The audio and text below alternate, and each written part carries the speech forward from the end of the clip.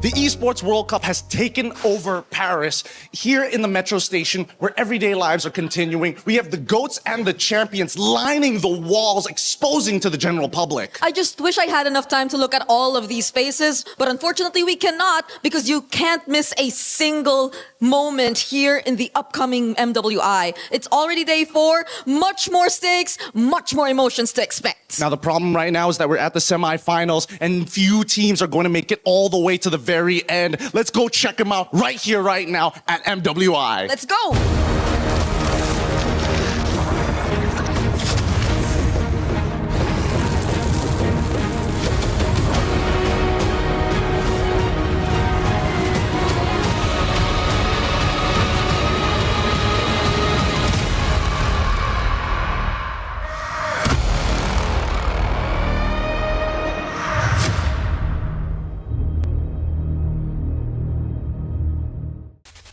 Welcome in, everyone, to the 2026 Esports World Cup here in Paris, France. Today is day 4 of the MWI. The best females in MLBB are ready to take the stage to dominate their competition. The question is, who wants to make it to Grand Finals? Doing so means you get the bulk of a $500,000 prize pool, plus this very trophy right here. But yesterday was a sobering day. 4 keys were crushed, and 4 ladies' dreams of making it to the Grand Finals ended. It was Team Ray Young, Seda Esports, and both Falcons rosters of Falcons MENA as well as Falcons Indonesia. But let's celebrate the fact that they made it to the knockout stage, a massive accomplishment, not only for their region, but also for their organization. But we have 4 powerhouse teams of Na'Vi versus Galaxy Phoenix. Who will rise above? And on the opposite end, it's going to be Vitality versus Geltech Cyber Team for who rules the jungle. It's the knockout stage, semifinals. Let's get day 4 of the MWI started. The third day of MWI at EWC26 was legendary as we saw advancements and knockouts happen on the same day. 4 sweeps opened up day number 3 with Falcons Indonesia moving forward and Seita, a representative from China, making it to the knockouts by qualifying with a sweep as well. And of course, in the next series of matches, we got to see Falcons MENA also move forward while Na'Vi took down a rival in Gen G with a sweep.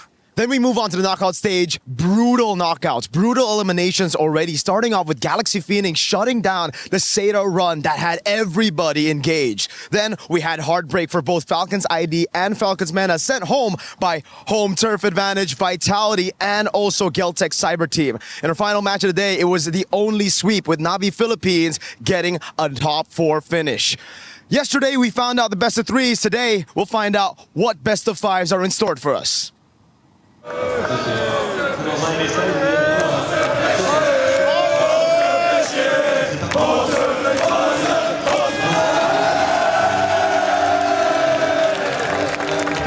So first I got into esports with Vitality. I started supporting Vitality on Counter-Strike back in 2020. So I get into MWI when Vitality just got their team, especially when EWC has been created. When you see esports, you just need to see it as a normal sport. There is teams, players, organizations that just want one thing, is to win. Dina is already down. Now the blazing duet by Chill!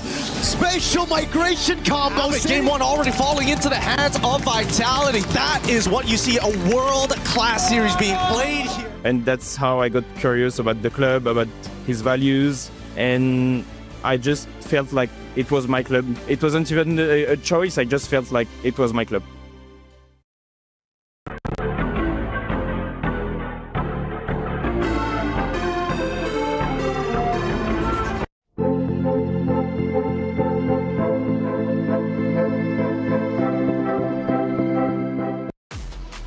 Oh, today is serious here in the Allianz Vault. More teams will have potentially their dreams crushed. They don't want to play for 3rd or 4th. No, they want to play for gold, 1st and 2nd, but they've got to win one more series just to get to that point. Welcome into the studio. I'm Taylor, Reflections Noble, joined by the wonderful Renmar and Miracle. Good to have you boys. How you feeling?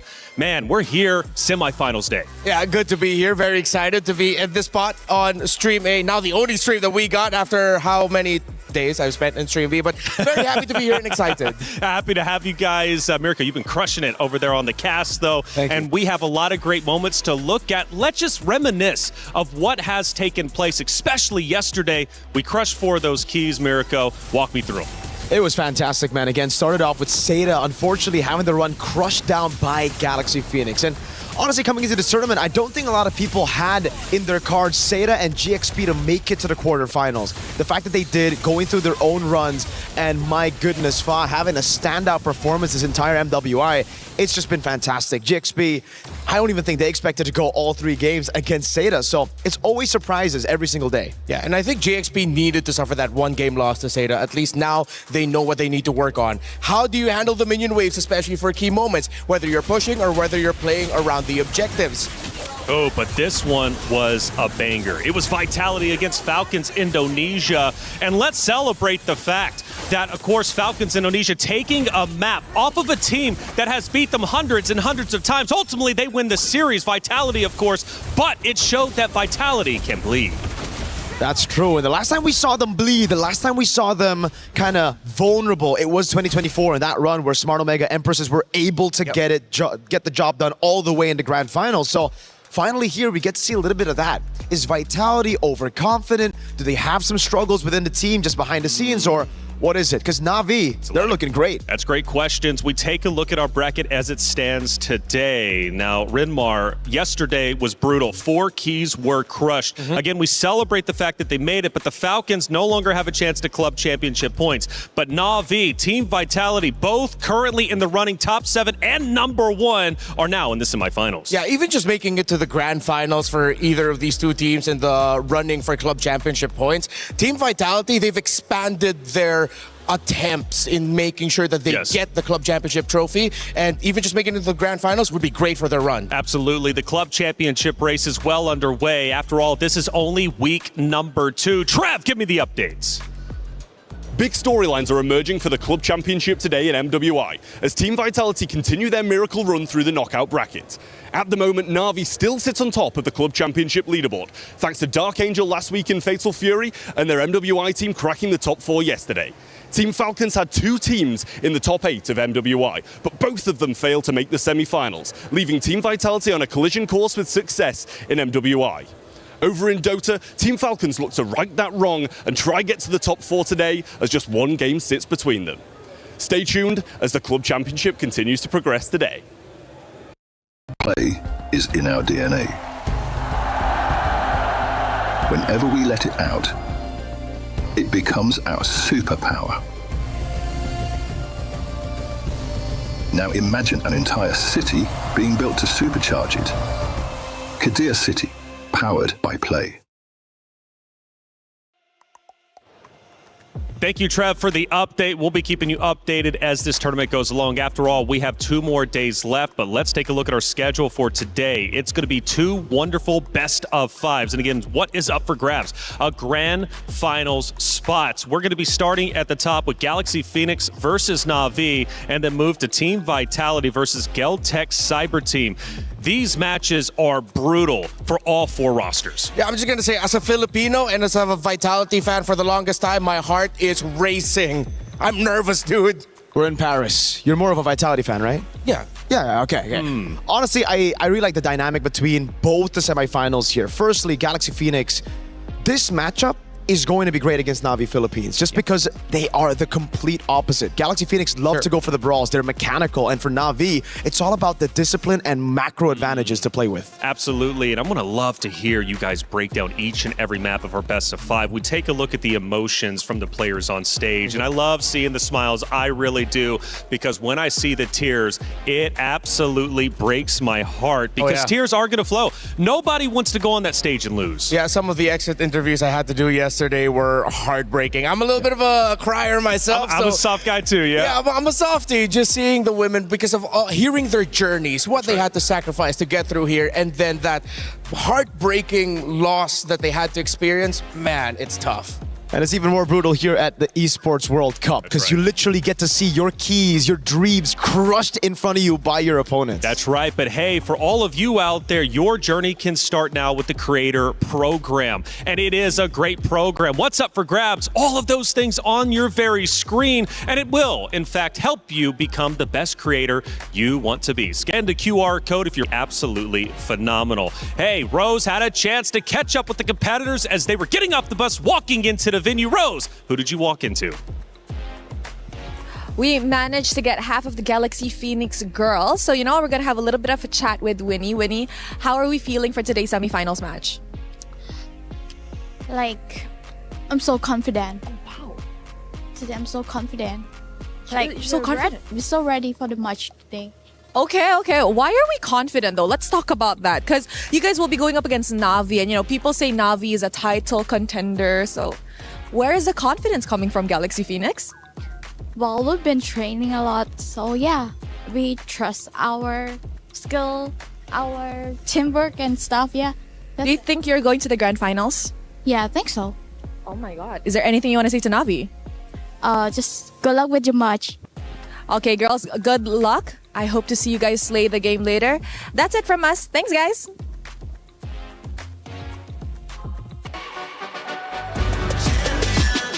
This ain't no regular thing. Came for the ring, you know what I mean. You see my name in the lights. Better get right, I'm champion.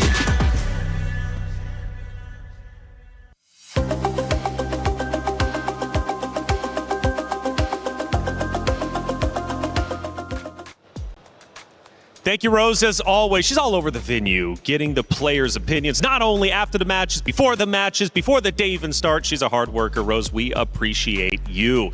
Let's get into our crunchy story of the day. And it's all about our semifinals. And the question is, who will, in fact, be the queen of the jungle? We've been asking that ourselves throughout the entirety of our broadcast because we've got a lot of great junglers. But the question is, who is the queen?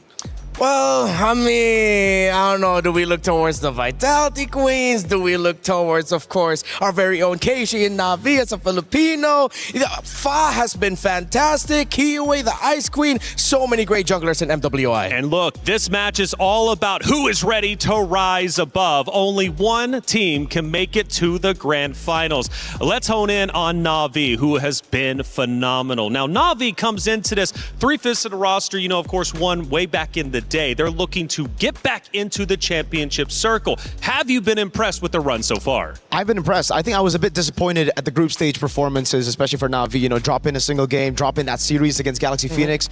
I think left a lot of people, especially the Filipinos, wondering if Na'Vi Philippines are as good as their 2024 counterparts, because obviously there were some roster changes here and there.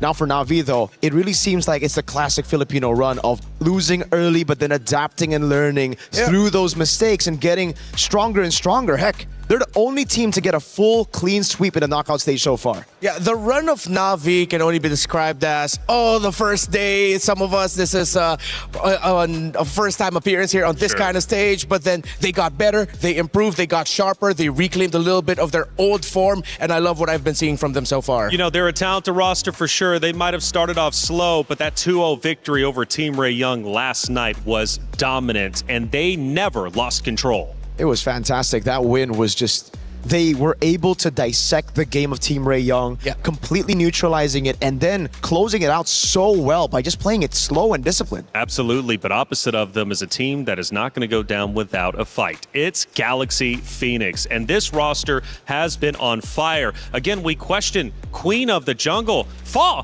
is a great representation of that. She's been unstoppable. The Cambodian playstyle has always revolved around fighting, and as the years pass on, teams from Cambodia improve managing minions alongside when they fight and still somehow get deadlier with fighting. It's the antithesis of the Filipino playstyle. They're aggressive and they aren't afraid to take risks. It's all about taking risks, right? It's all about living in the moment, playing it chaotic, and sometimes it doesn't look like the cleanest MLBB. Sometimes you throw a big lead, but that's just the style of play that they get. Even in some of the moments where I was casting, I was like, all right, maybe it's time for Galaxy Phoenix to slow it down a bit. Wait for the Lord. 80 seconds for the Lord. We see usual teams just play in the base, play it safe, Galaxy Phoenix dive in the base, looking for that fight. So Galaxy Phoenix, though, as an organization, as a team in general, making it to this point, is it a surprise or was it expected? It is a surprise and a pleasant one at that. The Cambodian region has always been so passionate about MLBB and MLBB Esports, the competitiveness of it all. So to see their women make it this far and potentially even making it to the Grand Finals, it's insane. And Miracle, I was hearing that this is now a true dark horse run. Is that the case? I agree. I think it was a battle between Seda and Galaxy Phoenix. They met, luckily, in the first round of the knockout stage. So right now, we have the dark horse. Galaxy Phoenix, can they beat Na'Vi Philippines, make it to the Grand Finals first, and show the world that every year of MWI, it's going to be a surprise? That's it, and I like surprises. Now, Na'Vi doesn't want any surprises today, though. They just want to move forward, and they want a chance at the championship once again. I mentioned the club championship points. Trev did as well. Now, Na'Vi is currently in first place. That is a big deal. Last year, they finished in fourth. So Na'Vi making it the grand finals not only increases the amount of club championship points Na'Vi will be getting by default of just being guaranteed a second place, but first place would be, what, like 1,000, which is quite significant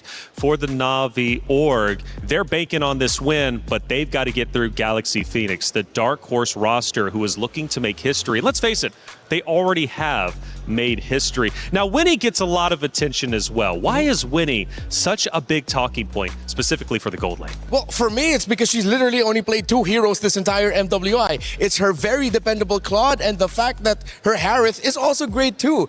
We were talking about it behind the scenes. If it ain't broke, don't fix it. It's so dependable and Na'Vi need to find a way to answer it. But it's an awkward spot. You don't want to ban a Claude.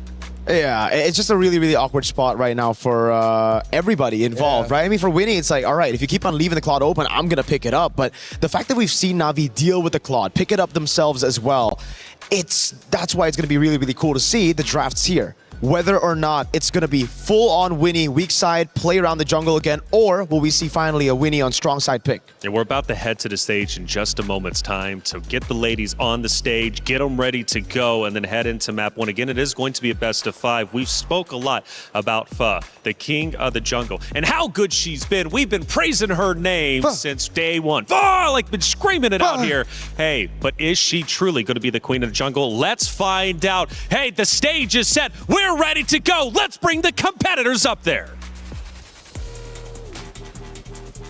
Ladies and gentlemen, it is time for day 4 of MWI here at the Esports World Cup. So far, we have seen the highest levels of play, but we are done with all of that 2 out of 3, as moving forward, everything is going to be 3 out of 5 in our 2 semifinals matches. It is about to be a movie. Damascus, what do we have today? Rob, it's an exciting day today. The semi-finals are about to be played and we're about to kick off the first semi-final of the day. Listen, it's time to welcome our first team qualifying out of Cambodia, Team Galaxy Phoenix!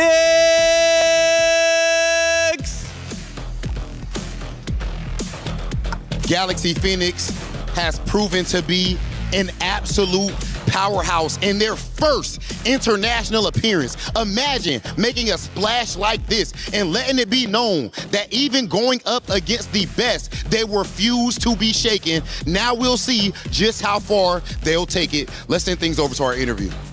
Now, girls, this is the best showing for Cambodia yet. You have already done your country proud. Anything you would like to say to your opponents? បាទអញ្ចឹងយើងបាននោមតនាភាពដល់សរុបខ្មែរតាមមានអ្វីដែលចង់និយាយទៅកាន់ប្រកួតប្រជែងរបស់យើងគូប្រកួតប្រជែងសម្រាប់គូប្រកួតប្រជែងចង់ប្រាប់ថាថ្ងៃហ្នឹងពួកខ្ញុំសុំទៅ Grand Final មុនទេ I want to say that to our opponent that we're going to make it to the grand final today. And we wish you luck. Please head on over to your battle station. Oh man, they try to punch that ticket in the grand finals, ladies and gentlemen. The pressure does not get higher than this, but our next team is accustomed to it. Please welcome to the stage, Na'Vi! Qualified out of the Philippines, they had a strong start and they unfortunately could not get the first win, but they've been through the trenches and got a couple wins. They're the only team going for the clean sweep yesterday over Team Ray Young, led by Anot Ayanami, absolutely on fire. The Filipino team comes to the stage looking for a title that has eluded them since 2024. Look at us, Mirai, in this exact same position yesterday as I interviewed you as a winner. Now, anything you would like to say to your rising stars, the opponents, Galaxy Phoenix? We'll just do our best now and win this game. In this game, you shall. Please take your seats at your battle station. So yes, yesterday, we have seen some really interesting things unfold. Right now, stakes are high and hunger shows. We've opened up the knockout stages, seeing our top seeds with an unblemished run go the full distance. And with a surprise flip in the script, Na'Vi PH actually took down their opponents to be here today. But as Mirai mentioned yesterday, deja vu? Could this be their miracle run again? Let's see here, because in this matchup, who are they facing? The very foe that put them in this position to be crawling out of the brackets. This is a rematch of day one. Over to you guys at the casters, and welcome to the knockout stages semi-finals. Cheryl, Damascus, Hollywood Rob TV looking phenomenal up there, and so are our competitors. The ladies have taken the stage, and things start to get real. It's the knockout stage. It's semifinals. Winner moves forward to grand finals. The loser's not done just yet, but they won't have a shot at the championship title. Boys, let's break it down even further. We've talked about storylines, Queen of the Jungle, but now let's dig a little bit deeper. I want to talk not Ayanami, who has been out of this world. She's a phenomenal competitor, and from what I'm hearing, she is her, not Ayanami. What does she bring to the Na'Vi roster? Well, right now, the most unique hero pool in all of MWI. 8 unique heroes picked, only played the CC twice. Everything else once. She is dependable and she is very flexible in terms of what the team needs from her. Yeah, she feels it exactly what the team needs, right? Yesterday, they needed someone in the XP to deal damage. They wanted to play utility jungle just to take away from their opponents straight up. They are able to understand, to read the game so well, and it just takes away the weapons from their opponents. So right now, I think finally, they get some time to read Galaxy Phoenix. The first time they met, it almost felt like it was a Na'Vi from last year. Oh, yeah. Up against Game and Gladiators, where they lost as well, where they just weren't expecting some of these weapons to come out. Now that they're fully aware of it, now that they've gone through those reviews of the VODs, I think they'll know exactly who to target. Fa on those assassin jungles, and maybe punish Winnie on that hero pool that we were talking about. Yeah, I got to talk to Coach King Salman. He did admit that the ladies did have a bit of nerves during day number 1, and after they got through that, they regained their confidence. It was like that moment from The Lion King, remember who you are, and they remembered who they were. Na'Vi, man, sometimes the nerves can hit even for the best out there. That's what I want to see today. Smiles on the stage, but both teams can't smile, of course, because one of the teams have to lose. Now, for Galaxy Phoenix on the opposite side, going back to Fa, she is absolutely unstoppable. Fun fact, she has 100% win rate with Ling. So if Ling is chosen for Fa, I don't know, you might be in a little bit of trouble. Sora's also, of course, quite powerful, but Ling, at least for Fa, is great.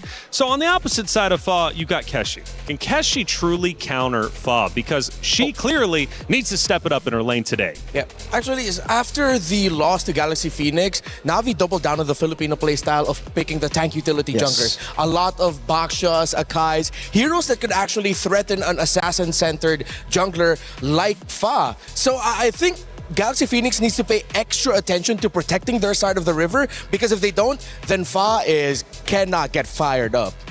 Could be very tough for Fa, but the thing is, when we're talking about Keishi, she's really good on assassins as well, right? So if we're talking, all right, you want to neutralize their game through objectives, you go for those tanks, the utility jungles. But if Na'Vi want to turn it around, just flip the script, they could be the ones to pick up the assassins, go 50-50, especially in a best of 5. Try to read your opponents in, maybe get that morale advantage in game 1, game 2, and then maybe go for the head quick. Clean sweep. They've been the only team to have done that so far in the knockout stage. You know, these teams have history. They've met before. Sometimes Galaxy Phoenix gets the best of Na'Vi, and then the opposite way around. The biggest note, though, for Galaxy Phoenix coming into this is they really have already proven themselves. They've already made history. They were the dark horses coming in, and my goodness, they are making a championship run. They are officially in contender territory. So for Galaxy Phoenix, they haven't had anything to lose from the start of the tournament to now. I say get loose on stage, feel good, good. You've already made it this far. Maybe you can go a little bit further. Yeah, I think that's why that's the vibe of Galaxy Phoenix. It's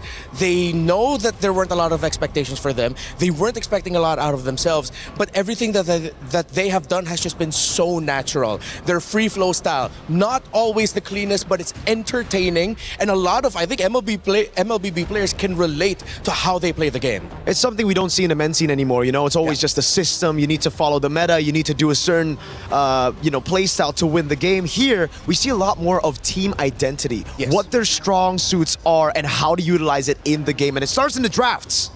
Let's get the first draft started for our semifinals. It's a best of 5. This is just map 1, but nobody wants to fall behind. You want to dominate your map 1, end up ahead. It makes you feel a lot more comfortable, trust me, especially if you don't have to be forced to come back. Boys, let's break it down. All right, firstly, Flying Clouds. So far already, I think this is a pretty good map choice for Galaxy Phoenix. They're getting what they want. That aggression early on, fast-paced, trying to join the team fight or rejoin the team fight depending on the situation as fast as they can. I don't know how to feel about these first 2 bans by Na'Vi because Agreed. These are the 2 picks that messed them up in their first meeting. For those 2 games, Galaxy Phoenix rushed the Belleric and rushed the Guinevere. Na'Vi had difficulty against it. So instead of trying to see whether or not they're ready to deal with it now, they just said, nope, we want to take it out. So GXP will also take out the Baksha that we mentioned earlier and would take out the Harith, meaning that we might end up seeing a return to just a trade between the Claude, Carry, and Moskov in the gold lane. Yeah, could be the Juicin as well here. Depends on what they want to try to prio, right?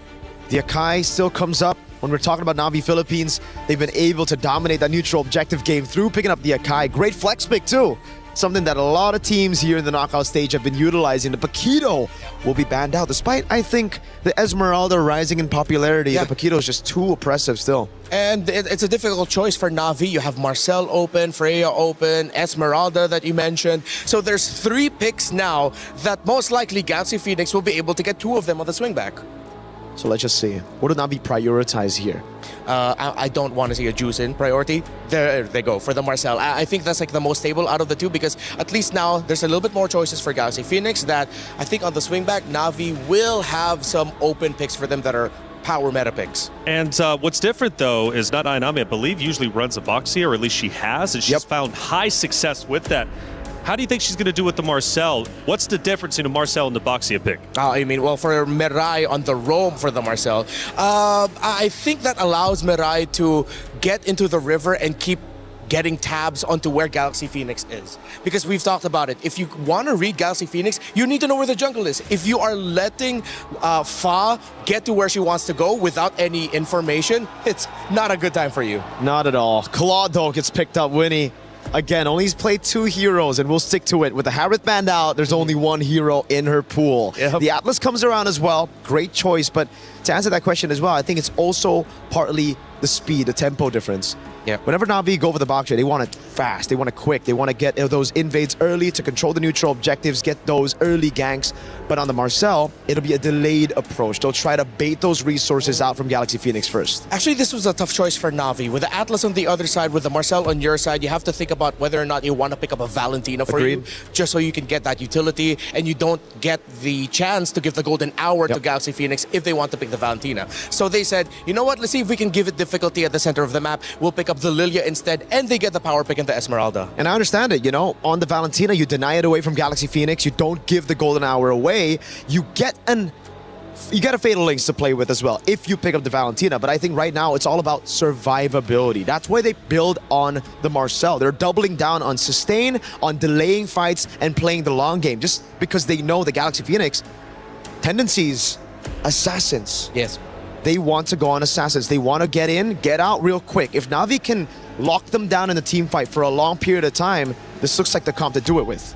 Oh, no junglers yet for either side. Let's see if Galaxy Phoenix will pick it here. And yeah, they do. They'll pick up the Akai, and might not be the best pick right now. I feel like the Valentina would have been much better, even though the difficulty would provided the roam mid. I like the idea that they have the golden hour with them.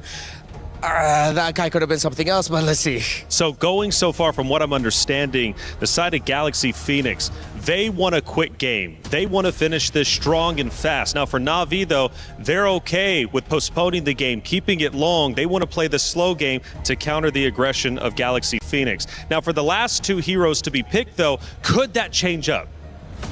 It could. It really comes down to picking up the CC in the XP, but the thing is, Na'Vi were the first ones to do it, right? We see the Barats getting banned out as well, just taking it away from Keishi. It really feels like they've kind of swapped their playstyles. Galaxy Phoenix now have gone for the early approach, going for the neutral objectives with the Akai, and I agree with you, Renmar. I'm not a big fan of these picks, not because it doesn't work, but mainly it's because it's just so not Galaxy Phoenix. Yeah, there's something about it right now. It's like, are you trying to show them that you can play the same playstyle as them? But that's going against how you made it so far here in MWI. You showed off your own playstyle. But also, is there a chance? Hey, it's semifinals. Grand Finals is right there. They're knocking on the door. Have they been holding out this entire time? I think if there's a time to show it, it should be now. It's a best of 5. You can come into the series slow. You don't need to go in guns blazing with your best picks. You could try to maybe get a win on some of the uncomfortable picks, you know, frustrate your opponents, deny some of these win conditions away. But again, for Na'Vi, it's the CC ban straight up. They do not want this Esmeralda to lose out on the lane. Yeah, and with them taking that out, the gold lanes for Rian are slowly getting taken away. You still have the carry available, seeing that there's an Akai on the other side. I think Na'Vi has to consider banning out the Farsa of Sophia. That was one of the picks that gave a lot of difficulty.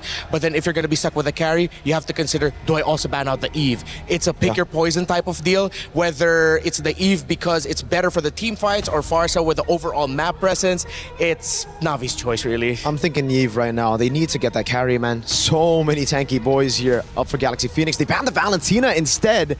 Something that can still be good, the Golden Hour, but I personally would take that risk going up against the Valentina, just giving the carry a little bit more range, because the Golden Hour, if taken by Galaxy Phoenix, could hurt them. They have an Akai and an Atlas. It's all about one moment. If they just mistime the Golden Hour, miscoordinated that Golden Hour, it'll be quite tragic. Yeah, right now it's like Na'Vi said, we don't want the choice, we'll give you the choice. You pick between the Eve or the Farsa, and they do go for the Farsa of Sophia. This is the pick that I saw with how she played it.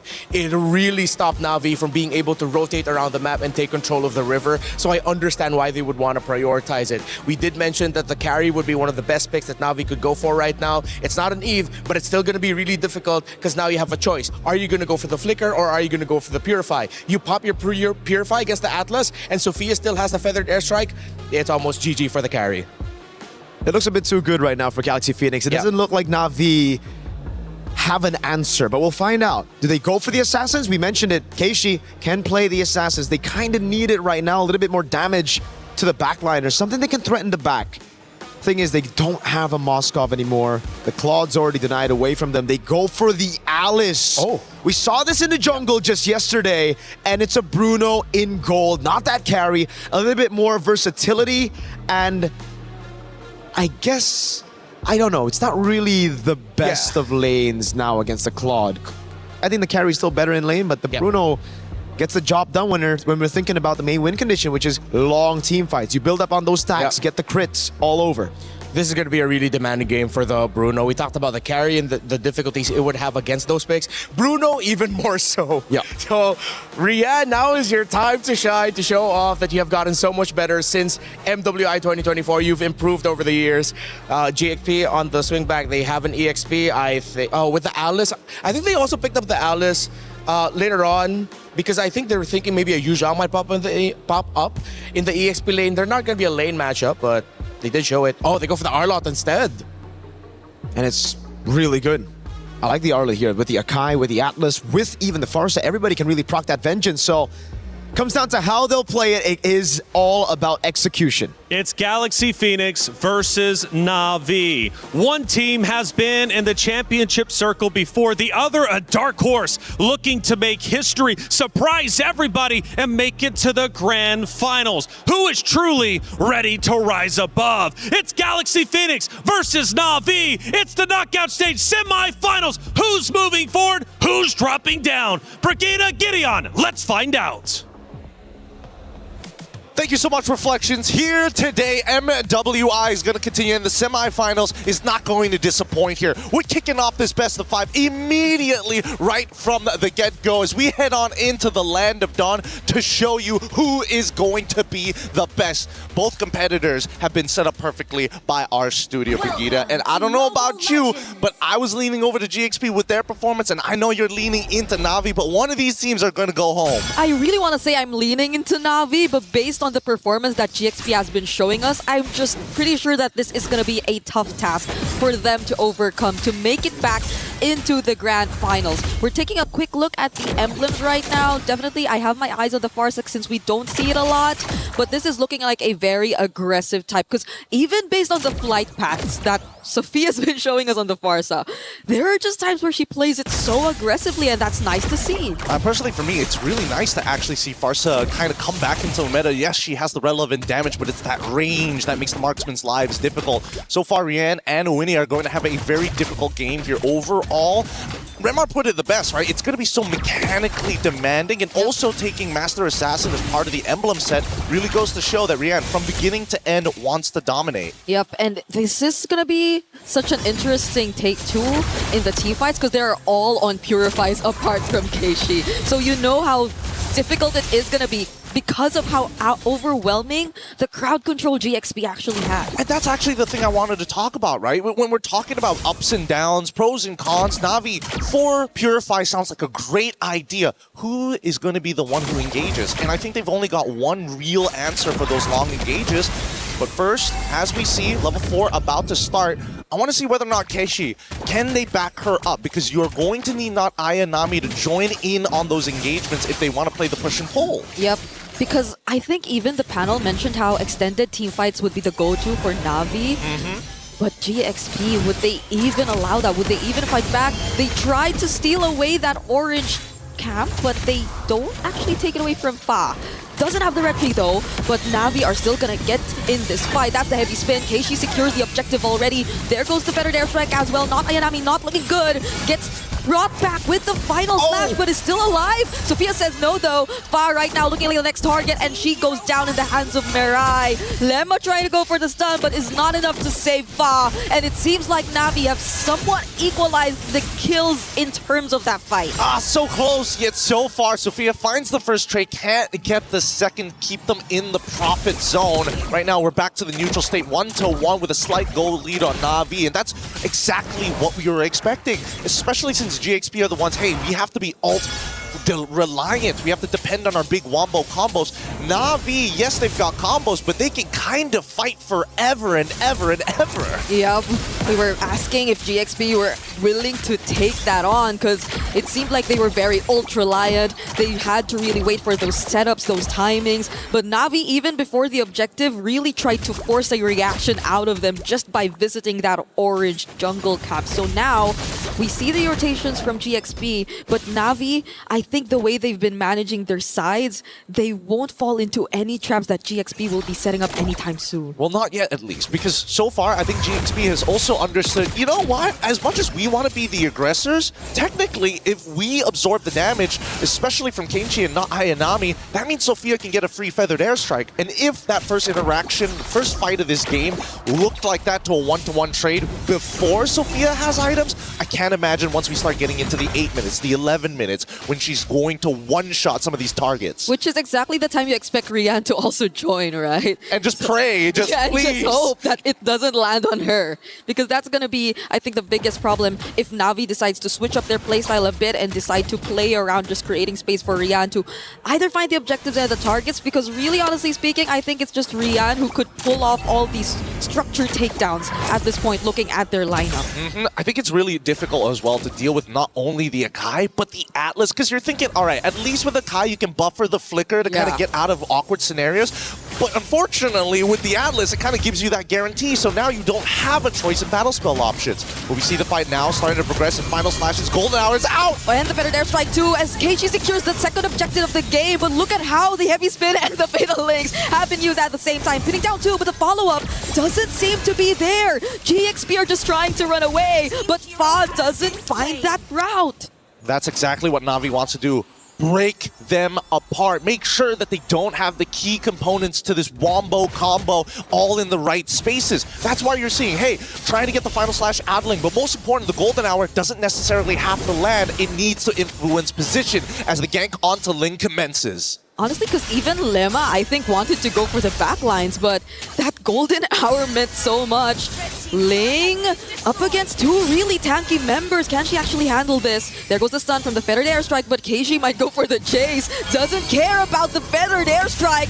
Fortunately, dodges the throne of ruin. Yeah, really unfortunate there, but hey, you know, Alice without that flicker can't make those big plays just yet, but here comes the re-engagement from Ayanami's side. So far, Sophia has been doing some phenomenal damage in the early stages of the game, but look at the mid. She's been stuck up here for a while. Somebody needs to cover that. And Lemma has been struggling so far to just actually get those targets or even just be a bully overall as the Atlas, because Mirai has been phenomenal as well. I think this is what you expect when the Marcel is open, which makes it really annoying at this point, and surprising to see. Actually, the first turret down bot has been already taken down, so this might allow Navi to move a bit more around the map! No! But not when casualties like that take place. And look, the casualties are going to keep on coming here. They even drop... Oh, they pull it back with a Fatal Links outside of the golden hour to ensure the kill too. What an insane run, because with 10 seconds left on the clock, the turtle is going to show up. And right now, if Keishi can steal it, that's great, but I don't think this is a contestable scenario anymore. Just as we were talking about how they could move a bit more around the map, GXP were the ones first to move and anticipate that rotation and switch from Rian as well as not Ayanami. What better way to set up for this upcoming objective, but Keishi as well will be nearby. Oh, the Purifies are already out for Mirai alongside of Rian, and now they're going to 5v5 once more. All right.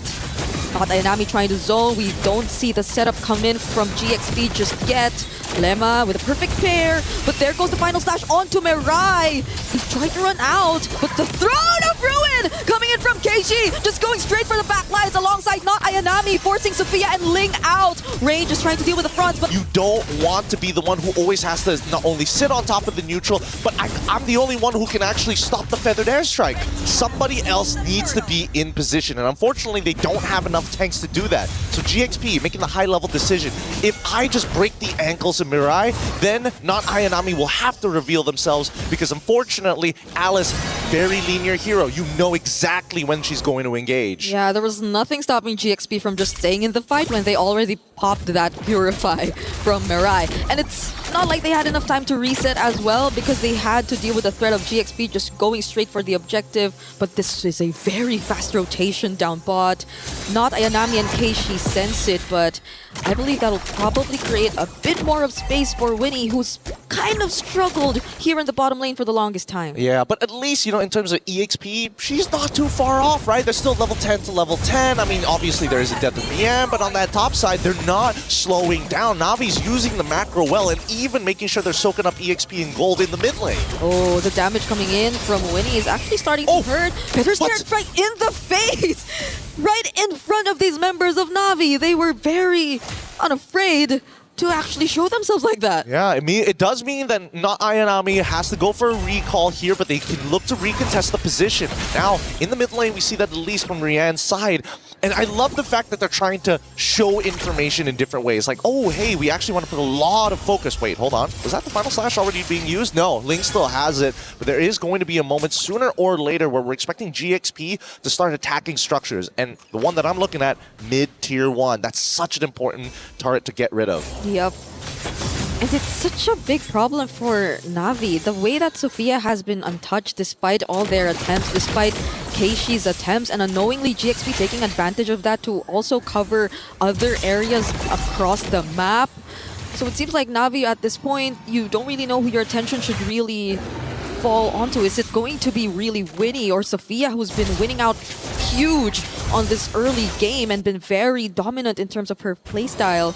Because as much as Mirai gets the information, She's just too well protected on the far side. Yeah, I have to agree. And they don't really have too many ways to kind of break them out of it. I'm trying to think of what would the order of the fight look like in order to get an upper hand against GXP. Either they get massive value out of Keishi, but I think for now, it's up to Rain. And if Rain gets blasted every single time by the Feather Airstrike and forced to fight early, it might not necessarily be good. Oh, this engagement! There's no golden hour left. GXP are just gonna go for it. The heavy spin hasn't been committed, but the Throne of Ruin stuns too! Ling falls down, the Expulator is gone, so is the Roamer. It's a double for Keishi. The best possible setup before this First Lord. That's exactly what we were looking for, and Rain able to find these really big assists, making sure those Gloom stacks are nice and high to start eating away at the members of GXP's front line. And that's what we want to see. Here, both Na'Vi and GXP now finding solutions to the problem, but with Lord spawning in Navi's favor, this 2.2k lead is only going to extend further as Mirai, unfortunately here, has to back away. But Winnie, can they catch her? I don't think they have enough damage to intercept her midway. Yeah. She will get back safely. They have to deal with the Lord marching up top too, but as you mentioned, GXP, they're just really holding on to this mid turret. That's so much map control that Na'Vi could actually take for themselves if ever they let that go. But things are looking very favorable for them. It's ballooning to an almost 3k gold lead, and GXP have to split themselves up, but you would expect them to just really take advantage of their team fight potential, but at this point, Na'Vi are not fighting them head on in terms of that. Yeah, I think this is pretty good from both sides. GXP doesn't have full information on where Na'Vi is, so they're trying to probe and prod around to figure out where they are, and Na'Vi purposely denying them that information, hoping that Sophia tries to use a feathered airstrike in a predictable area to clear those waves. Now GXP looking to take that space back in hopes that maybe Na'Vi is just a little sloppy, but both sides have been very, very clean. They back away nicely, and despite the score being 4-5, a 2.9k lead is pretty good for someone like Rian. Yeah, but it's a bit more time for you to expect GXP to actually be much more equipped to fight back against Na'Vi. I think earlier on, though, we saw Winnie sort of already start to shred majority of the HP from Keishi and not Ayanami.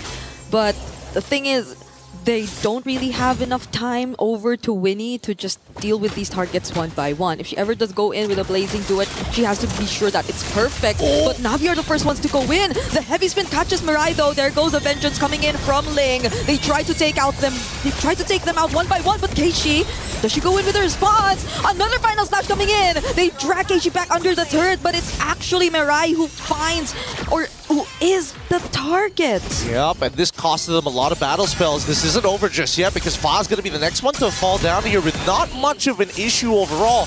This was how many flickers? 3 flickers. The Fatal Links comes in. Final Slash is going to pull them under. I don't think they're going to... Wait, hold on. The Feathered Airstrike might be good for something as they walk out even with a Wishing Lantern. It ain't enough. The damage from Sophia can be felt, but the abilities, the escape tools from Na'Vi are also just a bit too much to deal with. Sophia just using the Wings by Wings to move around. Ling trying to go for a re-engage, but that's going to be Keishi immediately making her way out. All right, so the mid lanes are actually playing a significantly huge role in this game. Rain making sure those front lines wanting to do the exact same thing Sophia does without having that same backline threat. They're attacking Lima, they're attacking Fa. If Ling walks up too far, then you know they're trying to go for a full-on counter engage. But let's look at the items because again, Ling playing with the War Axe of all things, trying to make sure that she's more of a bruiser in these fights rather than a dedicated tank. But on the opposite end, the infinite scaling of Mirai here, man, that Thunderbelt is going to stack up fast. The Rose Gold Meteor even for Ling, like the way she's just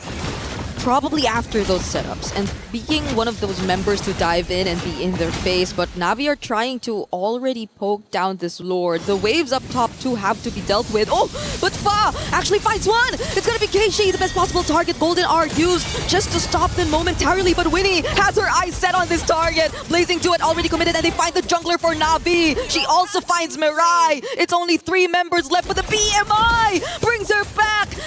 Now they're able to actually regroup, and Rian will at least find one, but Winnie's still trying to find. Oh, the damage from Sophia! It's too much to handle here. Rain looking to actually try and turn this around, but I think, honestly, they should not fight. They're going to get hit by everything. The final slash feathered airstrike as well. Oh, Rian actually still finds one despite that, but was it actually worth it? This was not worth it. They should have called off the fight at that point. They already traded equally. They didn't need to overextend even further, and this now ends up to be a +1 for GXP. I get it. The mid lane looks like it's about to start crashing in, and if you just delay the fight any longer, it would have been good, or maybe an endgame scenario. But keep in mind, right now, everybody's getting close to level 15. Sophia, currently, with the highest amount of damage, they have to be aware that the feathered airstrike is the nuclear option. Honestly, even her first 2 skills already deal massive amounts of damage, even towards the tankiest members of Na'Vi. So I guess it's a small win for them that they finally actually got that base turret in mid, but GXP are still going to be confident enough, especially with Flying Clouds, to just keep moving in and out of their base and around the map to make sure that the wave control doesn't get as bad. Speaking of wave control, we can already see that GXP, they don't want first position on this Lord. They want Na'Vi to sit on top of it. But this allows Rain to actually start setting up those Gloom stacks. They're rushing it fast. Fog makes the attempt. Oh, can Fa actually make it in time? Though Heavy Spin already committed, and she does! The Retribution, the Lord falls into the hands of GXP, and now they're just after the counter engages. There goes Keishi. They find Sophia. It's finally a shutdown, but Ling takes down not Ayanami. Keishi's a bit too tanky to be dealt with, and Ling is just trying to run away and survive. Yep, that War Axe is coming very handy here. Look at the spell vamp. Keishi now once again is going to try their attempt to slow down these waves. It's a wet noodle fight. Nobody can really hurt each other. The main damage dealers on both sides are by far the most important players. And that damage dealer from GXP doesn't care. They just really want to even out the map. That's why Winnie's been working on the outer turrets that are left.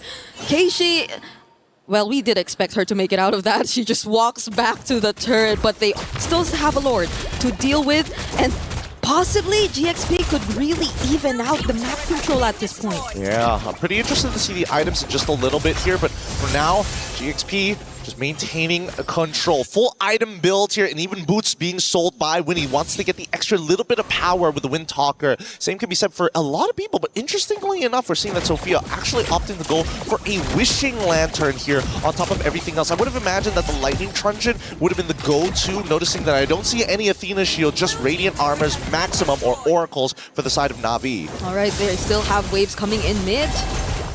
But Na'Vi too are prepared to take this on. All Purifies will be available, but the Feathered Airstrike is already enough to zone them all out. Fortunately, their wave clear seems reliable enough because they have the Lilia, they have the Bruno, so they're able to push GXP out and they don't get any base turret. I'm surprised that they didn't want to try and force something. Their composition with the Farsa is particularly good at sieging against their targets, right? They could have used the heavy spin to kind of push them away. Maybe, you know, have Ling stand in the corner and make it look like, oh, I could flicker and pull you guys back into the team.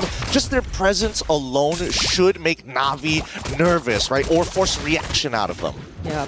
So far, at least, too, I think Na'Vi, we don't really get to see them utilize the Golden Hour differently, in a sense that it's more onto certain targets rather than them just creating space, or as you mentioned, maybe just breaking formations. And maybe at this point in the game, that might be a bit of help, because it's either they just really want to block off certain entry points or want to add to how they don't get to further chase, which I feel don't make it as targeted in terms of approach. I think the hard part about it is because before this we had like multiple outer turrets, so it's easier to kind of like funnel them into the jungle. But now that we have a little bit of a free form on the map, GXP, they want to play their traditional front to back while still having potential flankers like Ling.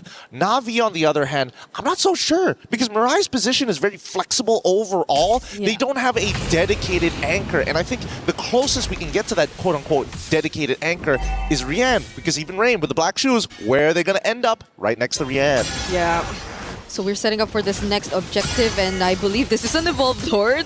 Can't believe we're almost 20 minutes in. Hey, these girls, they don't want to lose just yet. They want to show the best possible performance in a best of 5.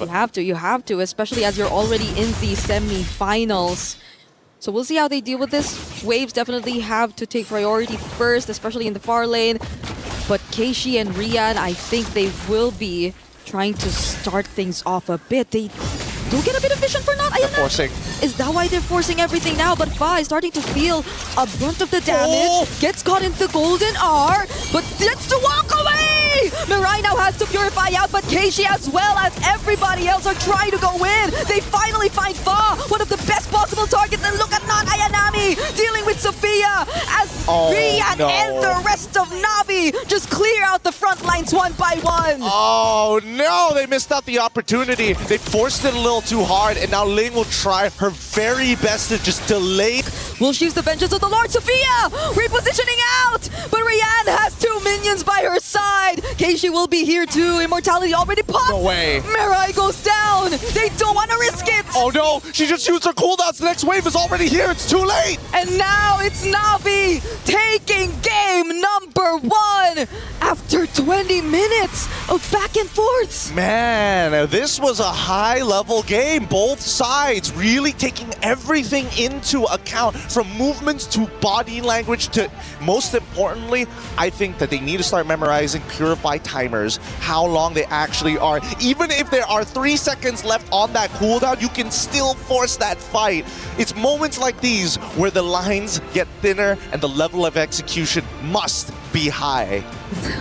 Na'Vi, after a very unexpected run, now the momentum really seems to be on their side. It really looks good. And personally for me, I don't know if any one of these teams are going to need that extra motivation, that extra push. But this is only our very first game, and it's this intense. It's only going to heat up from this point onwards. We're going to be throwing it back soon over to our studio, as our ladies are going to have to go back to the drawing board and figure it out for game number 2 right after these messages.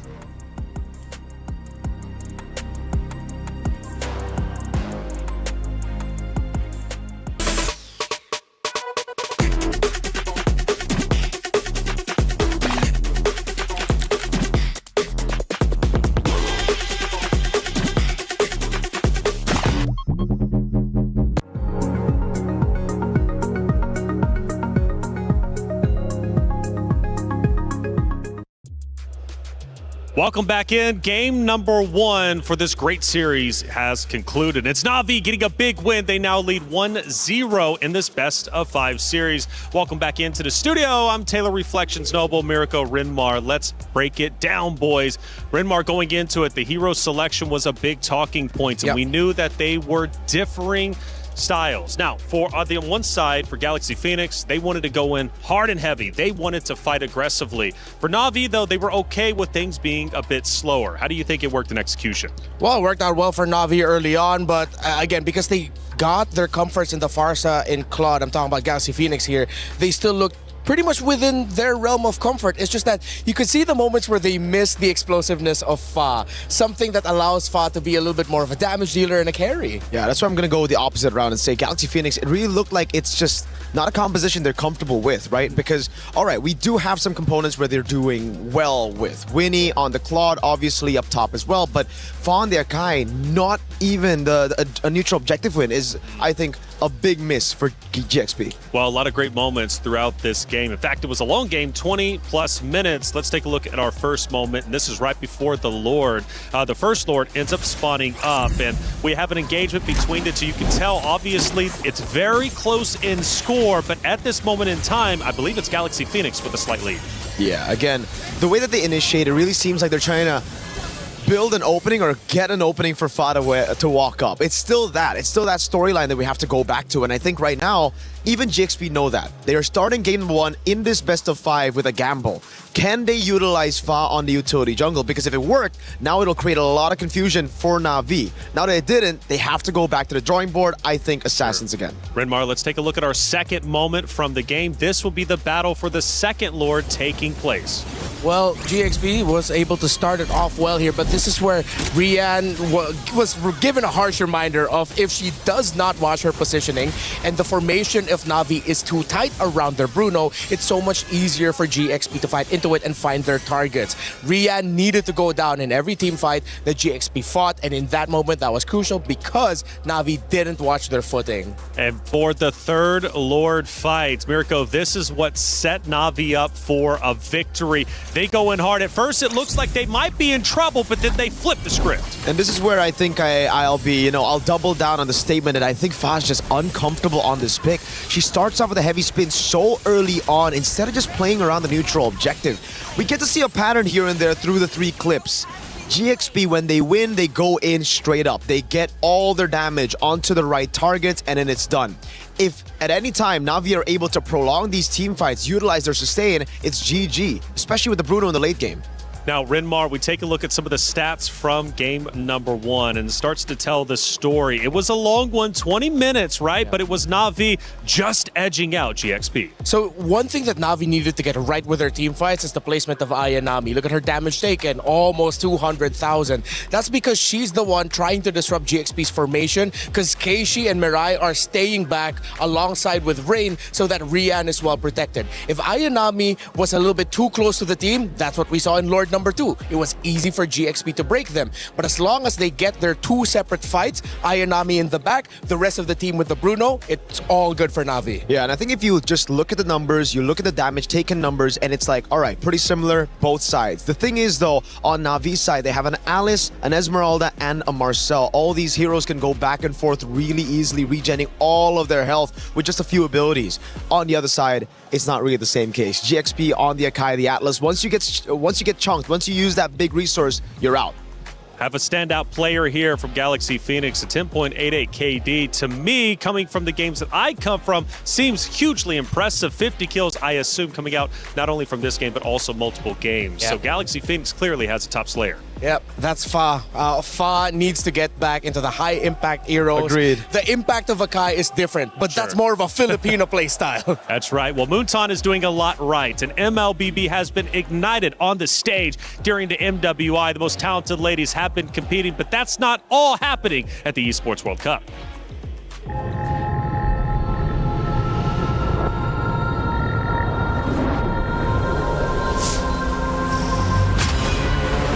In the past, we were always in Asia.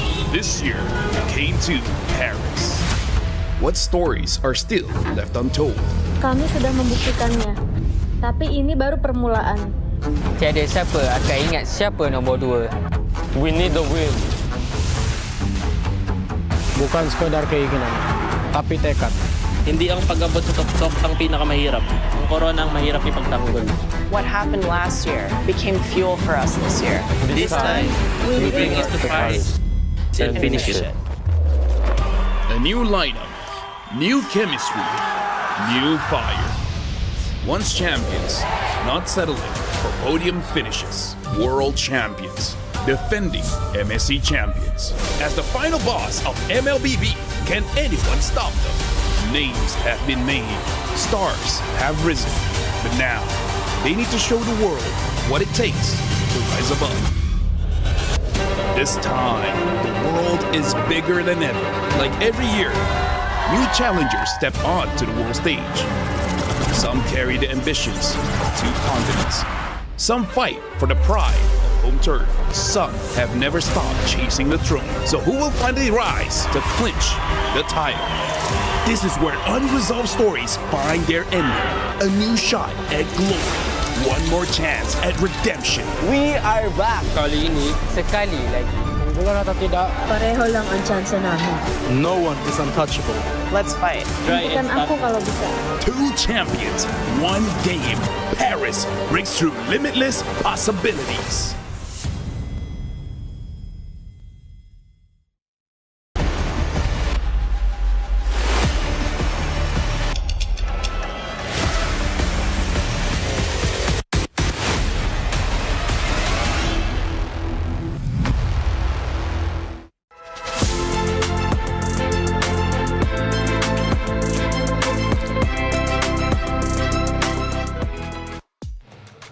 Like I said, the Esports World Cup, we have a lot happening. This is just the first for MLBB. The MWI has been electric, and we are nearing the end. Tomorrow will be Grand Finals time, but you've got to get through your matchup respectively if you want to make it to the Grand Finals. Who's it going to be? Right now, Na'Vi currently has a 1-0 lead in this best-of-5 series, forcing Galaxy Phoenix to answer back.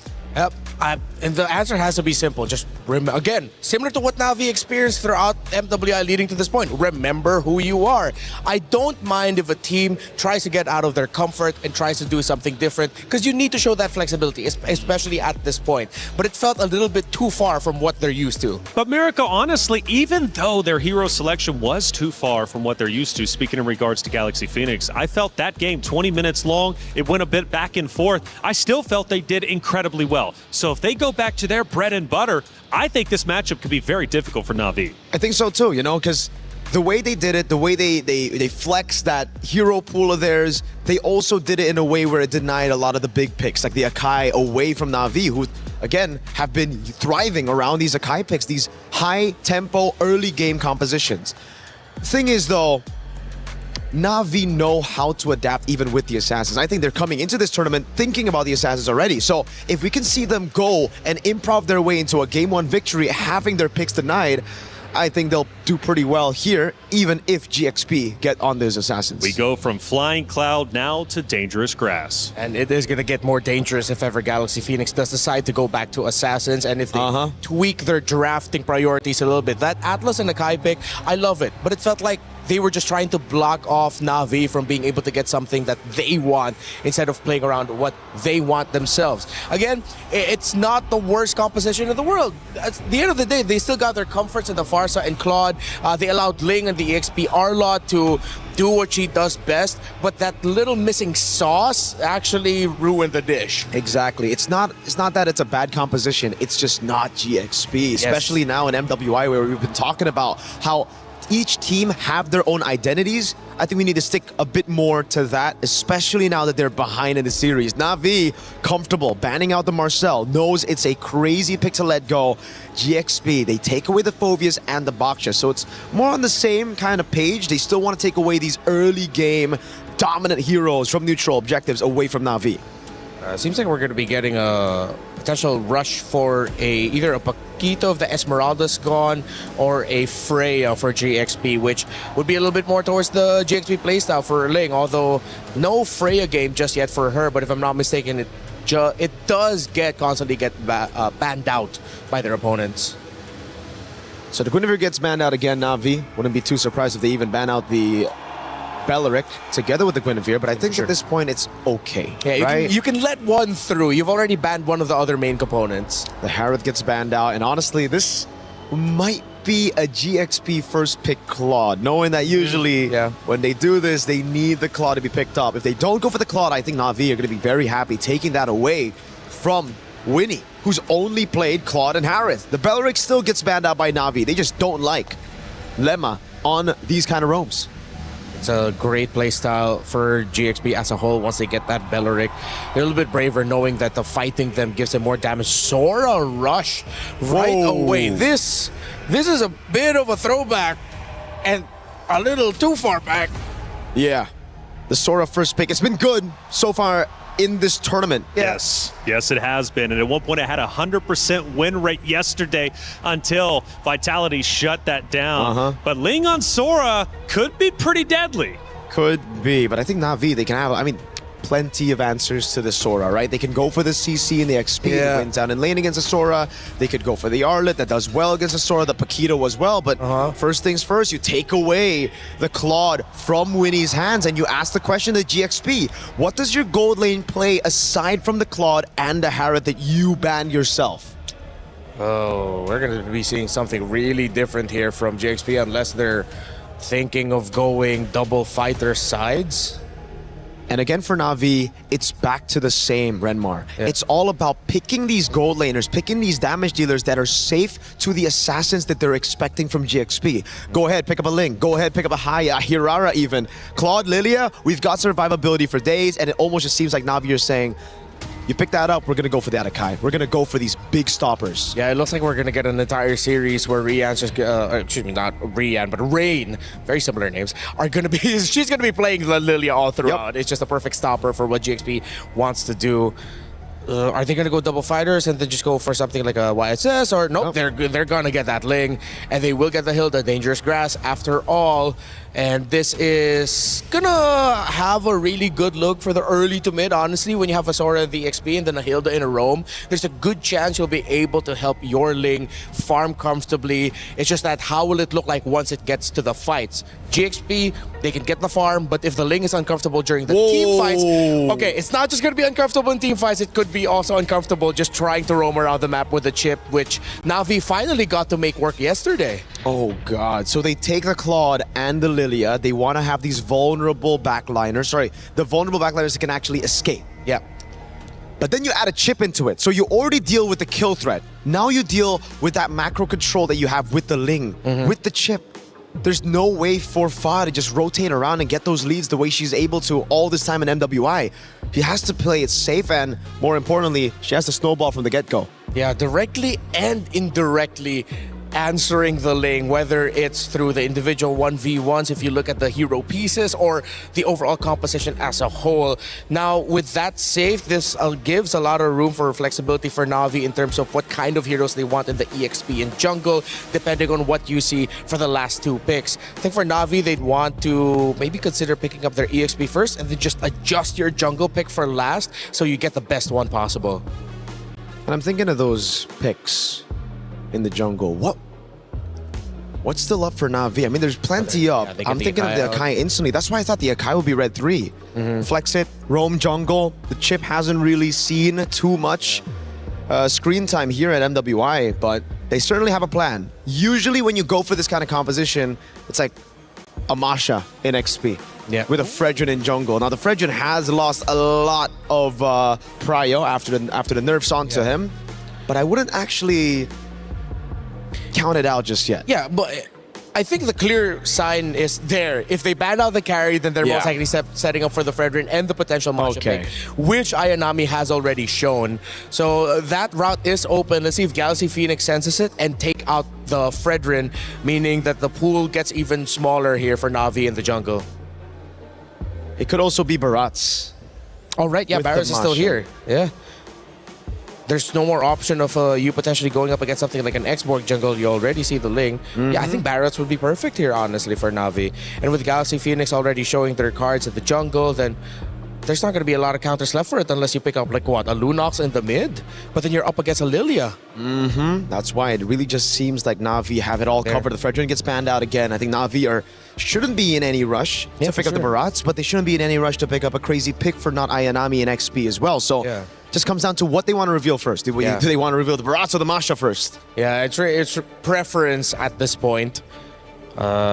Because of the wide pool of not Ayanami, they have so much options to go for. And I think that's the main discussion right now for the team. I forgot. Yeah, Freya is still open. That's why we thought earlier Freya would be picked up in the very first pick for Galaxy Phoenix. Well, okay then. Yeah. I wouldn't even be too surprised if they just go and pull a crazy Leomord Freya. It's been a while since we've seen Leomord, but, you know, those nerfs has hit him. But with this kind of composition, it fits. Yeah. Just go all in. Leo Freya, then you add the chip there. I think if you want macro, would I be too mad at the low Yi pick right now for GXP? Team fighting wise could make it difficult once they get out of the chip portal. Plus the Freya's there for the constant pulls. Oh, they go for Sophia on the Selena. They ran for comfort instead. It is very mechanically demanding to make this work, but it's one of those things where if the arrows hit, it's great. If the arrows don't, kind of GG. I wouldn't even be too mad if they just run it back on the Alice jungle again. Yeah.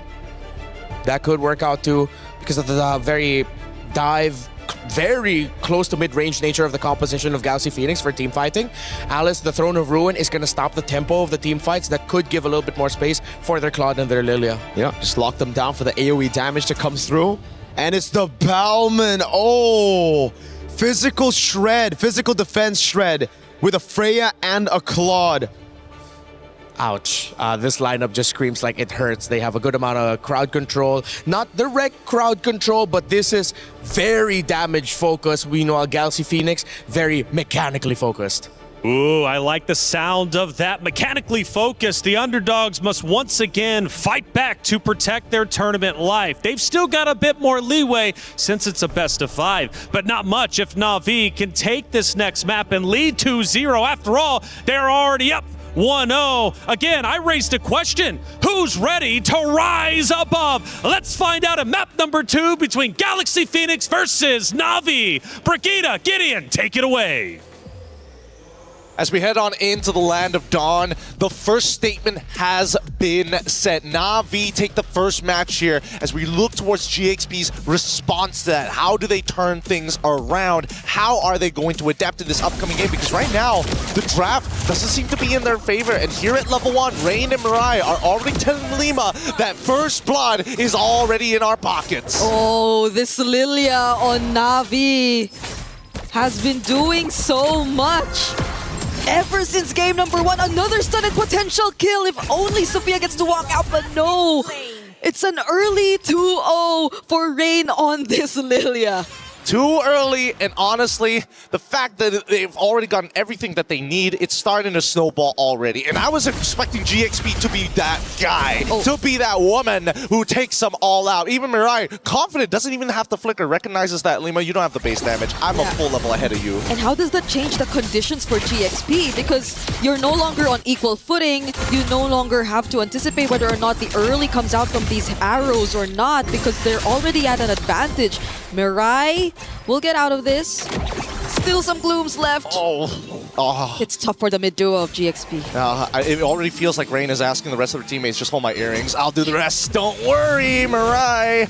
Just open up that map and I'm going to hurt them big time. And with that passive, heals right back up to full. So great control as they freeze that mid lane. They're starting to lean out of it as they want to attack the top side. Okay, not Ayanami, just going in for the dives, even under the turrets. But Mirai will be the one to finish the job. That's Fa they actually find.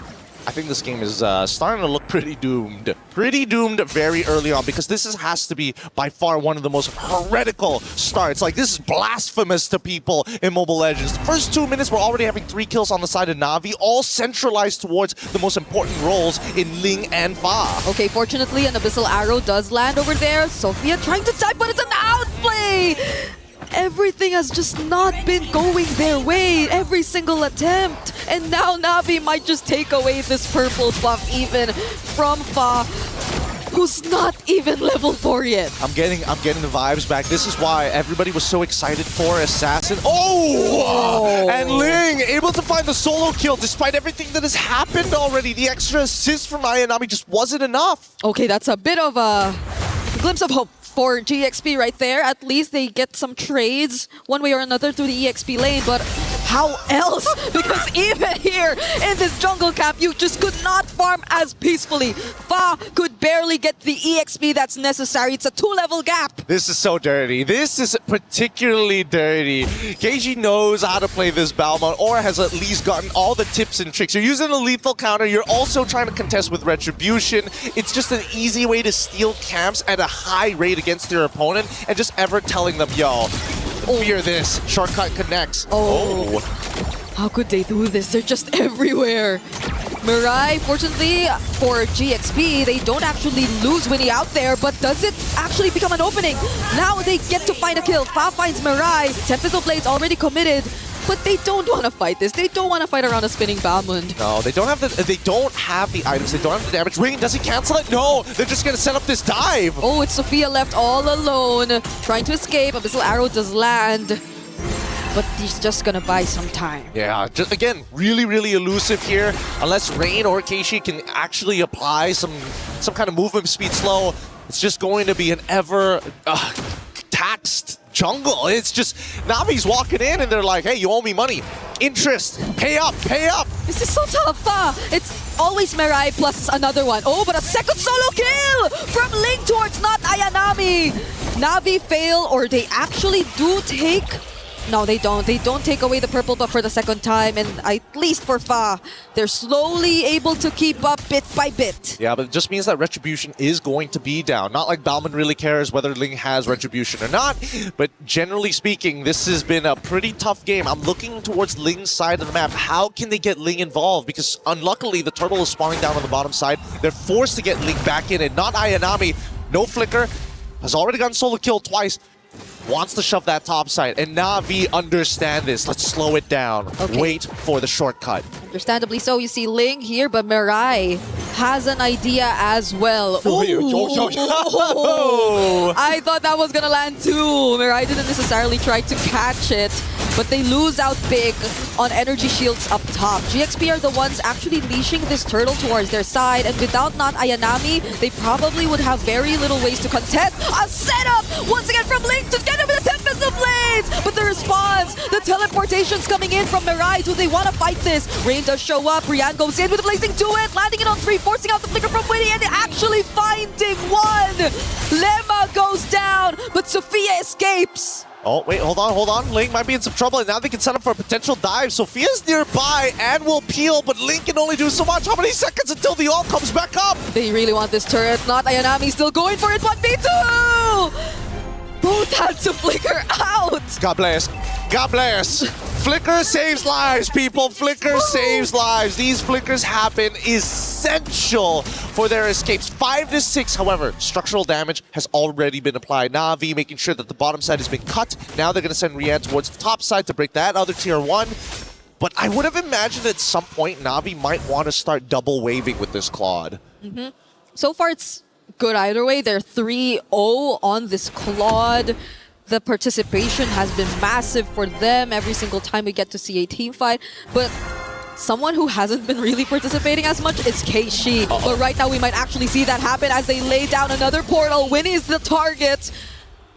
And it's not looking great. Yep, it's not safe. The river is not a safe space to walk in, and I think definitely GXP need to start opening up this map, or Sophia needs to start. Oh god.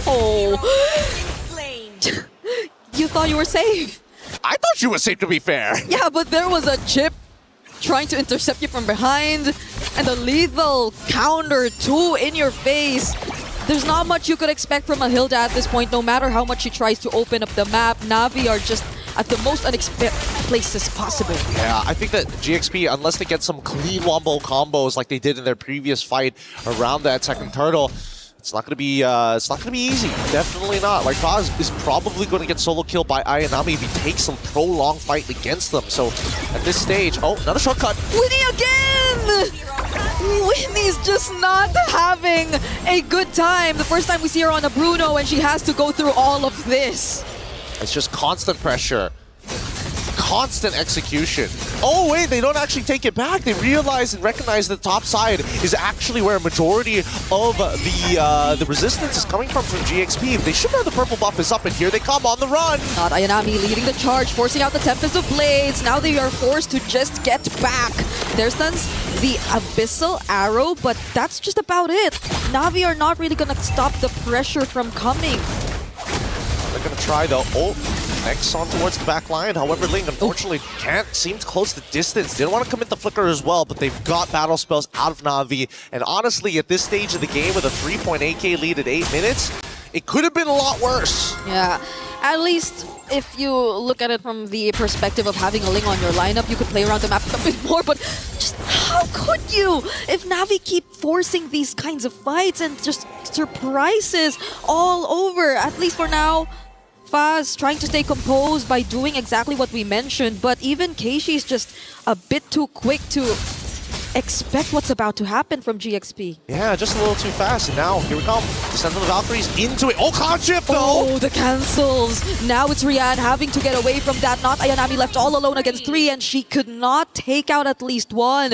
Rain eventually shows up with a flicker. Winnie too having to dash away, and Mirai! Another intercept. That's the 4th time we see them take down the gold laner. Again, great target priority here. And no time being wasted by Mirai. It's like, all right, I see my low target. I know exactly what I want to do. And this lead now, as we pull up the item list, we're already seeing fleeting time completed. 9 minutes pretty early on with rapid boots as well. Explains why, not only with the passive, why Mirai's so fast. Okay, Faz okay. Thank goodness. Like, it couldn't get worse from this point onwards. I mean, don't worry. That purple buff was always Na'Vi's. It was always Na'Vi's anyway. Yep. But I wonder who else is not safe. Winnie yet again. Oh my god! She's been holding on that bush for too long. Mirai's been staying in that bush for too long. And even with this 4-man setup coming in from Ling, I don't think they will get the value out of it. They'll just lose out on more and more members. Ling falling down as well. There might be one trade, and that's going to be Rian. They can't scale at this point. They can't scale. They don't have enough EXP to stay way above them. Even Mirai having a full level ahead of Lima. The early game is completely gone, and technically this is where we're expecting Fa to start really picking up the slack for the rest of the team. However, with such a big lack of goal and an interception from Mirai, what are you supposed to do? She had another ultimate available. Fleeting time, what can I say? It's a good item, especially when you're this far ahead. I was just trying to fly over from one wall to another, and all the while that was happening, it was a free objective over to Na'Vi as well. Just look at the goal difference already existing, as at least it's not that far behind. But the gold lane, I think, is where you feel it the most. Well, I want to say it's not only just the gold lane, but at the same time, I think that the fact that this Chastised Pauldron is already built for Mirai, I think at this point, Chip can get disrespectful, right? I don't think anybody has enough damage to kill him, and even if they do, the Chastised Pauldron passive will just keep him healthy. So at this point, Mirai, look at them. What happened? Literally just having a tour. Yeah. Just doesn't mind those bits of damage you get to receive from Lema as the only person who could possibly walk up and not get bursted down by Na'Vi, not unless they just go full commit. But now they have more and more waves coming in, not Ayanami showing up as well. Lema just trying to scout where they are. They pretty much have information of what to expect, and that's still not enough for them to go and try to engage against Na'Vi, because even in the damage department, would you consider Winnie to even have enough damage already? Not yet. I mean, not even a Berserker's Fury. That's what we're talking about, right? Literally a Ha's Claw Fa. Unfortunately, no purple buff, so he has to sit there and wait for it to come back as Na'Vi take the initiative to start putting more structural damage. Yep, they're keeping the pressure, and now it's Lema who, for the first time, actually gets bursted down, has to flicker out of that. Worldy already committed as well, but they're just trading space. They want this base turret. Good. That's the setup coming in from Ling, but she had to go down alongside with it. They actually make this an endgame scenario. No, they still are able to kill it off. And luckily on the opposite end, Fa was able to pick up a purple buff for herself. Yeah. Yay, finally. It's still a rough game. It's an exchange of a base turret. Yeah, it's like, man, not the best in the world, but hey, we take what we can get. And luckily the team, they really need these minions. Like splitting the gold at this point of time is probably not ideal. Like Fire understands, you know what, even though I don't have as much gold, it's important that I stay even in EXP against Keishi. Yep, and these placements, these traps are becoming more and more important. Fortunately for them, they have that tool, but I don't think they've been able to maximize it as well. Ooh, Fa!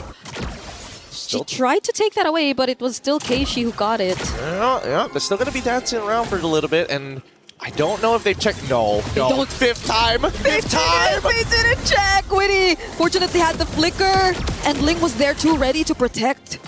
But that's the thing, they forced out the flicker. We only have about 12 seconds before the next Lord. I mean, they're conditioning them, right? They're conditioning them every single time, and I think that GXP need to start setting some real protocols here. This has happened way too many times. You cannot expect Winnie to always have her flicker available. And now Na'Vi is in such a powerful position, they're going to have only 2 members actually deal with this Lord while everybody else is on guard duty. Not Ayanami holding the bottom side, Mirai just standing there.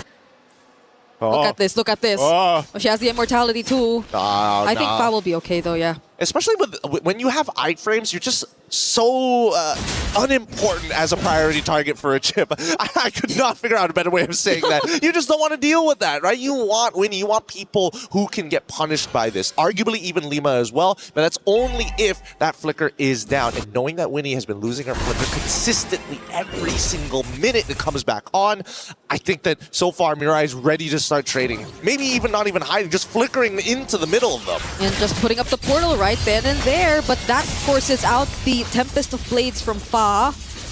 Won't even be confident enough to deal with the cut as well, but Lima, together with Sophia, are decently dealing a bit of damage already towards Mirai. I think that's a bit of a win. It is a win, and I don't think Na'Vi is getting as much value as they wanted to, right? They now desync the waves that they were trying to prepare. Mirai finally loses immortality. Oh, but every single member of Na'Vi just jumps in to make sure that Fa goes down and doesn't get a hold of her purple buff yet again. The chain CC was a little too good, or maybe the 50 points came up a little too late. Either way, Na'Vi is going to be starting to crash down on every single one of these inhibitors. Was that a bit too expensive? of a kill for GXP, but Navi are not gonna risk it just yet. They're not gonna try to go for the end, and they will fully respect GXP right under their base, but there is another wave coming in mid. It's going to crash really, really soon, and that's a lot of space created. Ling only finding one, but Rian only has her eyes on the turret, and the lethal counter! Finding Ling! It's a shutdown towards Keishi, but will that be enough? A missile arrow landing onto Rian! And that could have been the game-changing play right here for GXP! Tempest of Blades from Fa, Mirai already starting to get really, really low, and another free hit from Winnie! Potentially turning things around! Not Ayanami trying to sustain, but she cannot! Oh my goodness, I can't believe it. As Renmar mentioned, the arrow, it just needs to hit. Once that arrow connects, there's so much more you can do with it. And this time, despite GXP showing just a sliver of hope here, Na'Vi have already taken out 3 of their inhibitor turrets. The macro is going to be a little difficult to play once the next Lord spawns, and Na'Vi, they don't mind it. You got that first shutdown, fine, that's on us. But look at this replay, right? The conceal, Mirai making sure getting pushed out of the way, but this engagement coming in from Ling initially was looking good until they got executed. However, you see the mistake come right about... Oh no! They timed it out before the arrow was about to be thrown, but even so, you can tell the frustration on Navi's face. Yeah, but it was just a pixel away until we weren't able to see it. But you know what happened at that moment. It was an unfortunate sequence for Na'Vi, even as they just tried to really attempt for an end angle.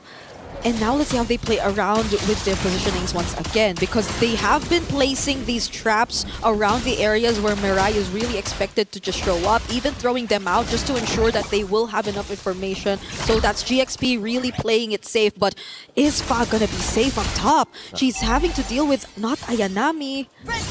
I mean, Fa unfortunately just literally cannot 1v1 this Freya. Not without that Bruno. Not like how we saw it earlier. And worse yet, Na'Vi, this is what we call the chokehold. Like, how do you even win this scenario? No matter what you do, Mirai can catch you with the shortcut, and which they're about to see right now. Tempest of Blades used right before the portal gets laid down, and Mirai will no longer try to go for the chase. But that was really smart from Na'Vi as well. Okay, wait. Fa, not gonna fight that. They could still technically chase this for a little bit, but the more attention Fa is able to bring to them, the better. Okay, that's BMI and Rain alongside Mirai trying to go for Fa. They're not letting him return or her to return to the base. As not Ayanami, Mirai, and Keishi too are just dealing with the waves. Fa is down!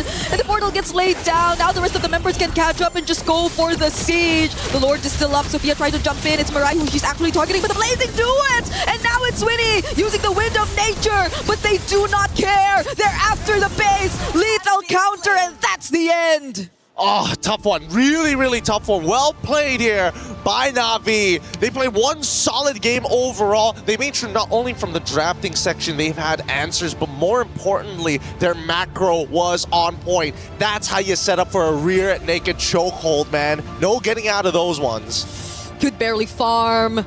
And I'm not even talking about a single player. I'm talking about both of their carries, both Fa and even Winnie on the Bruno, who again was forced to play a different hero, and Na'Vi have dealt with it so well. It's so well, but at the same time, we need to see more. Right now, Na'Vi is looking like they're setting a very high standard here, and GXP, it's either they meet it or they're going to drop that game. We're already at match point, but now we're going to be throwing it back to the studio right after these messages.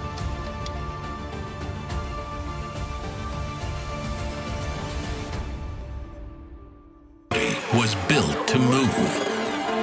Not trapped at a desk in one singular posture for 12 hours a day. It's time your chair evolved. This is Secret Lab Titan Evo. Ergonomically engineered for you. Gamers, hybrid workers, artists. Backing your every move. Na'Vi are off to an absolutely incredible start, now leading 2-0 in this best of 5, putting them one map away from securing their spot into the Grand Finals. Welcome back into the studio. I'm Taylor Reflections Noble, joined by Rinmar and Mirko. Boys, Na'Vi, a big win once again. Rinmar, you got to protect that voice. You're screaming, man. That wasn't me. That was another guy in the crowd. That was Reptar. That was Reptar. Devilishly handsome. Yeah, that was Reptar, not Renmar. If you know, you know. Man, how do I feel about the fact that it's 2 games now where it feels like we can say we told you so with your drafting priorities? Yeah, I think it was also just exactly as we assumed, right? Game 1, GXP try to subvert our expectations, try to subvert Na'Vi's expectations with crazy picks, denying a lot of the win conditions from Na'Vi. The gamble didn't pay off. Game 2, they went back to their assassins, and Na'Vi had prepared for those assassins. The Claude and the Lilia picks were so good. So how does Galaxy Phoenix find themselves now? Because it's 2 back-to-back hero selections that they didn't do well. Obviously, the coach on the back lines is doing everything he can. Yep. But Galaxy Phoenix, they are knocking on the door of dropping down to only play for 3rd place. I feel like there's a bit of an overthink on the side of Galaxy Phoenix. There was one ban in the first phase, that Harith Rush ban, which we thought meant that they were setting up for either the Freya because the Phovis was gone, or they would pick up the Claw themselves. They subverted expectations, but then it felt like it was a different writer, so the middle of the new trilogy doesn't make sense in the big picture of it all. I'm not throwing pot shots at anything.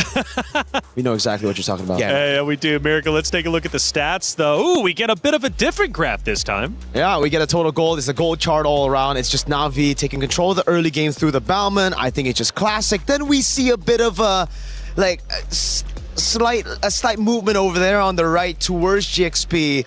But as even the casters mentioned, there's not much that GXP could do even with that team fight win, right? Even with that almost wipeout. Yeah, we did get to see the role that Sophia needed to play here and what could have been the bad part for Na'Vi, which is if those arrows landed over and over again.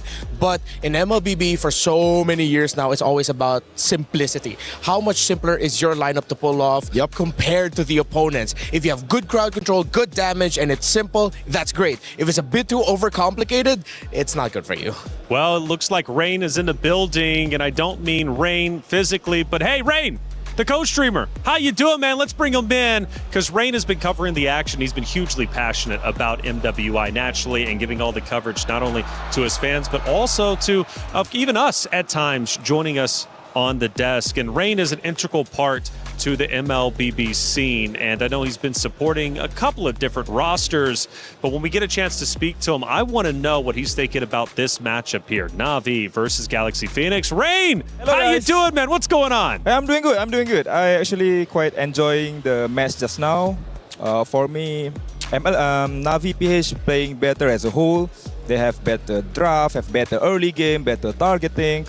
Yeah, I'm quite enjoy the show right now. Hey, and that's actually what they've been talking about. Miracle, you mentioned it. When it comes to Galaxy Phoenix, they're just falling behind on the hero draft. Yeah, it really just feels like that's the case. And King Salman has really gotten the read on Galaxy Phoenix. So I want to ask you, Rain. Yeah. What do you think GXP should do for game number 3 to turn things around? I think they need to think properly their draft, especially there's like certain heroes that might quite questionable against Na'Vi composition. For example, that Hilda against utility jungler. And also, because in terms of when we're saying about mechanical skills, right? I think GXP have that quality that can fight Na'Vi PH, you know. But overall, as a team, because right now, overall, Na'Vi have better targeting, also better wave management, and also good early game. So these 3 things, GXP need to fight them. All right, well, let's see if the words of wisdom from you, Rain, will end up paying off for the team of Galaxy Phoenix. Thank you as always, Rain. We really appreciate everything welcome, that guys. you're I'm doing enjoying the show with you guys. Absolutely, and I hope to shake his hand eventually. I haven't actually had a chance to see him in person just yet. It's always been virtual, even though he's quite literally just right up there. So we're going to have to connect. Let's take a look at some of the players' emotions from that game number 2. And in the meeting room, I'll discuss some strategies, get out there and fight. They have to keep up the discipline, though. We've seen them in the similar position in the Southeast Asian Games gold medal match against Team Malaysia when they were representing Team Philippines. They fumbled that. That hurt them. But they did admit that they learned a lot from that, and they have to show it here. They have to end this series and make it to the Grand Finals now. That's it. America, let's take a look at one of our great actions from that second map that we just witnessed. We're going to go towards the mid-game, and I believe close towards a mid-fight for the Lord, at least eventually coming up. What are we noticing in this engagement? I think right now it's just the fact that Na'Vi are just so calm and composed, right? They don't need to go for the neutral objective. They don't need to send the Freya over because they have the shortcut. A couple of times, though, it did happen where GXP were just quicker and they were able to just pull the trigger. But at the end of the day, it's kind of the same story we saw from game number 1 as well. It was Na'Vi just baiting all these resources with their front line so that their backline could come in late with the shortcut and clean up. But Renmar, Galaxy Phoenix did show some life. It was a bit later on in the game, but they successfully defended their base.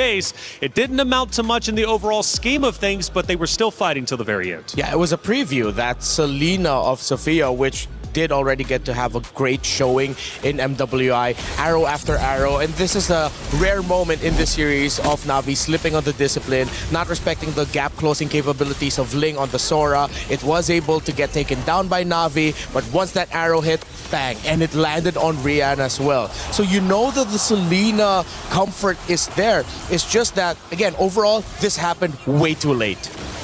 I think it's just the early fundamentals built up again, something that Rain mentioned too, right? It's the drafts. Now, what specifically in the drafts should they fix? It's not just the Freya picking up these prio picks, but it's also setting up for the Selena. If you're already planning for it, you need someone with mid prio, someone that can clear fast in the roam like a Cho instead of a Hilda. Well, as we head back to the stage, the ladies once again get set back up to go toe-to-toe with each other for what could possibly be the final round. Na'Vi wants to close it out now 3-0. Galaxy Phoenix, however, need to reverse sweep. Not an easy task across any esport that you're playing, especially here in the MWI. It can sometimes be an impossible task. Galaxy Phoenix has already achieved the impossible, being the underdog pick, making it to this stage. But is that enough? Are they satisfied with their performance so far? Or do they want a little bit more? As far as the fundamentals go, I understand Galaxy Phoenix is losing the hero picks. But do their fundamentals look good enough to where if they can, in fact, battle Na'Vi in the hero selection, do you think they can actually take down this Na'Vi roster at least for one more map? Oh, definitely can. We've seen moments, especially in game number 1, where it was more prevalent, wherein it looked like Na'Vi looked uncomfortable fighting GXP. There were certain angles that they didn't take into account for, didn't realize GXP could even go for. There were moments of discipline that makes me wonder, how come GXP can't do that consistently? If they can find that consistency, then the fundamentals will show. You did question Sora for the side of Galaxy Phoenix. Do you still question it now? Yeah, as a first pick, I don't really like it. Especially with the Freya up, with the Claude up as well. Something that's just integral for Winnie. You know, something that's just so important. I'm going to play devil's advocate, though, for Renmar and say I don't think GXP have the fundamentals against Na'Vi. No, That's fundamentally, they are worse than GXP. What they thrive in is chaotic skirmishes where they can rely on their mechanics. Yeah, I'd say mechanically, they can go toe-to-toe. Maybe they're even better than Na'Vi PH. One more map against Na'Vi. You made it this far. Make the most of it. After all, top 4 is a massive accomplishment. But making it to Grand Finals, lifting that trophy, is even bigger than you could possibly imagine. Map number 3, a fresh opportunity. Will Galaxy Phoenix take advantage? Are they still a little bit too reactive with the bans? Exactly. I don't know about this. You're rushing bans on Chip and Bama. This screams Na'Vi is in the heads of GXP right now. I mean, desperate times call for desperate measures. GXP certainly in that desperate time right now. It's match point in a best of 5. They thought they could slowly get into the series. Yeah. So far, it's just been a wipe. Yeah, Na'Vi have been fast and they have been ruthless. If it gets to the point where you are just fielding some of the best meta picks all out there in the open, trying to overload one another of choices, and maybe that's where Galaxy Phoenix is just leaning onto now. Let's have a lot of choices open so that we could miraculously find a way. They're even banning Xborg first. Are they going to try to take a page out of the book of other teams where they're trying to go for the Mathilda Barretts right away? That's too much. Even so, if it's not the Barretts, Mathilda straight up, I think it's going to be the Baksha, an Akai maybe. It's going to be a utility battle. And again, We've just spoken about this. Me personally, I don't like it. I don't like it when GX play the slow, fundamental game, building on neutral objectives. I like it when they fight. I like it when they have a composition that relies on their strength, which is team fighting, which is brawling it out. They go for the Baksha. They're going to try to go for speed, tempo, early game. But Na'Vi, we've seen this plenty of times. Atlas Akai into the Baksha. Shut the Baksha down with pure CC. If Na'Vi PH go for those 2 picks right away, then most likely Galaxy Phoenix will have to respond with a Valentina. But Na'Vi, they are relentless. They focus on the Lilia and they get the glue. So they don't get that Kai Atlas combo. There's still a potential room for a Nakai maybe later on. But I like that they have been consistent with this. They know the strengths of their mid lane with the Lilia. This allows them to get mid prio and be really annoying so that Lemma and Sophia will have a hard time rotating. Ooh, I like this Alice. I really like the picks now. Coming from GXP, right? Like the Baksha pick first was all right. I didn't really like it at first, but then Na'Vi responded with just Lilia and glue. So that gave GXP an opening to punish them. The Alice pick is great for the glue. The Farsa here as well. Really good poke and some more range that they didn't have in the previous game. If Na'Vi PH want to play around a solid formation around their mid laner, then they... around their gold laner, excuse me, maybe a Moskov at red 3 would be warranted. Or you pick it up at red 4, you just take away the Claude if you feel like the Claude won't have enough firepower to deal with what could be a very fast scaling Baksha Alice Farsa together. I'm okay with that. At the same time, you take away a pick. Oh, but instead they still go for the carry. They wanted that melt damage, all that damage that you need to deal with the Baksha and Alice together. So now they should probably take away the Claude and the Moskov. Yep. Should be the Claude and the Moskov. There's already too much magic there. I think it's fine to go for the Harith, to go up against the Harith with the carry and the Lilia anyways. So for Na'Vi, it's just back to basics. It's back to, all right, now what do we go for in XP and jungle? Is it the safe 2 double frontliners here, or do they go kind of crazy with it? Because it could just be a Baratz Mathilda on Na'Vi's side as well. Chomp down on the Baksha, don't let him get on the red trees, and then win out through playing for your backline. Yeah, they could still swerve that glue into the EXP and get the combination that is looming right now. And get Lapu for the Farsa. Use Lapu also. Again, there's so many options. So this is the gamble that GXP wanted to play into. But at the same time, they're still leaving a lot of options available for Na'Vi. You pick up the glue early on because you want that flexibility. You make it hard to read whether or not it would actually go into the roam, or is it a flex pick potentially for the EXP. Lots of picks. So Galaxy, they're respecting power right now. They take out the Freya. I'm not a fan of that. You know, I think with the Alice and the Baksha, you already have the anti-regen, you have the sustain, and also the burst from the Farsa to try to deal with the Freya. You're leaving so many heroes open for not Ayanami. There's already a Yuzong that we mentioned. This could possibly, hey, if they really want to go for the lock, the Terizla too could work, right? There's just so many picks. It could have a really solid front line in the end that makes it nigh impossible for Galaxy Phoenix to make it to the carry. Even if you commit the Throne of Ruin and the Gleam, one dash out, and if you have no other hero with you to try and jump the carry, then it's going to be a great day for Na'Vi. If it's an assassin in the jungle, we'll see the Terizla. If it's a fighter / tank, then we're going to see more of that Lapu Lapu and dive heroes. Yuzong, even. Yuzong, Atlas gets banned out, so there you go. At least a bit of respect given to GXP, knowing that the glue is still very vulnerable to lockdown. Even though naturally Alice did come back into our visions when Yuzong started wreaking havoc maybe a season or 2 ago for our MPL leagues. They still respect the Yuzong. Okay, but again, we've mentioned all the EXP laners that not Ayanami could pick for. She is back into the position of I can pick whatever I want. It's pretty much okay. It's kind of awkward though if you want to consider something like the CC with the Farsa there. You want to be able to latch on to the Baksha, but then with the Alice also, you don't know. So still, options are available. I like the flexibility of the Roam Glue pick. I think it's difficult for Galaxy Phoenix to really read into it right now. That's why that flex pick on the glue is really... I mean, it's a mind game, for sure. Yeah, GXP, you're thinking about it, they've already banned 2 XPs. It could just go to the XP lane and they go for another roamer. The Claude will still be open, and Claude does benefit greatly from the little mini glulets. You get your stacks much quicker. Yeah. And they show it. They do get the... Again, this is another flex pick. Yeah. this could surprisingly go into the roam all of a Could sudden. still be a roam, a Kai, and a Glue XP into an Assassin jungle, yes. Yeah. And it could be a jungle a Kai to a roam Glue to then something in XP, or again, it could also just be a damage in XP with the roam going Glue, Glue going roam. Irithel. Huh. I am not a fan of that. We've seen some Irithel performances here, and she does hurt, especially once she gets Berk as her first item, Berserker's Fury. But this feels like something the Galaxy Phoenix really prepared for. So maybe there's an angle that we're not seeing right now, but I think we're in agreement here that maybe not the best option to go for at this moment. Where do they even go? They go for Roam. Yeah, it's the Roam. Minotaur. AoE, Presence, their Irithel. Oh, this is all in for the Irithel. The good thing is they have some great damage with the Irithel and Farsa together.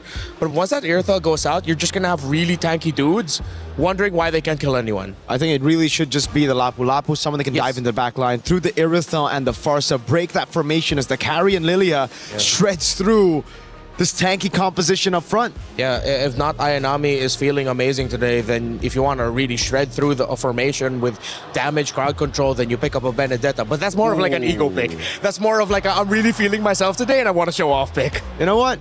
I like it, you know? Sanford's my boy. I think the Benedetta should be the pick for Na'Vi. Oh, yeah, the flex. They just pull the crazy flex. It's Glue XP, a Kai jungle, and roaming Kaja. My goodness, what a hero draft, but was it enough for Galaxy Phoenix to take down Na'Vi? Who knows? The underdog story is still alive, but only just. Na'Vi is looking to reclaim what they lost a couple years ago, be back in Grand Finals, be a champion once again, and they are one map away from entering the Grand Finals. It's Galaxy Phoenix versus Na'Vi! Brigida, Gideon, let's get it started. History has told us that maybe Na'Vi just didn't have what it takes, but this year it's different. With competitors from all over the world, this competition has only gotten better, and Na'Vi are one game away from qualifying to the Grand Finals unless Galaxy Phoenix can extend this series. Let's jump into this right here, right now in the Land of Dawn, as we hope that level 1 doesn't go as badly as game number 2. They're so close. They're so close to making it back, and that's knowing that all these new regions, all these competitors have been stepping up in their own ways too. But even in their most desperate moments, Na'Vi right now that they're back on track, they're just not letting go of these more unique types of roamers and compositions, and they're making it work every single time. That sudden flex now to reveal the Kaja, but a great start for GXP, forcing out the flicker from Rian. Okay, a little unfortunate that Winnie did not get the gold crab, but Mirai was able to steal it away.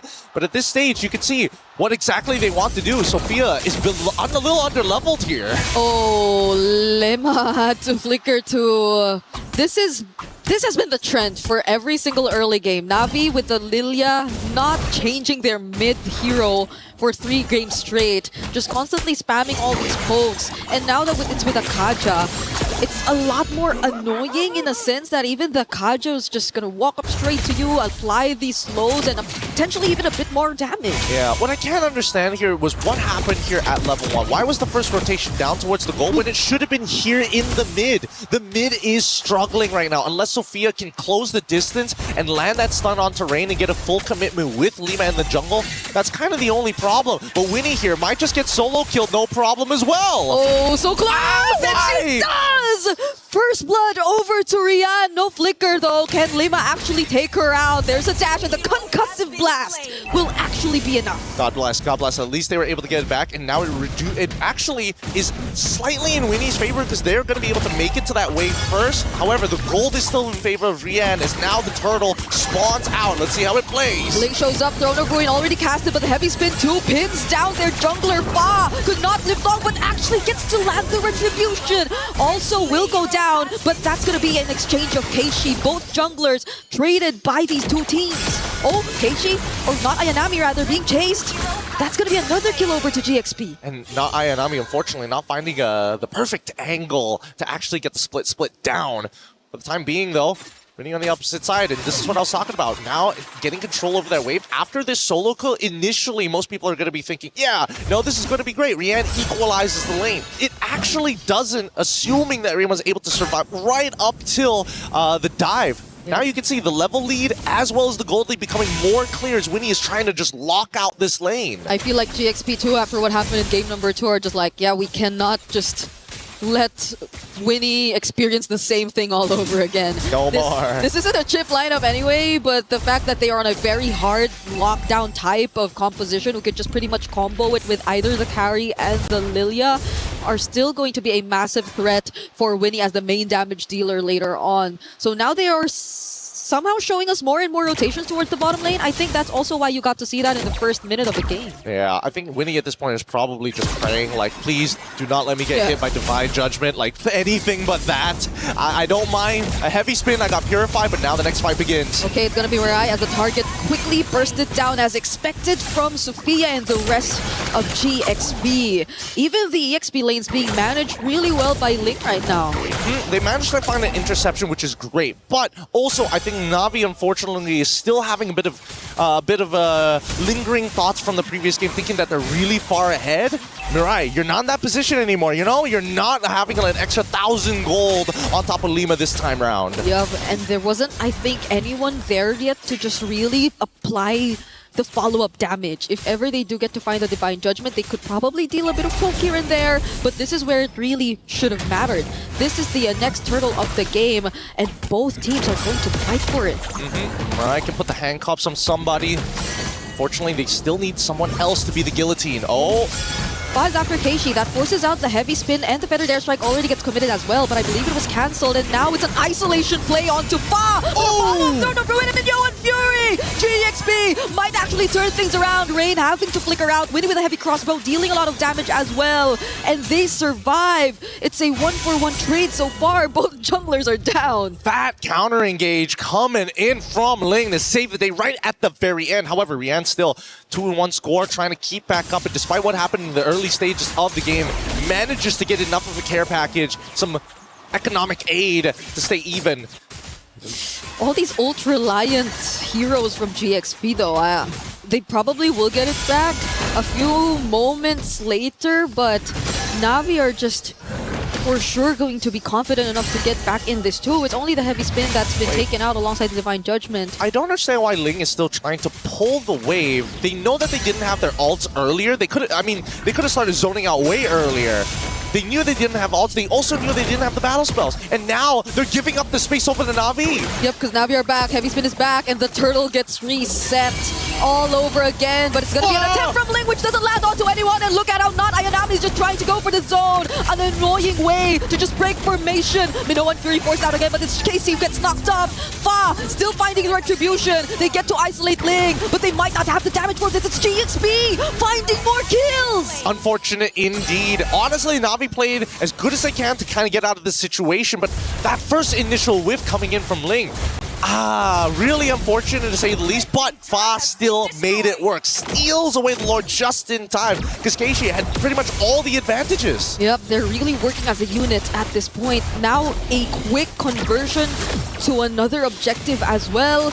GXP are just focusing so much of their resources towards the bottom lane, even in that entire sequence where it feels like they barely paid attention to the other parts of the map, just as long as they could win it out in that turtle fight. Yeah, and now they just want to keep on progressing it, right? Whoa! Divine Judgment, that's gonna be one.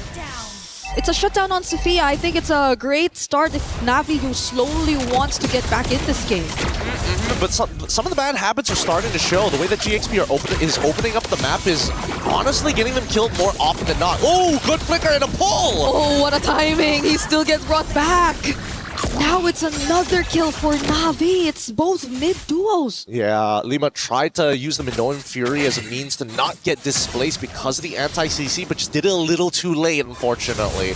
This punish is good, but that battle spell, I don't know. If you're already going to flicker anyway, you might as well just let it happen. Yeah. And not Ayanami We'll just get it back real quick. We're looking at the gold difference right now. Not much in terms of the gold lane, not much in terms of most of the lanes. It's really in the macro that you kind of feel what GXP wants to do differently this time in comparison to Na'Vi. But at the same time, it feels like both Na'Vi and GXP, they've sharpened each other enough after these past 2 games. They're really picking up on the bad habits. Look at this! Oh, once again, we find another isolation.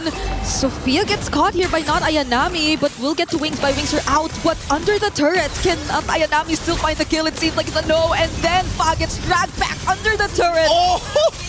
An unfortunate sequence for GXP. Really sad, but well played from Na'Vi. They are not going to take this sitting down. They're going to make sure that they're being tall and proud when they take this game away. It's 6-6 so far, and Na'Vi are in full position to take the Lord as well. Divine Judgment is not up, and Split is still on cooldown. This is just so interesting to me how Na'Vi are able to deal with either the utility or assassin comp from GXP. Right? I totally agree with you, because again, we're seeing many different sides of Na'Vi. Usually, we see a lot of, big personalities, but a very linear and clear idea of how they want to play a game. Na'Vi, not only have they shown how tall they are, but they are showing how wide this team composition and the styles of play that they have in their pockets are. Oh, they're going to go for Rain. What? That's the Minoan Fury and the Throne of Ruin, but the heavy spin as a defensive tool to just make sure that GXP are not able to push forward. Rian joining in the fight too might make a huge difference right now. GXP lose a little more in the process.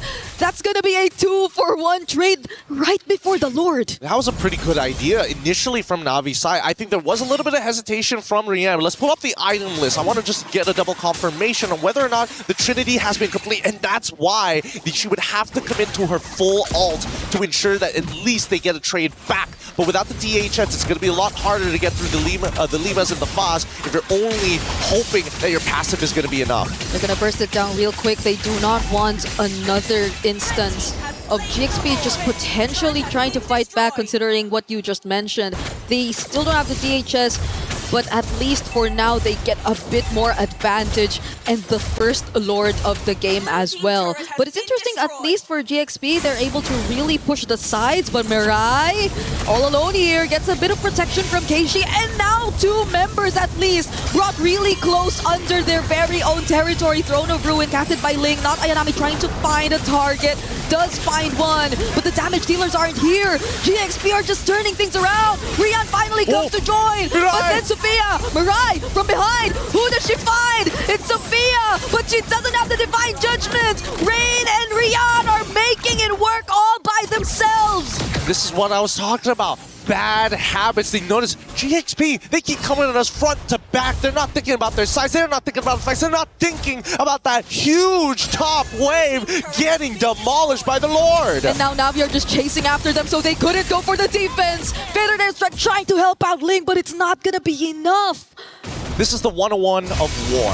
When you are fighting in the front lines, you must understand what your supply lines are, the logistics to get there. And right now, Na'Vi have attacked them in so many different areas. GXP, you can tell the tunnel vision, the peripherals is getting darker and darker. They have to wake up. Take a moment, just breathe. Because we're so used to them being really synced up in terms of especially prioritization, the targets that they go for, and how they're always almost on the same page, but we're not seeing that from GXP at this point. It's more so from Na'Vi as they find another kill. Sophia, knock up from the Minoan Fury together with the Throne of Ruin, but the relevant members are just getting away. It's not Ayanami traded out, but Fa goes down too. It's a double for Rian, and she's just 7-1-2. It's so frustrating because the combo is good. It's a perfect Minoan Fury into the Throne of Ruin that had to commit a flicker from Ling.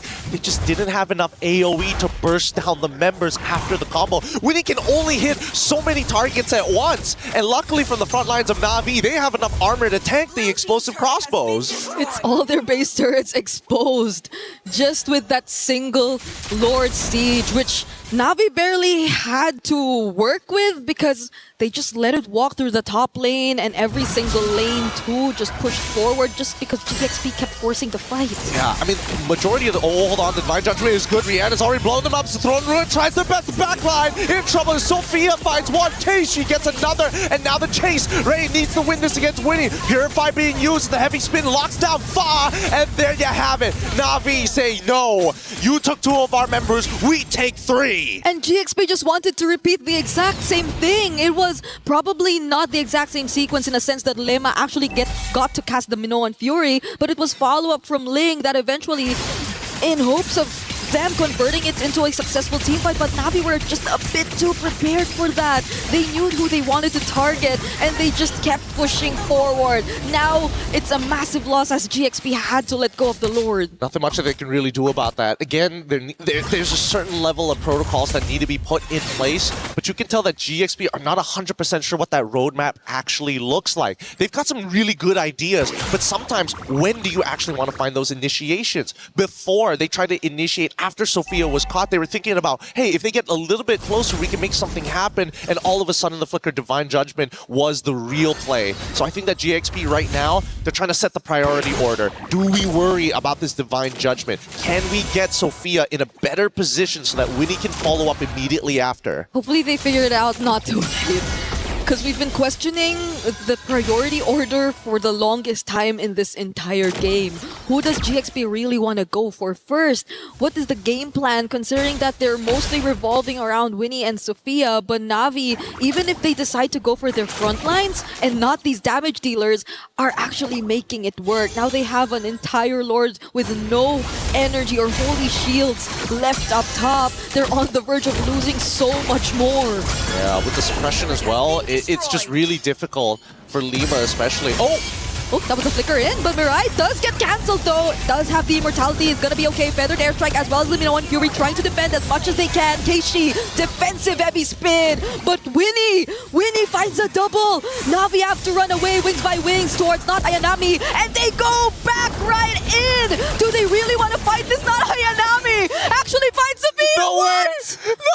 No way! Winnie ended up killing her own teammate because of that. They could have just stopped autoing, but they were just so desperate to make it work. Literally anything would have been good there. Oh man, not Ayanami. Despite having a horrendous early game, now it's like, this is my revenge. You've hurt me enough. Yeah, I was worried when she went back in too, but the fact that GXP, I feel like they just panicked and clicked their buttons and unfortunately cost their teammates' lives there. It's not a good sign. It's not a good sign. GXP definitely have to somehow reset and get back in this game. They were slowly finding their way around things, but it's Na'Vi all over again, all across the map. Yeah, Na'Vi has adapted a lot better to what GXP has been laying on the table in terms of their tactical plans and strategies. And I think that Na'Vi, just a little bit more clutch factor within them. But I think it's the awareness, right? The awareness overall about not only the battle situation, but what's happening across the map. It just feels like Na'Vi is just slightly more efficient and more flexible in those moments. GXP, it's got to be step 1, step 2, step 3, step 4, and they've been changing the order up, but it still feels a little clunky. So what could be the best order at this point? You would really expect it's just either Lema or Ling. Does someone have to be left behind to at least some sort of protect? For Winnie and Sophia, they do have the flickers and the purifies for themselves, but it just seems that as long as Na'Vi get that one pick-off done, then there's nothing stopping them at all. I think step number 1 is to control this mid. Oh, wait, actually, Divine Judgment! Oh, is that one pick-off? Is that the pick-off? Ling tries to stop them from getting that pick-off, but despite that, the heavy spin still gets committed, and GXP 5-1! They somehow find Rain! Na'Vi, do they want to push through? They've lost one of their main damage sources. That is so unfortunate. It takes 2 people to engage upon 3 in the back lines of Na'Vi, but it just takes not Ayanami to keep both Sophia and Winnie away, and still able to find that kill onto Sophia's side. Like, if not Ayanami, people were like, oh, she's going back to her old ways. No, she is a completely different player. Yeah, look at how she's playing the glue. Ridiculous. Redeeming herself after that early game. I mean, look at her. I mean, she's not really resetting. Another Divine Judgment onto Lema. There goes the burst from Rian as well. Do they really want to risk this? Okay, they actually find one. It's going to be Fa. They're pushing her out of this Lord pit. and that's enough to secure the objective, but it's in exchange of not Ayanami. And that's totally fine. Look at the timers. Look at the timers. The wave is going to spawn. If they waited a little bit longer, it would have been nice after the 12 minutes. But since then, even so, not Ayanami has gotten everything they've wanted. Lima doesn't have a flicker. Ling still doesn't have the flicker as well. And by the time the Lord actually makes it down into the base, she's still not going to have the flicker. Yeah, I feel like GXP wanted to go for something there, but they saw Mirai and were like, nah, no. It's good.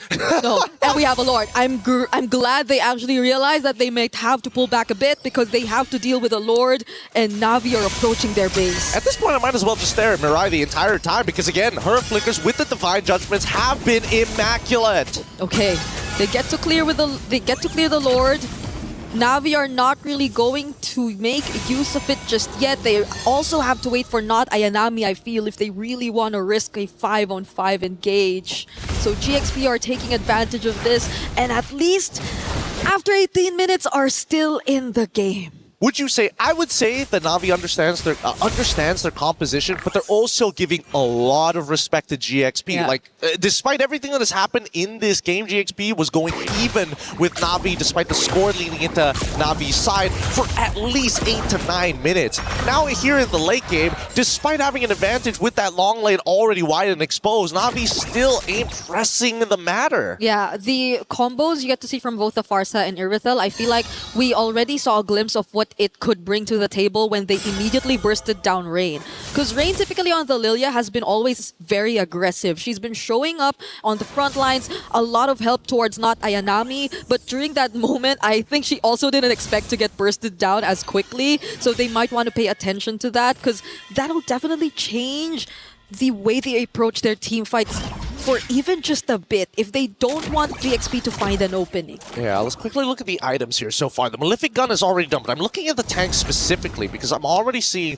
that they made sure that they have the right items. A decent amount of armor, but just enough magic damage to start burning down the squishies, which is probably why not Ayanami isn't dying as quickly in comparison to Ling having to deal with the true damage of carry. Oh, but this could be a problem too. Immortality pickup for Winnie already. Just letting go of the boots and understanding that she definitely has to be the one to survive in these fights. I think Sophia's also building a winter crown very, very soon, so they'll have more tools to survive if ever Na'Vi does go for another surprise Divine Judgment play, which puts a lot of responsibility on Mirai. She has to be very particular.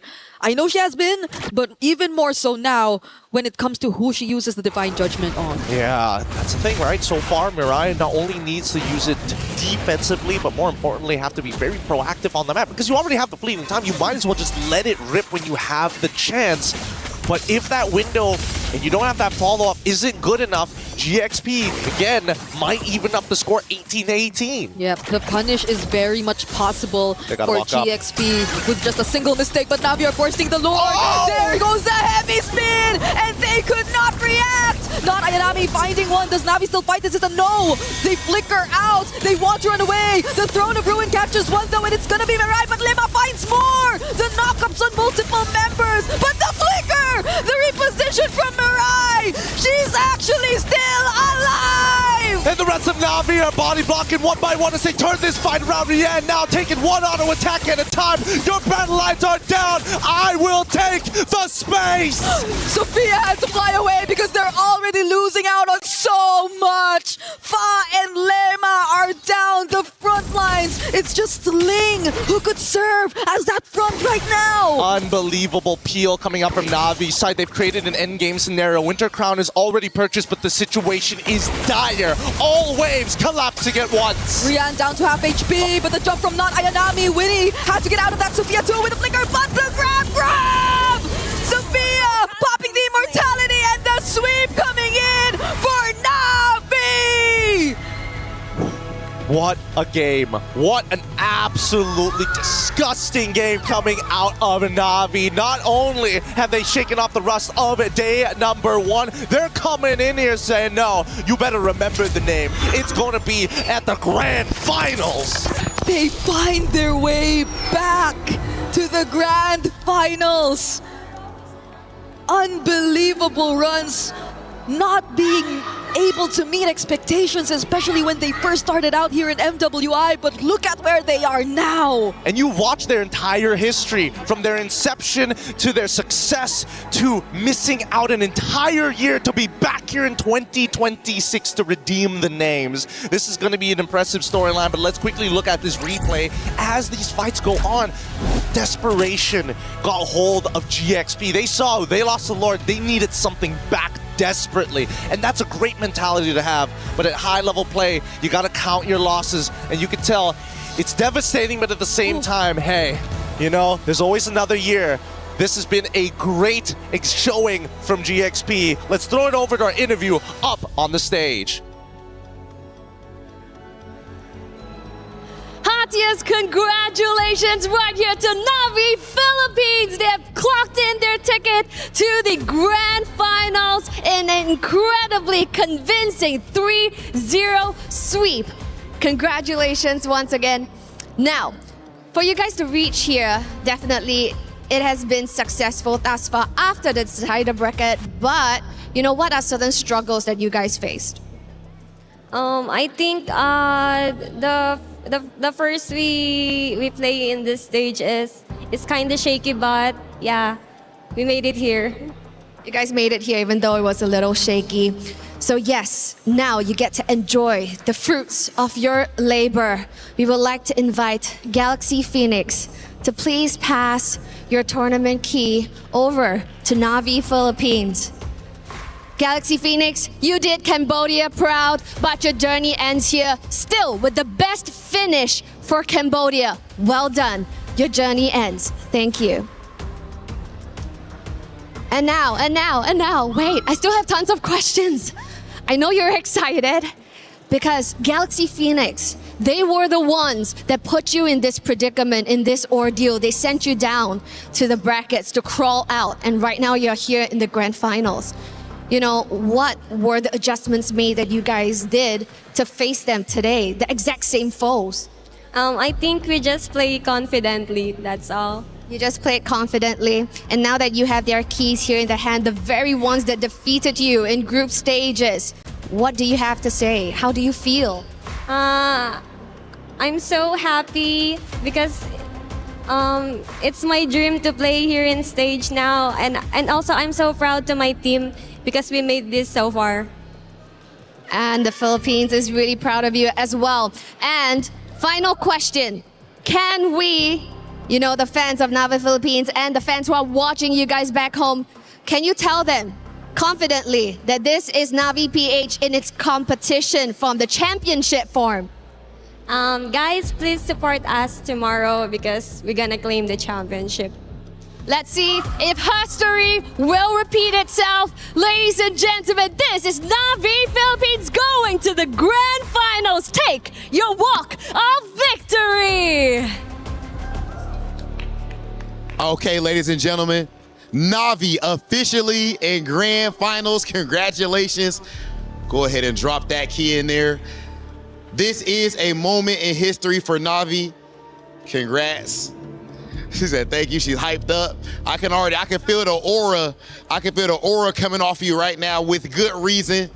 Team Navi officially about to go ahead and crush that key. But yeah, let's make sure make sure that we safe. I will make sure that you protected from this huge explosion. Oh my goodness, ladies and gentlemen, it's about that time. They fought valiantly, but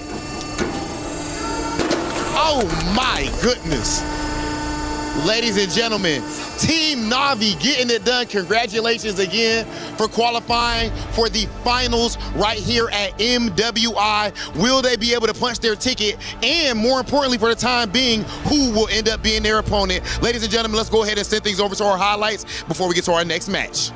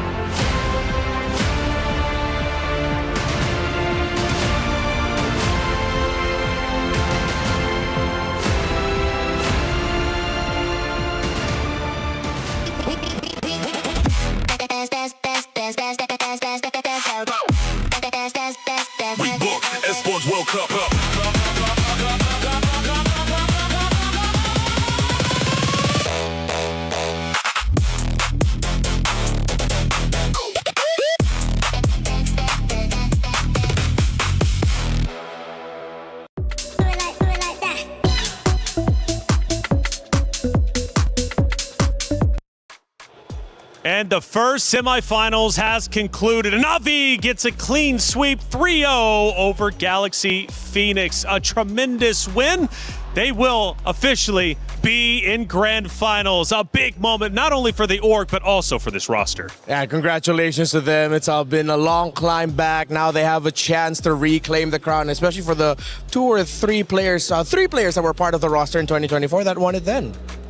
Dude, I mean, I think we could all just call it here. We assumed the right things as well. We got the analysis right. Game 1, 2, we got it. But even in Game 3, where they went for the overcomplicated drafts that we were criticizing from Galaxy Phoenix in Game number 1, Game number 2, they still were able to make it work. Fantastic performance from the Na'Vi girls. Let's take a look at our first action of the game number 3, and it is going to be on the right-hand side here. We got a lot going on. What's happening? Yeah, this was the little trade that Miracle pointed out to me and made me fully realize, yeah, in terms of the fundamentals, it's Na'Vi. How they were able to drag this out, the push and pull. It looked really good for Galaxy Phoenix, but then this is where the veterancy comes in and just the raw fundamentals. The fact that they were able to come back into this, Rain and Rian being able to work together to get Winnie down.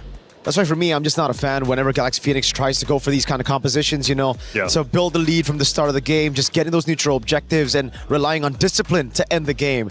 They're a team that needs to rely on that chaos, on that team fighting. Mirko, let's go to yet another moment. Now we're towards the tail end of game number 3.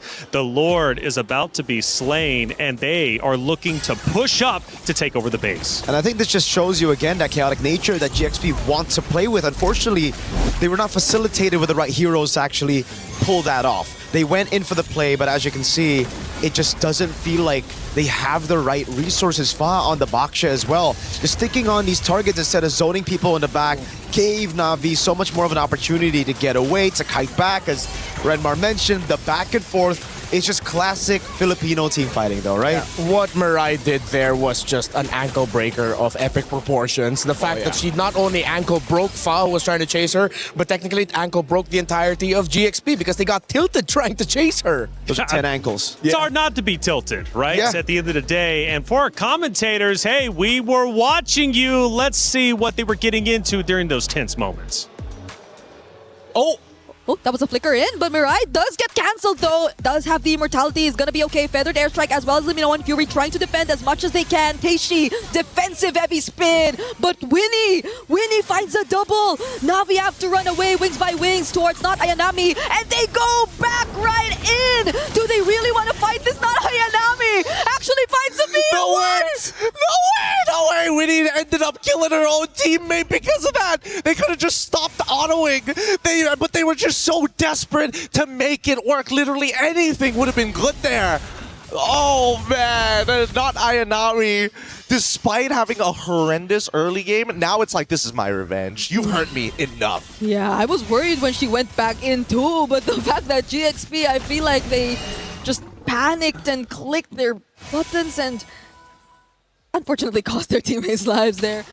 At first, I thought Gideon was a little bit too still until he exploded. It's always great to see Brigitte as well, because I'm used to having her up here for the analyst desk where she's poised, you know, nice and calm. Up there, she's exploding with energy. Yeah, and that was an explosive play. I mean, what Ayanami did there when you're up against a team that loves to team fight, Glue is the perfect tempo breaker hero. And the fact that she got away with it too, oh, that felt criminal. It was beautiful to watch. Well, 2 great organizations are still in the tournaments, Na'Vi and Vitality, which means the club championship race is now starting to heat up. And we've got Trev to break it down.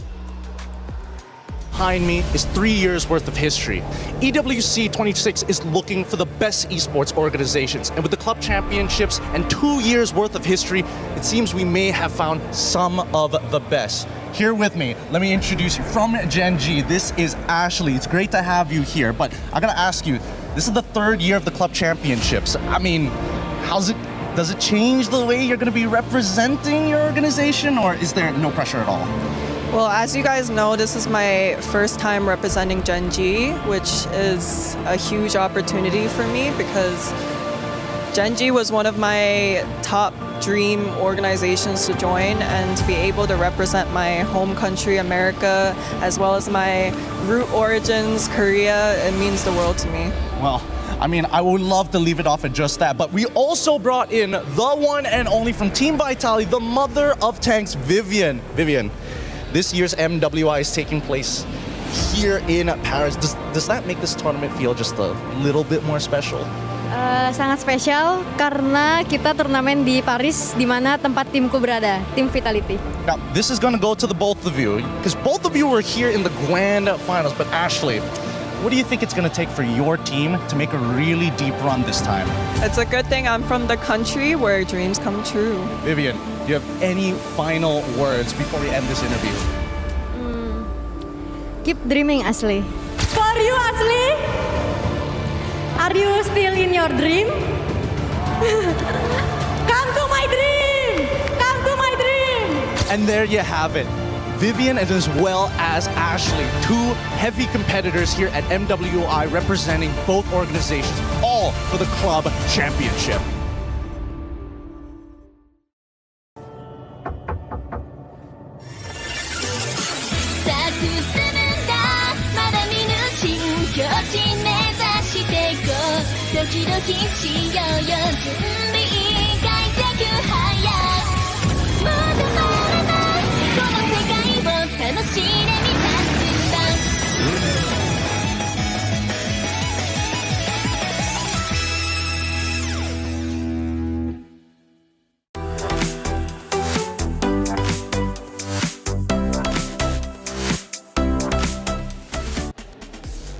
MWI is special for a number of reasons, and I can't think of a better way to break it all down than with such a special guest such as Ray Nung, the head of esports ecosystem for Moonton Games. Ray, a pleasure having you up here. How are you doing?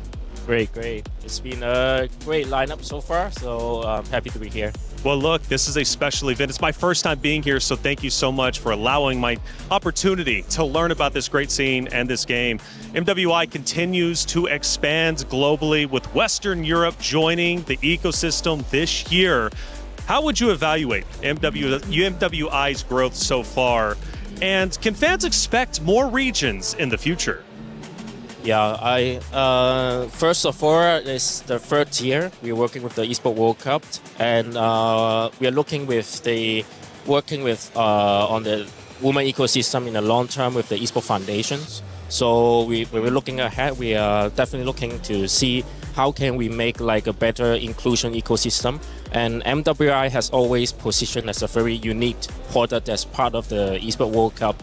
And in fact, we are already scheduling how the next year's schedules looks like for MWI and also for MWC. So can't wait to see how we can further expand the product. Ooh, that's exciting. Okay, so what has made MWI 2026 so special to you? Because I've had a blast watching the best ladies MLBB has to offer join that very stage. The energy is incredible.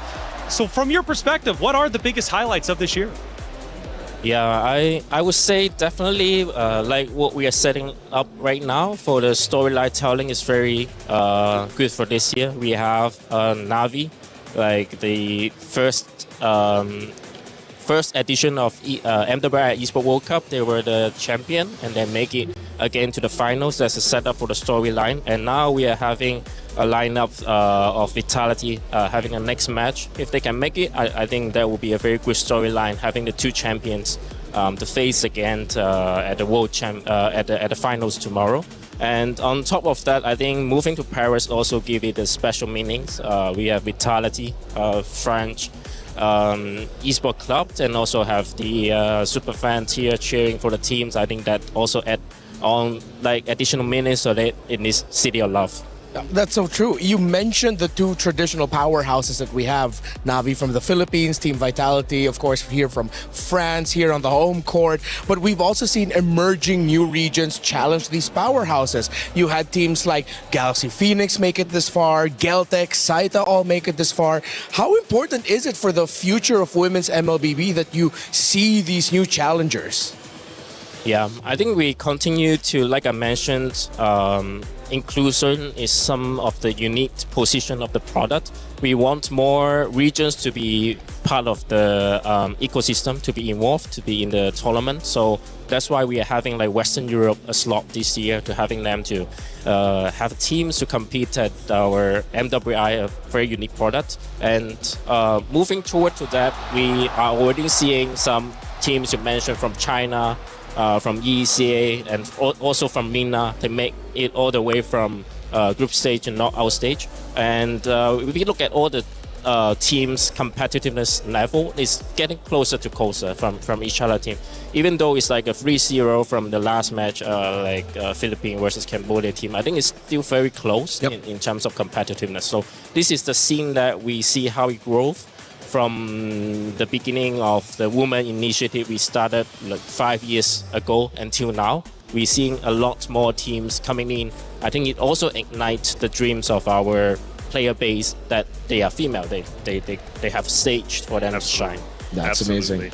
Ray, you clearly, this product is special to you, obviously, for MWI, and I really appreciate you coming up here. I just want to hand the mic to you one more time so you can just say what you would like to say to the MWI community, MLBB as a whole.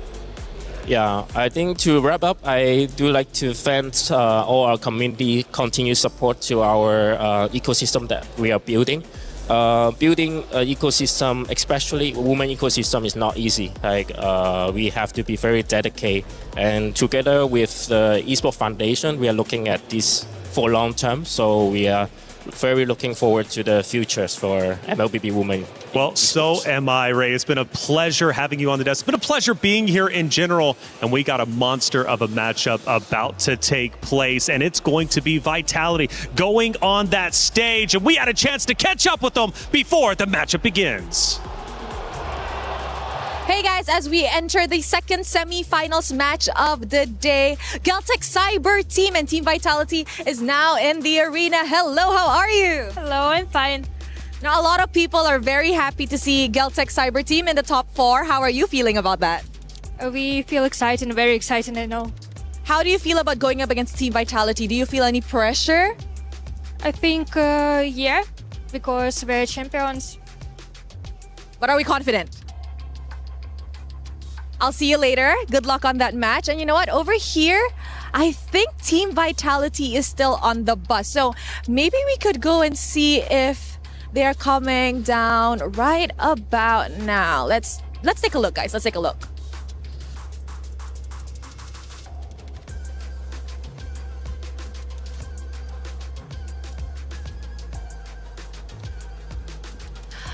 All right, perfect. Team Vitality is now getting off the bus, and I think we should definitely talk to our defending champions as they entered their semi-finals match today. Fumieko, you know what? I haven't talked to you today. You're walking too fast for me. How are you? I'm good, thank you. Are you excited for today? Yeah, I'm excited because I meet Kyoai. Kyoe is so pretty, but so are you. Fumieko, I just gotta ask, are you confident that you can actually win against Geltec Cyber Team and defend your championship tomorrow? I'm very confident today. Aw, good luck. I'll see you later. Bye. Guys, she is so cute. Thank you very much. That's it from us. Throwing it back to you guys.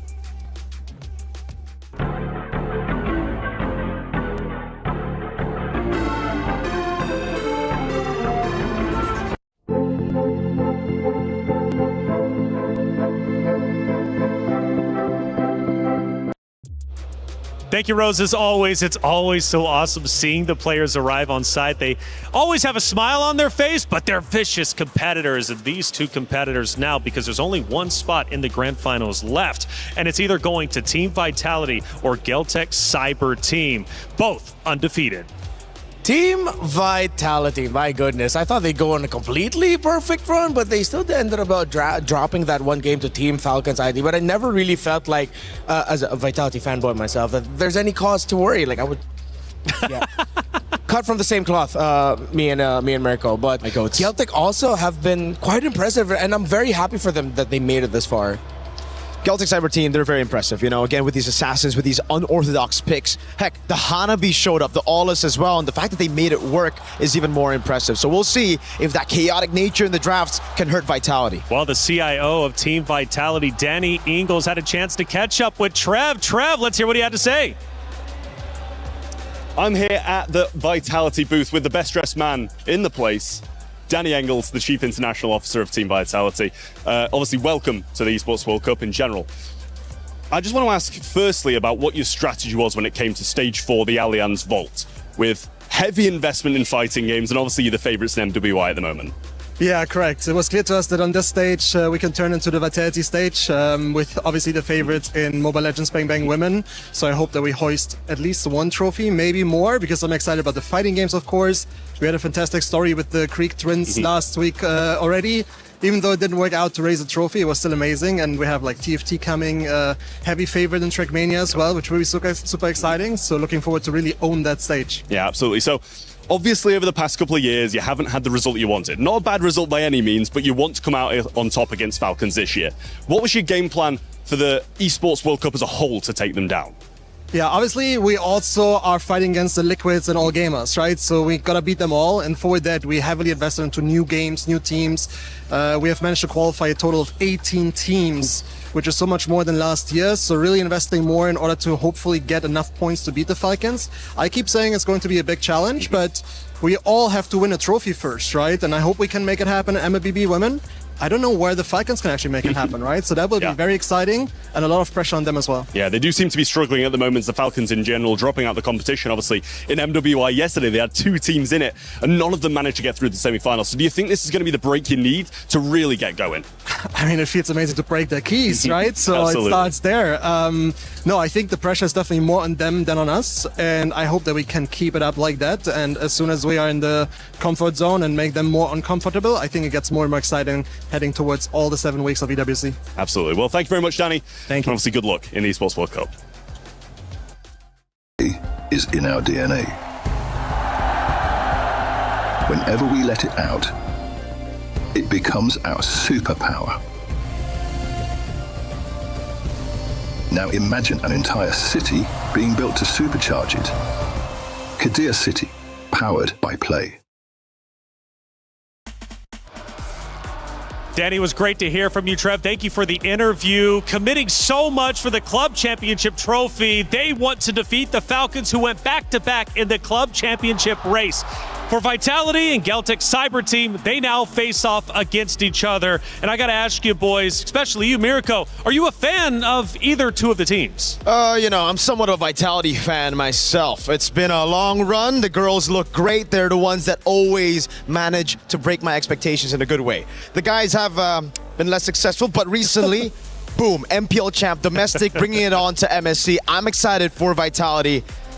Are you? Of course I am. Of course I am excited for Vitality. I mean, my allegiances will change once, if ever they do go up against NAV PH in the Grand Finals. I am Filipino first, after all. But Galtech Cyber Team, if we're going to be talking about them, I have so much respect and appreciation for them, their brand of MLBB, what they've shown, the journey that they've undertaken, making it this far. KOA making it to the semifinals yet again, leading a squad with names that we're not so familiar with, but carrying attitude with them, a courage to them, which I always respect. Ooh, Galtech Cyber Team banging on the table. They've got intensity, and they have the energy to match Team Vitality. I asked you, Mirko, are you a fan of Vitality or what? Yes, I am.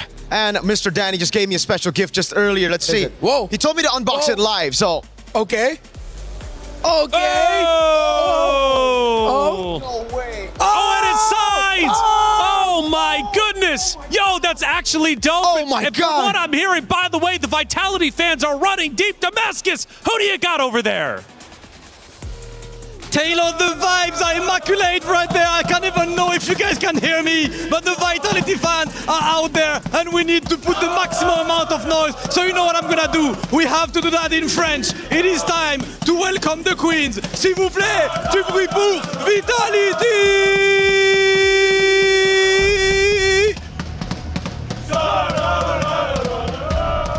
Les championnes en titre qui arrive sur la scène et la foule qui est absolument en feu. 2-0 contre MIBR, 2-0 contre Genji, 2-0 contre Navi. L'équipe qui ne peut pas perdre, l'équipe qui ne peut pas être touchée. Ce sont les reines de MLBB et elles reviennent récupérer leur trône pour l'instant absolument intouchable. Les 5 reines qui montent sur la scène et vous savez que le bruit sera maximum. Rob, Cheryl sur la scène, on va kiffer aujourd'hui.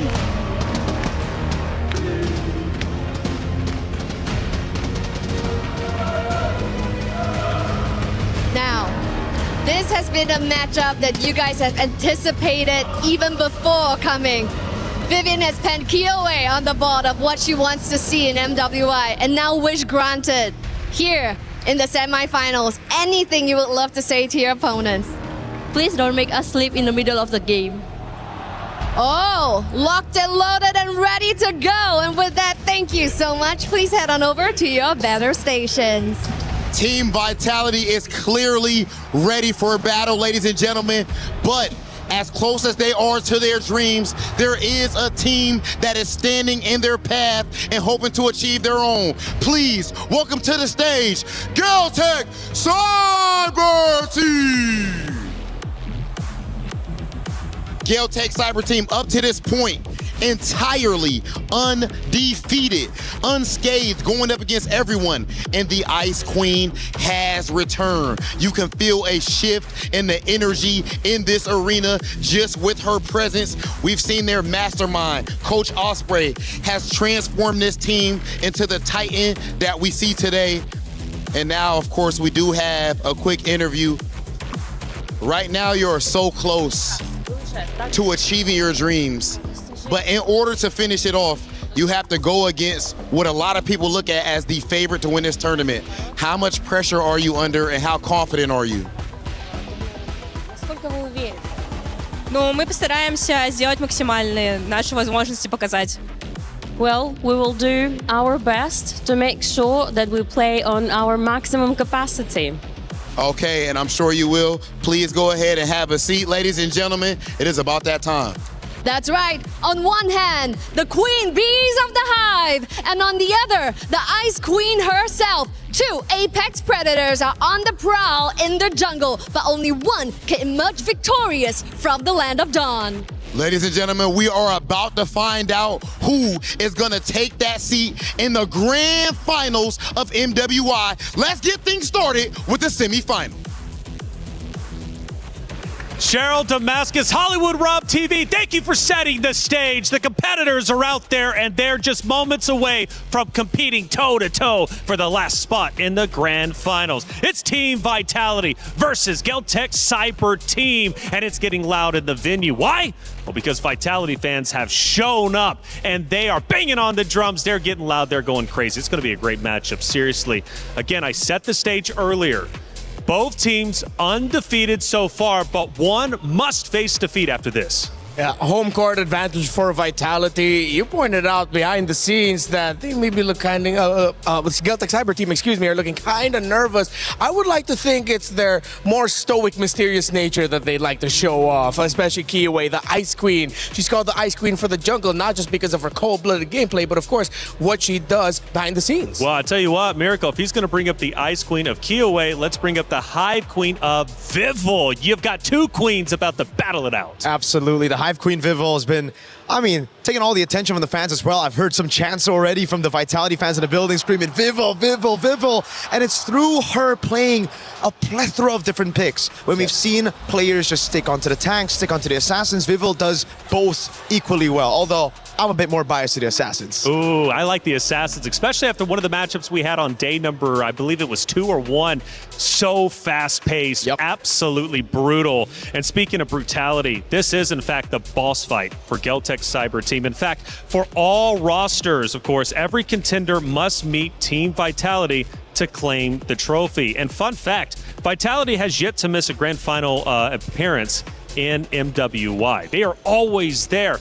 But is this time going to be different? Is Geltec Cyber Team going to take them down? Well, obviously it's up to them to decide, but it's two massive battles about to be underway. And again, both teams undefeated. Will it be smiles? Will it be heartbreak?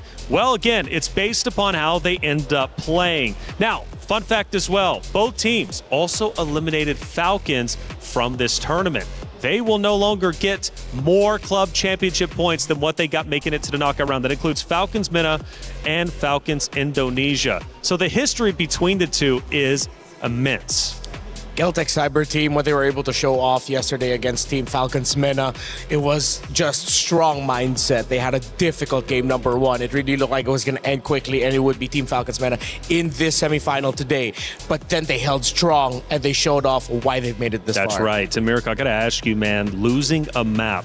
Now, for most teams in a series, we don't really bat an eyelash at that. We'll mention it. It is what it is. For Vitality to lose a map against Falcons Indonesia, it was said on the desk, it was almost like the world turned upside down.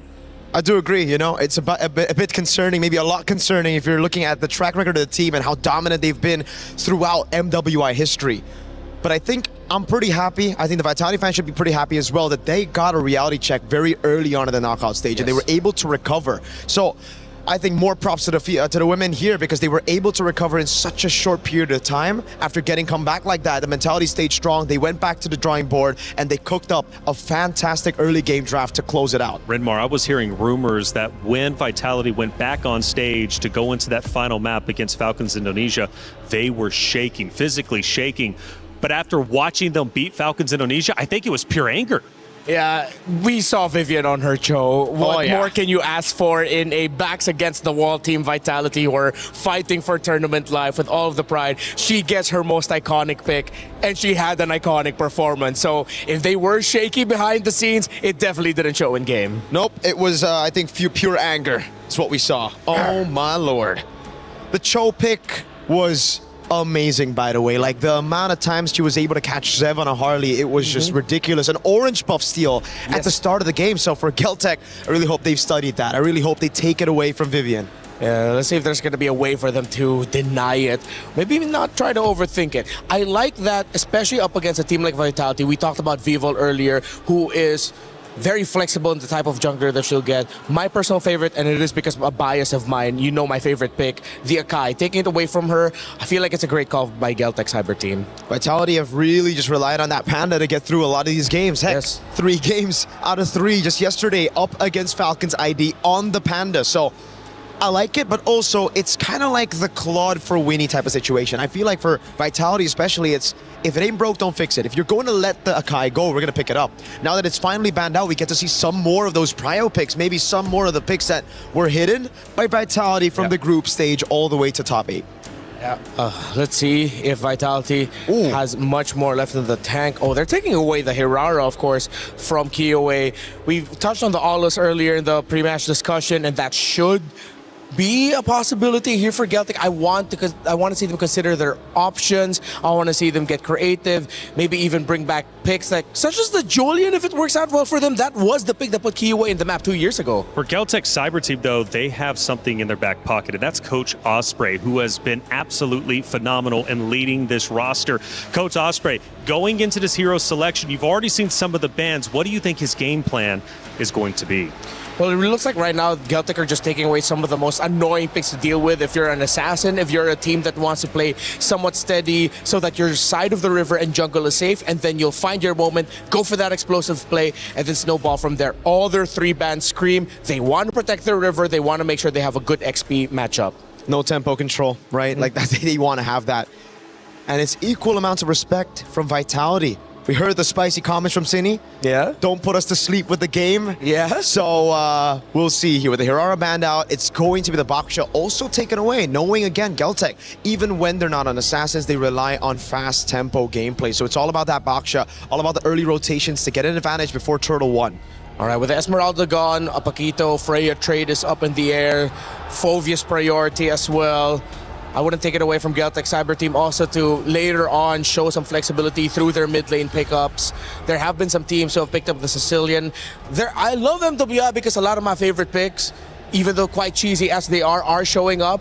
But teams who are willing to play that risk have shown some good results. Whether or not they won the game, but they get good results in-game with high KDAs. You see the opposing team struggle with it. So we mentioned some of the power picks. Let's see if they'll go another way. Geltec Cyber team are taking a while for that first pick. Valentina Whoa.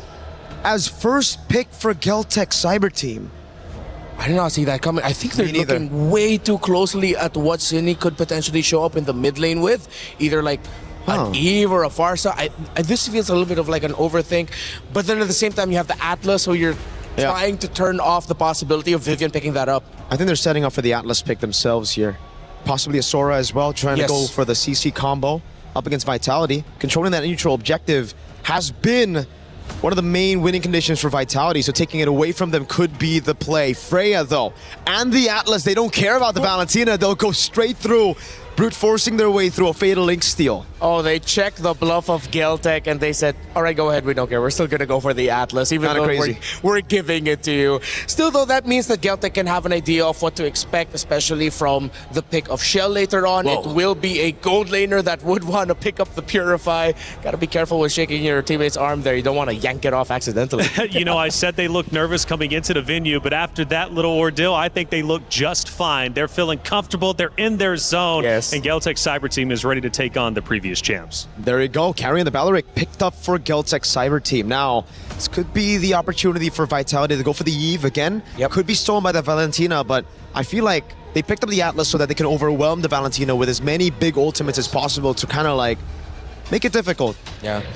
But now with the Beleric there, this puts a lot of pressure on XP and jungle to have the mobility, because Team Vitality are going to be going around the map much quicker, which plays so much to the playstyle of Vitality. Quick, fast rotations, dominate, and don't give your opponent any breathing room. While for Geltec, the first 3 picks, as good as they are for the current metagame, we've talked about Beleric, especially on Stream B, as one of the best roam picks that you could go for now. I do not see that tempo match from them just yet. They need to match the speed that Vitality are going to be going for, and that makes it even harder knowing that in the center of the map, you're getting controlled by a Juicin. They got tons of CC Renmar, but no one to really deal with the carry. Now that's a concern for me. Vitality have utilized the Freya to beat the carry before, but it's a different kind of Freya. Where usually we see the Flicker, we maybe will see a Vengeance, and it's technically still flex for the Freya. Yeah. And the tough part is, if ever they're looking for more of an item-heavy carry in the jungle, let's say in the back of their heads they're thinking, hey, maybe we could put in a Yi Sun-shin for Vivo so that you can match the damage somewhat, a little bit of a mid-range option. That's the beauty of the Beleric in this current metagame. You have picks like that that could be great, but then you're always overthinking, what about those damn thorns that's going to be coming out of this tree? How do we stop that? Phobia's ban is great here, so if they want to flex the Freya, it'll be good into the XP now, because usually a lot of teams, especially before the patch drop, before the Phobius nerf, would just go straight up carry Phobius to limit the Freya instantly. Wherever you go, you're going to be into a bad lane matchup. So now for Vitality, I think they're going to have some of their prio picks banned out, mainly for Chell. Those weak side picks should be taken out, as again, they've already banned the Phobius. It really looks like they want to put the Freya in XP. Geltec. Unless it's set up for like an Arlet pick or something, right? I'm trying to get into the mindset of Geltec right now, seeing that, they take out the Phobius, you don't have the EXP counter, but it still wouldn't be too crazy to see a world where in that Freya still somehow ekes it into the gold lane. Maybe I'm just missing a pick to fully add the evidence to that idea. So let's see, because even if they go for something like I don't know, Alice in the jungle, you're still lacking the damage. The biggest problem, even if you put Freya into the gold lane, you won't have the damage you need to take down that carry. You'll have a lot of dive. Maybe that's what Vitality's thinking about. Maybe we go back to that discussion we had earlier about the Hive Queen and how I personally like her on Assassins a bit more. Yeah. We haven't seen that too much. Only one Hirara game, and after that is mainly just the Akais. But with the Juicin, a utility mid, with the Atlas and even the Freya, I wouldn't count out the possibility of a Ling. A signature, old signature of Vivo. Yeah. A Hayabusa to walk up as well as they try to get a lane bully to get carry low, a winning lane in gold. There's no hard crowd control just yet. Exactly. Okay. So Geltec read the Yi Sun Shin and still want to take it away as a option. Even though they have the Belleric with them, they're still, you know what, play it safe. You mentioned the Assassins. Without any hard crowd control, single target, a Lancelot would be all right. Get those iframes up. You can extend team fights to the point where you're uncomfortable and they might lose their position and you suddenly find Tokyo wide open and that carry left alone. So let's see it. Vitality, what's the decision gonna be? Coach Casius thinking about it real hard here with Cine, discussing the possibility of an assassin pickup. No marksman in the jungle, but it will be the Moskov picked up first. They will indeed move the Freya into XP. And now the big question is, will Viva finally get her hands on a damage dealer, or will it still be tank? Very basic attack focused are the side lanes of Team Vitality that I wouldn't take it away from them from still putting in something tanky in the jungle, but at the same time, damage with all that damage sounds kind of good. Maybe it's just my little greedy nature sometimes in MLBB. But for Geltec, I think it's to ask of them for more range, so they will just lean on the idea of them having a lot of dive. So they need a strong team fighting comp, and of course, who is stronger than the Aulus of Kiowa and Liubon's Paquito, who I told her myself personally, I'm a big fan of how she plays the Paquito. Still though, against the Atlas, kind of scary. For sure. I mean, you got the CC immunity for the Aulus, but not for the Paquito. That's, I think, the reason why we've been seeing a lot more Atlases, right? With the utility jungle and the Paquito, it gives the Atlas so much more ways to just lock people down. But the Aulus for Geltec works in a different way. It's kind of like a third carry. You have the Paquito up top, the gold lane on a carry, and the Aulus is kind of there as a bait. We saw that bait just yesterday.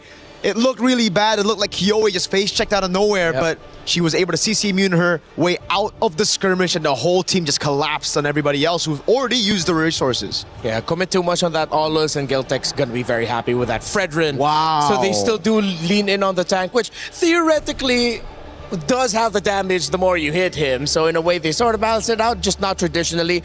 They have a lot of crowd control and some great setup for the Moskov and the Freya, not gonna lie. One team knows what it is to be a champion. They've done it many times. Can they do it again? If so, they've got to get through Geltec's Cyber Team. To be the boss, you have to beat the boss. It's the battle of the undefeated Team Vitality versus Geltec Cyber Team for our last spot into Grand Finals. Brigida, Gideon, let's get it on. Thank you so much, Reflections. We are looking for our second Grand Finalist, and it has to come down between these two teams so far. Geltec have fought so hard for so long, and now they face up the current defending champions in Team Vitality. They also have stuck with their very own identity throughout this entire tournament, and not a lot of teams have found their way around that, if not really struggled up against Geltec. But if there's one thing we know, Vitality too have shown some cracks in their armor. They're more prone to the longer games, so I wonder if Geltec can afford to do the same against the quote-unquote team to beat. Yeah, that's what I'm interested in as well. I mean, I didn't get to personally witness it on a stream or cast that game when they decided to whip out the Aulus in the first place, but it's absolutely correct. It does work as a secondary carry with the help of the true damage. Now, luckily, they've actually made sure that Aulus is a little bit more auto attack reliant to get his damage out, but that's where the curiosity comes through, because when I'm looking at the side of Vitality, as much as I love the fact that they've got Fatal Links, there's just so many, like, quote-unquote micro CCs to deal with. Your CC immunity is like great, but there's a limit to it. Yeah, and how could they really time these engages as well? Because I feel like GCT has a very melee type of lineup who really just wants you to close in on their opponents. Might just be willing to fight you directly instead of them trying to find a workaround around, let's say, the angles or potential entries. So let's see what the timings are going to look like, because even now you're seeing how Ginny's not having the best experience in the mid lane. Yeah, I mean, that's not surprising to anybody. It's, yes, you will always get that first move. So what? What can we do about this? And now, at least from GCT's perspective, you know what? Since we do get that first move, let us at least try and contest for some of these smaller camps on the side, whether for EXP Crab or even Gold Crab. Ideally, EXP this time around because they want to make sure that their junglers stay ahead of the game. Allus, he needs those levels on top of those items, but if you don't have the gold, at least get the levels. Yep, and there's a bit of help now for Fumi Echo coming in from Vival, but Quedro will be there too to anticipate the rotations. At least they got their level 4s already. They will both be ready for this upcoming turtle, but it's currently just Vivian to hold it down. Oh, wait, Fumi Echo actually gets bursted down. That's a first blood for Geltec Cyber Team on the EXP laner. That was a little weird. They didn't get the ult, but now they're going to look for the contest, and now the fight breaks out. City in trouble! All alone in that moment, and the Fatal Links copied by Geltec. But Vival actually the ones who are able to secure the first objective. Can she get out of this? The taunt won't actually make it. Fumi Echo jumping in. There she goes, but Geltec might not want to commit to this fight anymore. And they don't have to. And just look at the positioning of Lubon on this Paquito, right? It's really important for Paquito into the Freya matchups to not think, hey, I'm here to kill the Freya. If she makes a mistake, sure, but 90% of the time it looks like this. Yeah. You lose her abilities and she's beating you down the lane. Oh, Chell got to dodge that taunt coming in as well. Potentially another advantage for Geltec because so far they've already gotten some sort of advantage in the XP lane. Gold lane 2 is looking like they're starting to put a bit more attention there. It's the perfect amount. It's not enough to completely dominate, but to make the lane obsolete with the help of that first kill going on to Lubon.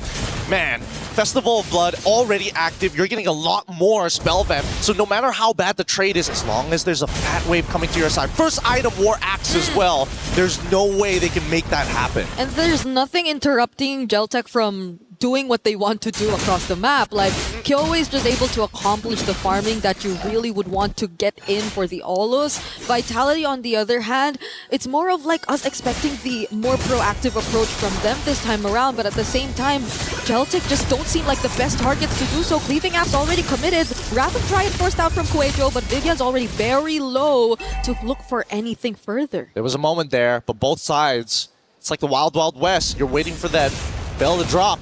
And once it hits clock hits 12, they're going to start unleashing shots at each other. It's so dangerous because you can see that whoever accidentally uses their ult first is probably going to lose that fight. But even so, without the axe cleave, Kyoe has no clean entry to get on into these neutral objectives. And that's something that we have to keep in mind here. Kyoe has a lot of things to worry about, so they need other people. Ideally, maybe the Beleric. I would say maybe even bait with Lubon on this Paquito to try and get the first motion from Vitality. Yep, so it doesn't all come down to them being scattered by Fumi Echo, also just surprising them through the entry to the factory descent. But as it's looking right now, Conceal's already coming in for Geltec. They're on to Vival, but they decide to change targets. It's actually Vivian right now looking for one. She tries to set up two, but the Purify is actually going to be available. But Vivian is actually just bursted down, both with the damage coming in from Tokyo. There goes the Retribution from Kyoe, securing the objective, but they are going to lose Tokyo in the process. It's Fumi Echo trying to get trades. Double kill for her, and that's the disengage. Communication is starting to break down here. Paquito ended up chasing away City, but finding the kill eventually here, and that's the important thing. They're still getting these trades, but I think the better decision this time around was actually to still peel back. You cannot afford your win conditions, that late game scaling and true damage from Kyoe to go to waste. And the same can be said about Tokyo. So both of them have to be the ones remaining. Everybody else is dispensable. Yeah, I thought it would have been really bad because Vivian was literally trying to go right in front of their face despite her already being shredded down. And mind you, it's just 6 minutes into this game, but you already have to see the amount of damage that Geltec are able to do. These are just basic attacks we're talking about, but oh, even Chell is struggling by just a bit. Crimson Beacon in! SOD will land onto Liubon. Does Vivian want to go for the setup? Doesn't have the Fatal Links, and now it's just going to be Quedro. But even then, she's also going to be able to escape. And finally, a moment to get that breather in. That's the thing, right? When you are so close to the Grand Finals, a simple mistake could just be due to desperation or just getting a little overly excited. They have to stay in the perfect median. As we see Fumi Echo trying her best to clear this wave. She was willing to put her body on the line for a tier 1. It's like she even skipped the minions and literally went forward, but that wasn't enough to really push Geltec out of the the turret. So now they're able to at least get trades up top because I feel like that's also something they saw coming. But so far, Geltec, it's a surprising way that they're able to deal with Vitality in the early game. And I love the fact that they're so hyperactive. They're not allowing Vitality to have that moment to be like, okay, let's look at the information, dissect it, and then come up with a plan. GCT, they're in your face. You make the choice now. Whether it's good or bad, at least make a choice. And look at where they're positioned. Currently, the control they've shown in the river is insane. It's Vitality who we're seeing struggling to actually get control of majority of the map. And look at this, with the lead developed by Luba on this Paquito, that top side already cleared out. Chell just gets the golden stat, but it's really not going to be enough. Chell kind of far behind here, and Vitality, they're trying to slow down this turtle take. Yeah, at this point, they're just really trying to mirror, but Cine very low now on the Jusin with just some punches here and there from Liubon and the pokes from Sonchike. Vival, how is she even going to find the right entry? Sonchike taking the Fatal Links as well. Fumi Echo does have the Valkyrie Descent, but it's Vival who wins on the Retribution. Vivian just trying to get away. Cine 2 very low on HP, but Sonchike finds the trade on Fumi Echo. Cine will have to go down. It's a 1v1 right now between Liubon and Chell, but Chell might not want to fight anymore. There is going to be some respo from GCT. And they get something back at least, but they connected, and Sonchike almost one auto attack. No, Chell gets out with a flicker just in time. So close. Vitality are being forced into these positions by GCT, and who could have imagined seeing this outcome heading into this matchup? The best way to explain how GCT is playing, it's all about tempo. They are the ones setting the pace of the game. Vitality merely react to it every single time because GCT, they're lining up the questions. Hey, how are you going to deal with our split push on top side when our neutral objective is up? How are you going to deal with 2-item Paquito already setting themselves up really, really good? Even Alla's 2 items as well. Their ability to kite is insane. The way that Vitality seem to always be ready for at least a potential engage, but every single time, look at Cine. Majority of the time, she has to go through the worst positionings just because of how GCT are dealing with the team fights. And they almost are the ones mirroring what GCT are doing. Almost. Like, it's close, but not far enough. And that's where KyoA is super dangerous, right? That Wrath of the Dryads, as much as we hate Fatal Links and how you can't really react to it, the same can sort of be said about the Wrath of the Dryads as a counter-engage tool when you're so deep in that sauce. And not everybody has anti-CC here. Vival, doesn't really matter. As long as you survive, that's great. But Cine, in particular, with no Purify and only taking Sprint, it's a risky gamble. But at the same time, if Vitality can dodge those ults, they can chase them down like right now. Okay, but Quedro will be very tanky to deal with. And Vitality are always forced to send someone to their sides just because of what Liubon has been doing across the map. It's a 3-0 Paquito who is just slightly ahead of her counterpart, and that's Fumi Echo, but the burst on Vivian! The roamers down for Vitality even before the Lord. A beautiful piece of chain CC. Quayo just played that perfectly. I mean, what can I really say about that? Oh, I know! Cine doesn't have the sprint, or maybe she just used it, but it's also not enough. KyoA just has her eyes set on the Lord as Quejo and Liubon deny Vitality of any contest. Beautiful game so far, but this is their style. GCT, early to mid, just nasty stuff, and they're still trying their hardest to crack open this mid-tier 1. The floodgates open. As soon as mid-tier 1 opens up, the rest of this jungle becomes a lot easier to start fights against Vitality. Yeah, Vival is definitely not going to be able to freely do what she wants anymore, but I think it's not just on Vival that we really have to pay attention to anymore. It's how Chell and Cine are almost shut down in their individual lanes. Fumi Echo, I think there were some attempts here and there, but even then, not even Fumi Echo is able to open up as much for Vitality. Yeah, I already think that it's a mistake that Cine had to take the sprint this time round, and unfortunately the laning phase did not go the way they were hoping for, but at the same time, as long as they can scale towards the later half of the game, like Chell right now really needs to get those 3 items down. We endless battle as KyoA is in pretty strong shape. I don't think there's a lot of people who can 1v1 her right now. I think even arguably Fumihiko, without her vengeance, will lose to KyoA as of this point. It's a killing spree too. that you actually see on the Elo. So I think the longer the fights, as long as there won't be any direct burst, which I don't think you're seeing from Vitality, Kyoe is pretty much gonna be okay. Like, she could just keep throwing out these high mobility skills and basic attacks to survive. But can she do that against 3, even with additional layers of crowd control? As of the moment, she actually is able to, even in the face of a Valkyrie Descent. All right, let's pull up the item list. Last time we checked 3 items, like, excuse me? Excuse me? That was all it took to deal with 3 members? As Vival just isn't too far behind. Wait, do they have enough to anti-heal? Wait, let me just double check this. Cine has the glowing wand. I don't see anybody else with anti-heal at this point of time. So there's only 1 applicator of anti-heal. Yeah, that was insane. You already used a Fatal Link. Oh, here you go. It's another Fatal Link though, but this time on the other side, taking down City for the 4th time in a row. Vivian flickering out just to survive. There's no one stopping this Aulus from Kyoe. They're making it real tough, and now they also net themselves an inhibitor turret. Beautifully done by GCT. Vitality are not even gonna look for a fight there. At least they sent Fumi Echo up top to somehow manage and trade, but it's not enough. It's a 7k goal lead already in favor of GCT, and Chell had to prioritize the Wind of Nature more than the damage. I think right now the biggest issue is the fact that GCT really took advantage of the miscoordination of the mid trio specifically, right? Like, something has been taking a lot, so much so, and I would have imagined that the mid duo at least would be communicating more with each other to be able to like peel one off of the other, but they have completely separate roles in the team fights. Yeah, and it's not the best of hero synergies either.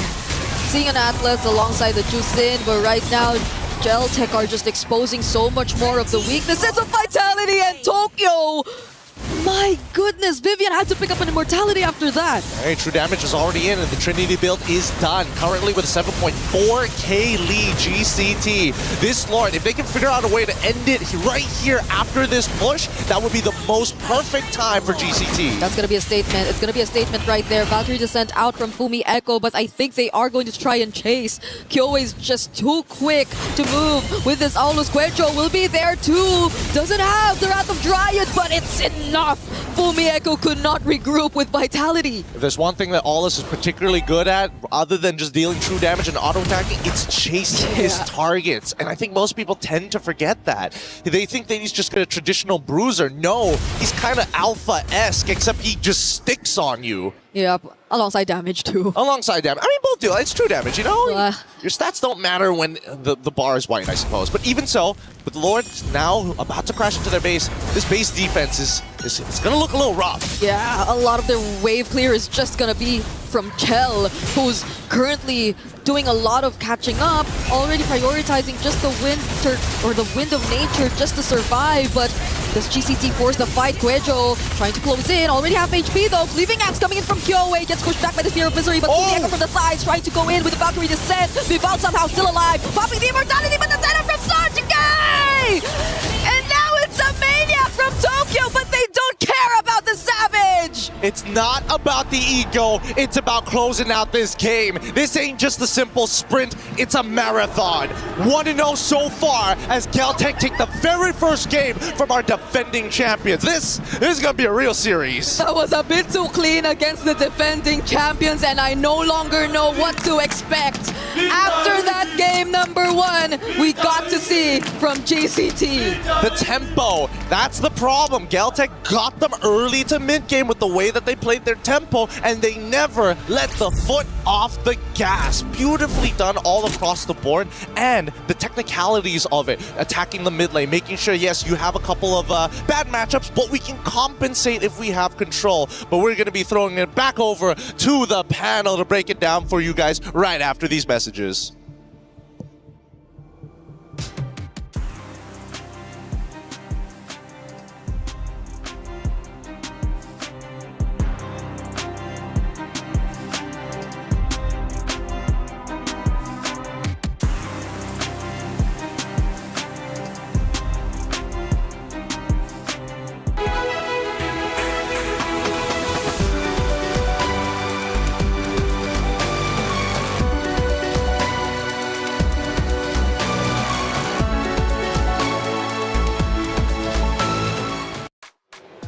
Oh, things are shaking up in a way we never expected it to do so. Geltec Cyber Team have taken map number 1, and Vitality is now behind in the best of 5 series. Is this the start of the unraveling of the Vitality roster? Welcome back into the studio. I'm Taylor Reflections Noble, LaFell, Eterna. Good to see you both. Eterna, my goodness, Geltec.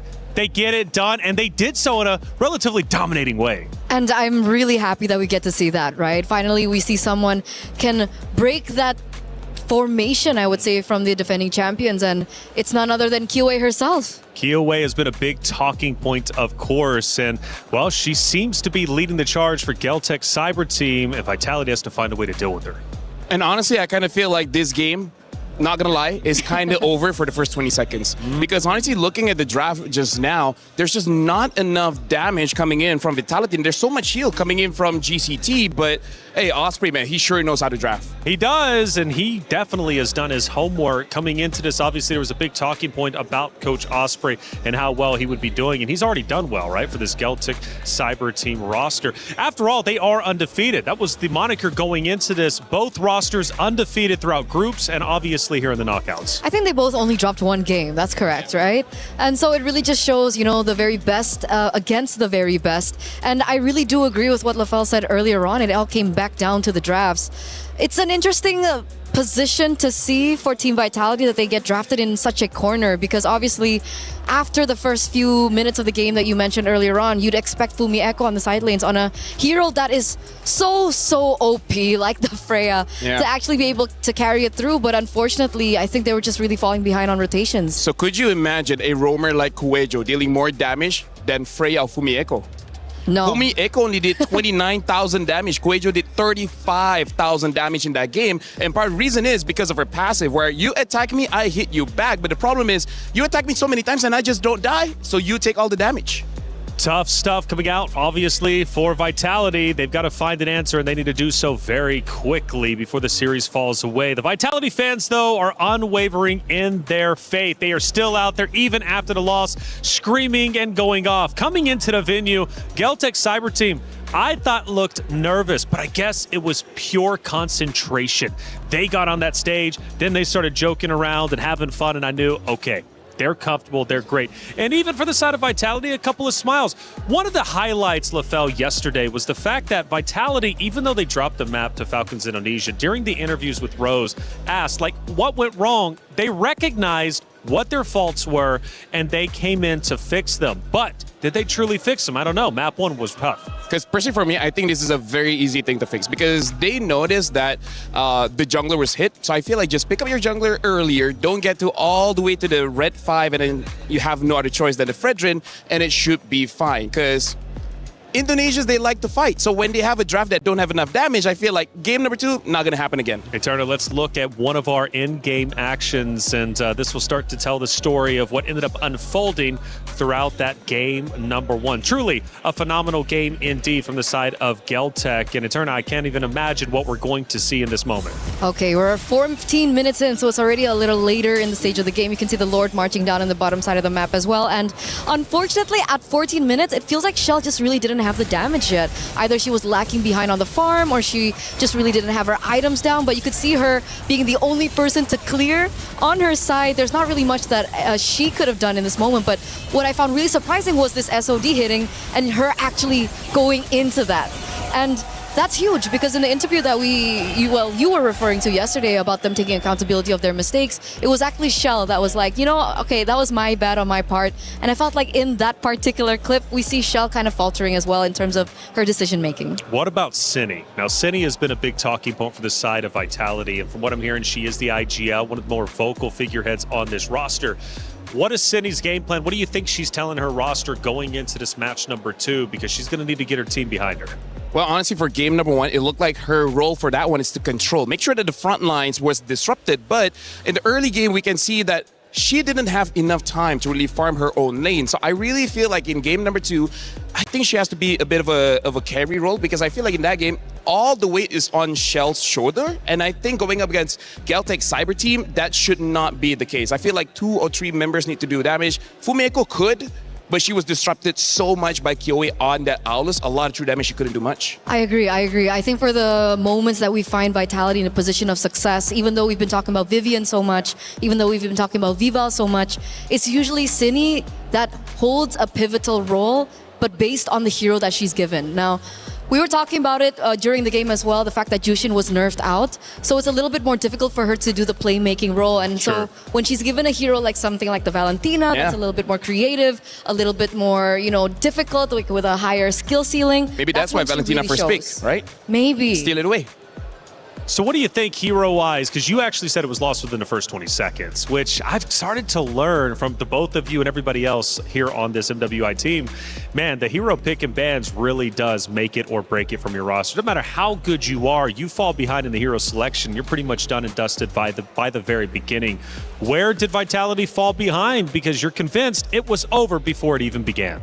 Honestly, Eterna, I think this is showing the growth of the female scene here in MWI, because before this, Vitality was so strong, even with bad drafts, they can get away with it. Now everyone is at the same level. You make that mistake, you're not getting away with it. And I thought that they learned from that. I thought they learned from that from last year because not last year, 2 years ago rather, 2024, because that was the run where they lost against Smart Omega Empress with a different set of coaches. They had Coach Susugaja at the time, and in that best of 7 or best of 5, I completely forgot, but in that series it looked like they were falling behind on in terms of drafting, and that's how they really lost against Smart Omega Empress. So with the change of Cassius, him stepping up, they've been undefeated, and then we see a draft like this. So we can say that from the beginning of the entire competition that Vitality had a target on their backs. That much is definitely true because in that first phase, we saw so many of the important heroes from Team Vitality being taken away from them. Well, they are the boss after all, and everybody has to eventually beat them in order to get the grand finals. This could very well be a historic moment. Now, I know I'm counting my chickens before they hatch, but if Vitality does not make it the grand finals, this is the first time in MWI history that Vitality has not made it. And that is a big, big deal. They already dropped the map earlier just yesterday to Team Falcons Indonesia, something that didn't happen in last year's MWI. This year, they have now dropped a second map, this time to Celtic Cyber Team. And we've kind of talked about how the competition amongst the regions and various regions have been improving. Is Vitality's end and reign starting to come to an end? Like you said, they are the boss. And usually what happens to bosses is they're not invited into the group chat. Right? Because I really feel like, because honestly, if you go to the player lounge, you see all these players, they hang out together, right? So of course they'll be talking, and everyone has theory crafted how to deal with Vitality. And Vitality being the #1 at the top. Everyone wants to take you down. They're not a part of that conversation. So when a team loses against Vitality, they're like, you know why we lost? Because of A, B, and C. So other teams get to learn from that. That's true. And Eterna, this is something I noticed across multitude of esports, and that if you are the best team and you have one of the biggest fan bases in a game, such as this case with Vitality, when you go out there, any team you play, it doesn't matter if they're one of the top dogs or the underdogs, they are going to give 150% because they want to be the ones to say, I beat Vitality. So every single matchup Vitality goes into, whether it's day 1 or the finals day, every team is giving their all. No, for sure. That's definitely what is happening right now. You can even see it every time they get into a certain matchup. It feels like the next opponent that they always, happen to oppose is a lot stronger than the one before that. So it really goes to show how much homework everyone is doing on them, and specifically so in game #1. Team Vitality has found so much success, not just this year, but also last year on Akai. Akai specifically for Vival. And we're starting to see a lot of teams deny the Akai away. So do they want to still stick with the tank jungler system, or will we finally see Vival on one of her really strong heroes like the Assassins? Well, Vival is known as the Hive Queen, but on the opposite side, you got Kyoe, the Ice Queen. It's the Queen battle. Who will end up ahead? Let's find out during our pick and bans. Yeah, right now it looks like Celtic Cyber Team is going to be first pick, Vitality on a second. They're going to be playing in Dangerous Grass. Looks like the Guinevere has been banned quite early, as well as the Marcel from Vitality. And honestly, Kyoe, so far, she's been doing very well with the Aulus. I believe she hasn't lost just yet. If she has, maybe it's just once, but I don't know. Do you think Vitality would just let her get that again? Because you were talking about the Akai. They're not letting Vival get the Akai. Super respect. They're taking the Guinevere away. They're taking the Akai away. And I think they should actually consider the Aulus. Or, I mean, this has been the pick for Kyoei. Yeah. I don't think that Cassius has not thought about it. Right? If they didn't decide to ban it in first game, maybe they had an idea of how to take it down. Maybe it didn't work out. Maybe they want to go for something different. Because, Benedetta was her thing last year. Now she has the Aulus. So we're going to see whether or not Cassius will actually start to respect it in the first phase. But the Hirara goes as well. So is this starting to eliminate my hopes and dreams for an assassin matchup between these two? I feel like it's not completely over just yet until we see the EXP. Because I feel like if Vitality picks up something like Esmeralda, which not going to happen because Esmeralda gets banned, it looks like both team... Actually, Eternal, I think this is smart, right? Because both teams are opening up the Paquito as well as the Freya, kind of forcing Vitality to just pick up tanks. And maybe Kyoei just prefers that because Aulus, after the revamp, is very interesting. He has a way to cleanse crowd control, and when he uses his ult, he has damage reduction, making it so that he can basically fight forever, which is great against tanks. So maybe this is just Osprey's way of saying that, please pick up tanks, that's what we want. Oh, but no, never mind, they're going for the Boxia, interesting. It could still be flex. You know what, you're right. Oh, definitely it still could be flex, but I think for Geltec Cyber Team in particular, Kuejo really hasn't picked it up so far. So we're looking at the idea that this should be jungle, but just for those of you guys back at home and for those of you guys in the venue as well, just keep your peels out for that possibility. Team Vitality though, earlier on we did see the Valentina being prioritized by Geltec. For Vitality, do they want to take the Valentina for themselves here, or do they want to look for a winning lane of their own? Because I feel like that's what they really lacked in that first game. I feel like you still... Personally, for me, I would actually pick up Carry as well as Freya. It's very honest. You're showing your opponents where each other is going. It looks like they're going for a different route. They do pick up the Carry, because Carry, as of right now in MWI, has been amazing in turn. And now the Atlas probably just want a little bit of control. And maybe they're saying no way Geltec is going to pick up Freya, but I kind of feel like Freya should be picked up here. I feel so weird about this though. I feel really weird about the gold lane matchup and how, volatile it is. Like, obviously, there's an argument to be made for Moskov and the Claude. And the carry is great if she gets going. But I feel like in the grand scheme of things, the Claude has a little bit more value, especially in these team fights with his AoE damage. But it looks like they prioritize the carry instead. Geltec as well understand that with the choice of the carry, she's a little bit more, low range, so she'd have to really dive into these particular team fights. They also see the Atlas on the other side. I think Beleric is a good call, and they again take away the Valentina, just really putting Cine in a position to think, all right, you're really good, but what happens if you don't get a hero that can really accommodate? I feel right now Vitality needs to get lane winners. I think that's the biggest problem, because right now they're kind of winning the mid trio, right? Boxia, Valentina, Beleric.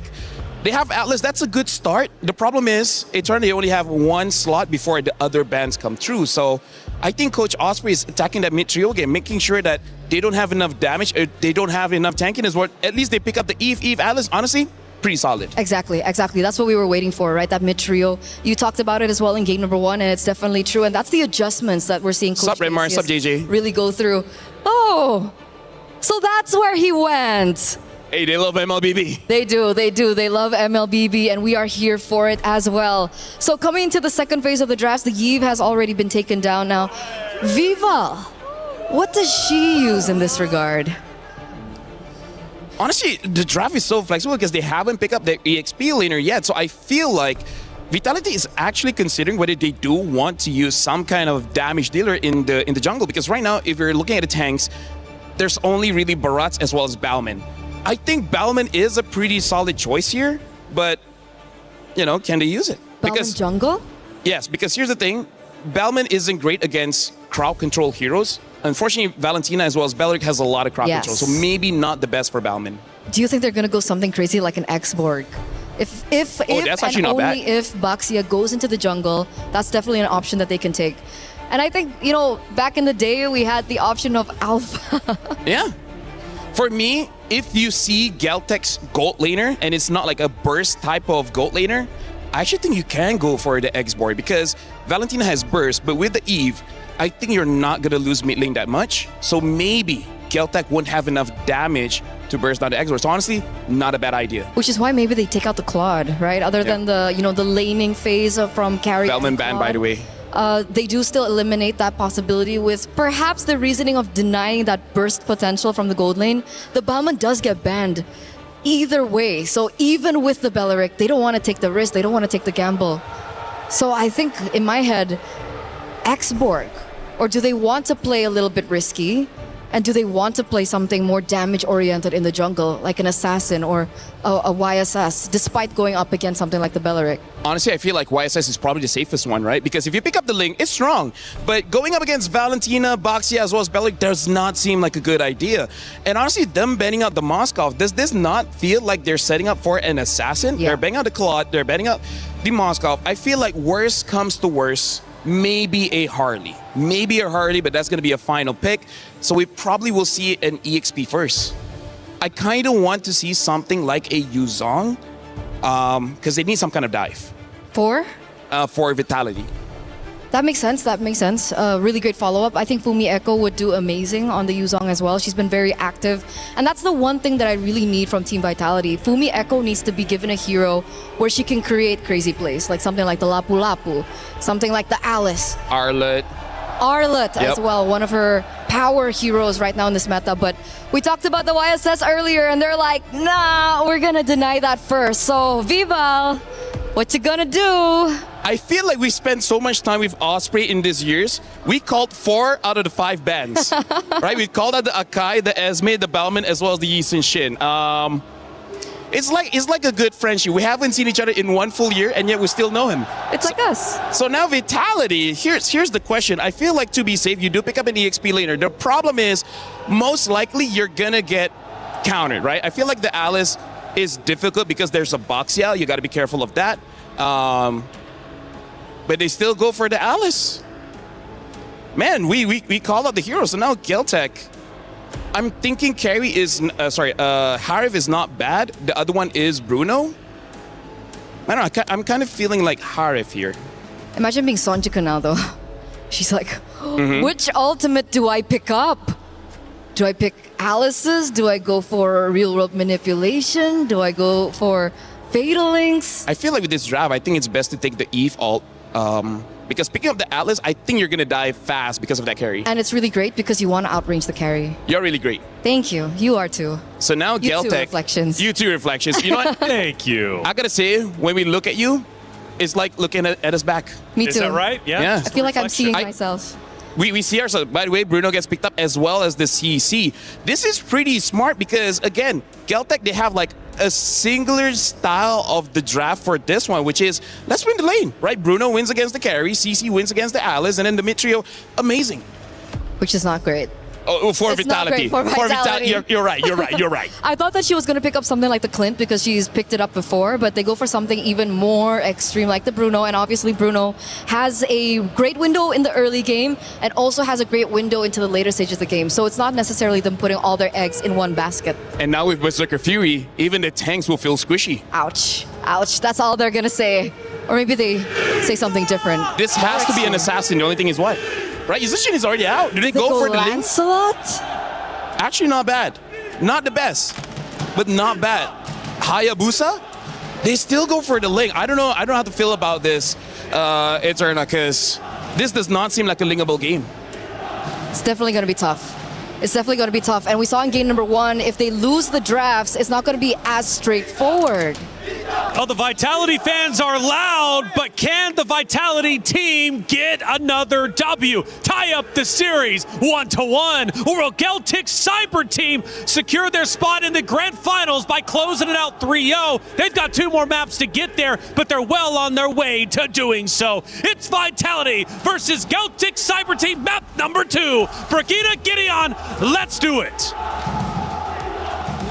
Thank you so much, Reflections. We go into the land of Dawn with the world watching. Everybody looking for somebody to stop Vitality's reign. But with the fans here and how much energy they give, they can only watch and bear witness as our competitors hit the field. They cannot let any other feeling take over. I know we might be worrying by a bit just looking at how the Ling could potentially be playing into this game, but you have to give out all your energy because if GCT get on the momentum, it's gonna be tough for Vitality here. Keep in mind that, truth be told, as much as this might not be a Lingable game, as long as Vival is able to take out Tokyo, there's a really good chance that Vitality still win the team fight here. There's not a lot of big damages, nothing that really leans into what they want to do. There is anti-synergy on both sides, but for now, at least, the laning phase is going smoothly. So they've went for a very specific win condition if that were to be the case. It's not a Ling just constantly going for the kills all over the map, but more on making things difficult for one of the main carries of GCT, which is looking to be, once again, just the Bruno. But Kyoe seems to be on to Chell at this point. Vivian does show up though, but they're not really gonna go for the fight. Yeah, this is more of a punishment on the GCT side. Like, look at the tax on the HP, right? Getting a lot of the regenerates out of them, while Chell barely missing any EXP or even gold in the lane itself. Now, Newborn, this is the real question here. The fact that they banned out the... Wait, hold on. Oh, Vivian does find Tokyo, still has the Purify, but Vival shows up. And right on cue, you mentioned it. This might be the game plan. Yup. Again, the laning phase going really, really well. They got to be worried. Like, GCT need to recognize and remember that Ling, similar to Fanny, you take trades in lane, you better stay at least above 60% of your HP. Anything lower, there's a good chance that Vival's gonna show up and dive you. This is why they took out so much of the more safe options in the gold lane, the likes of the Moskov. They just wanted a gold lane that was easier to access for a Ling, but then right now, we did talk about the XP lane. It seems like Yubon does have a slight advantage over Fumi Echo, at least for now. This is great. Vitality understand we don't actually need the first turtle. All we gotta do is see whether GCT wants it more than us, and we're gonna start stealing camps away. Look at that. Minimal. Give it up. Doesn't matter. Ling's gonna get a purple buff on the opposite side, and still, unless GCT recognize, hey, after this turtle, we need to go for a fight and invade on the enemy purple side. Vitality had enough time to get back despite that steal. Now Fumi Echo though and Vivian are quite low on HP, so Vival just does it alone! Vival steals it all alone! There goes the Real World and the Tempest of Blades, and Sonjik is nowhere to be found! What a macro play by Vitality! What was that? What was that? Wait, I'm pretty sure that Vival didn't even have the purple buff. Yeah, Vival doesn't have it. They didn't steal it. They decided, you know what? They're actually rushing it down. We're gonna walk back over to the turtle and just take him out. They got 2 kills for no trade on top of the turtle.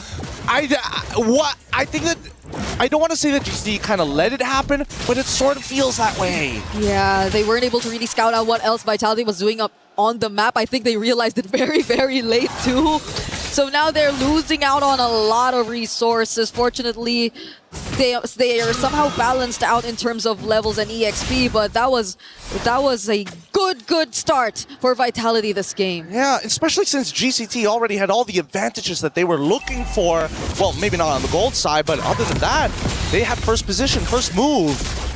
Quaito all alone here. There's 4 members and Chell decides to go in with the ultimate and the setup from Viviano as well. There goes the Real World manipulation. The follow-up is just too much from Vitality. Vival constantly finding more and more kills. City gets 2 as well.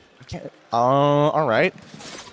I gotta think about this for a moment because they are not playing as confidently as we saw in Game 1. Revitalize was still available technically for Quavo, and by no means, I understand by holding your battle spell, knowing that you are going to die, that you want to save it, but at the same time, the cooldowns and knowing that the next turtle, you're not going to have the right abilities just yet anyway. So At this stage, Vitality are starting to take control. They control the tempo, not like GCT in game number 1. They're making their statements now and loud and early. And isn't it a dream start for an Assassin lineup too? Because even at this point, Chell just confidently taking on the 1v1 against Tokyo. That's where you see the Revitalize come in, but is it a bit too late? Because the Tempest of Blaze from Vival is going to finish everything off. Doesn't have it now though, so she just might get traded down, and it's a shutdown for Kuejo. Huge shutdown. Really sad that it had to go on to the roamer. It would have been nice that, you know, maybe Sonj or maybe Kyoe, somebody else. Most ideally Tokyo, because right now Tokyo is taking so much hurt. 0-3, 5 minutes into the game. 2 of those deaths ended up being handed over to Vival. One I don't really count. But even so, it's not the best position for any gold laners out there. Yeah, it's been a bad day for Bruno. I think a lot of Brunos have been going through the most unfortunate of early games. We saw that happen too earlier on, but this time around, hopefully they do get to find some way to get back in the game, because again, it's still a very fast lineup, but just as fast, Vivian finds a target and they decide to pour in all of their resources there. Wrath of Riot 2 burned it down, but it might not be enough. They only find Sonj for now, but the follow-up from Fumi Echo! Look at that Throne of Ruin as Chell also finds Tokyo in the top lane. So much wins for Vitality all across the map. A beautiful chain. Are they gonna dive this? Yep, Lubon, you got it. Oh, got the flicker out of them. Doesn't get the kill, and that's fine. Getting the flicker is good enough. GCT, at the very least, are punching back, but Vitality, this is a sweeping victory across the map. Top tier 1 already taken. Another neutral objective while they were at it. And not to mention, just really racking up the kills. 9-1. Oh, that hurts. Chell just walked up straight to Tokyo, and you already saw how she brought her down to half HP, but Vitality have been heavy on the macro so far in this game. They've been very specific on their win conditions. They've accomplished it in their first rotation, and they need not repeat it a bit too much, enough to a point where GCT could read them out. Now it's GCT who we are currently questioning in terms of what the game plan currently is. Well, right now, we just need to see a full-on team fight 5v5. We need to see how Yobon really impacts and influences the shape of the fight, right? Because so far we've only seen the traditional 4v4s, and somebody is always late to the fight, unfortunately. And the chain CC on Vitality has been proven an effective strategy now that they've opened up mid-tier 1. They're just going to reapply that same script here in the jungle. Whoa, Vivian decided to take that stun from GCT, but maybe at the expense of her life, or maybe not. But Kuejo has enough damage to do it. Fumi Echo holding down 2 members as they also eliminate that Belleric in the back lines. We trade 1 for 1 here. Not too bad. They still have 20 seconds left. Oh my whoa, god. Whoa. Sonj looking at the target, but City picks up the kill. A lot of help here for Vival in the body block. This is just such a fast game for Vitality so far. A really fast game, but at least Lubon going to make the difference here and try to at least get some gold back. It's a 4.7k lead, one of the bigger leads that we've seen here from Vitality in this matchup against GCT. 7 minutes into the game, so relatively early at the 8th minute, we're already getting a rough amount of 5k differentials. Yeah, I can only imagine the amount of gold Chell has right now on this carry too. Look at that. So rich. 8 to 11 is the gap between their levels. Tokyo, unfortunately, on a 0-4-1 KDA right now, and I feel like at this point, Chell could just confidently take on even the tankiest members of GCT, so that's going to be a problem for Kyoe and Kuejo. Well, speaking of confidence, you can see that Vitality showing themselves, hey, we're in the mid lane. Are you going to do something about this? Because we're walking to the Lord right now, and you don't have much of a choice. Now, the purple buff on the enemy side is spawning in 2 seconds, and Vival back into the same little shenanigans. They're repeating this script. Yep, GCT badly want to contest, and they have not paid attention to the other parts of the map, all the while they've been trying to set up for the entries here in this upcoming Lord. But Vitality are just baiting them out. GCT, could they potentially sense this and try to get the or try to bite the bait, because they see that Vival's up top. Kuejo's getting bursted down, has to run away, but the center from Sonj might not be enough because Vitality were prepared. Now it's just the backlines that Vival's really after because Chell can take care of the rest. Vitality win out big in that team fight. Oh, wait, it's not over. It's not over just yet. They might actually get a little bit more here, but it looks like they've zoned them out entirely. Cine and Vivi doing a very good job to make sure that GCT don't pull any rugs from underneath them and sneak behind.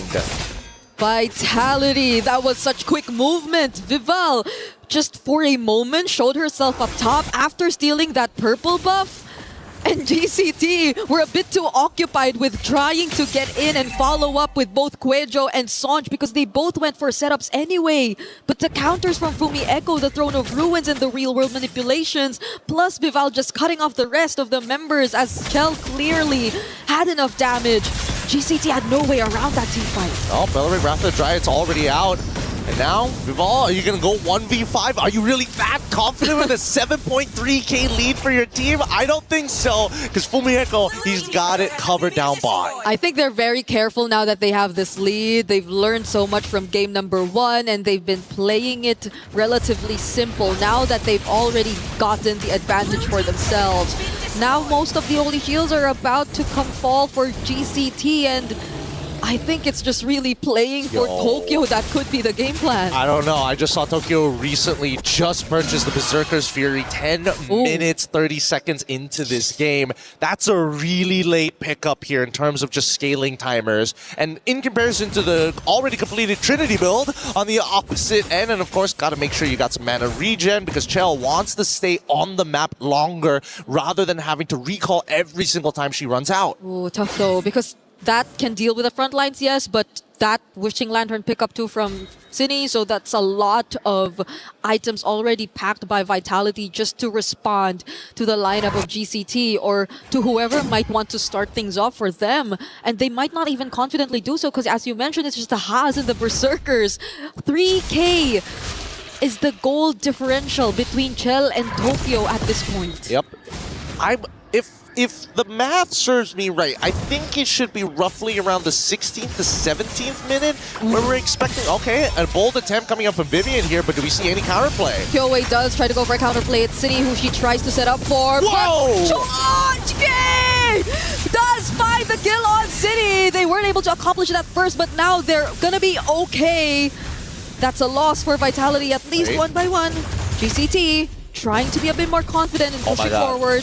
Yo, Fumi! Fumi Echo, Throne of Ruin on the far! And the follow-up from Vival, now it's Vitality with a re-engage! They're dealing with the front lines first, one by one. It's the exact same script for Vitality! The spread of the damage, a triple for Vival, and a double for Chell! What a huge engage coming out of Fumiko! This small woman has some big guns at such high-stakes games, and that is going to be it. Tokyo coming up in 7 more seconds, but the game is already done. A clean wipeout from Vitality to say, no, we're defending champs for a reason. 18-3. Just when GCT thought that they could have found an opening, a single pickoff to boost their confidence, Vitality clapped back with the exact same sequence they've been doing to win out most of their team fights in this game. Oh, the set plays here, the hesitation, I think that's what's really the difference here. If a team is not only proactive, but is decisive, that is going to be the big game changer. Because look at this, Fumi was already communicating, we're going to turn this fight instantly. And the backline, Vival, you just deal with them, the rest of us will melt them down as Chell played a perfect game. Perfect purifies as well. You have too many guards. Chell is too well guarded in this game. We're going to be throwing over back to the studio. Break it down for us after these messages.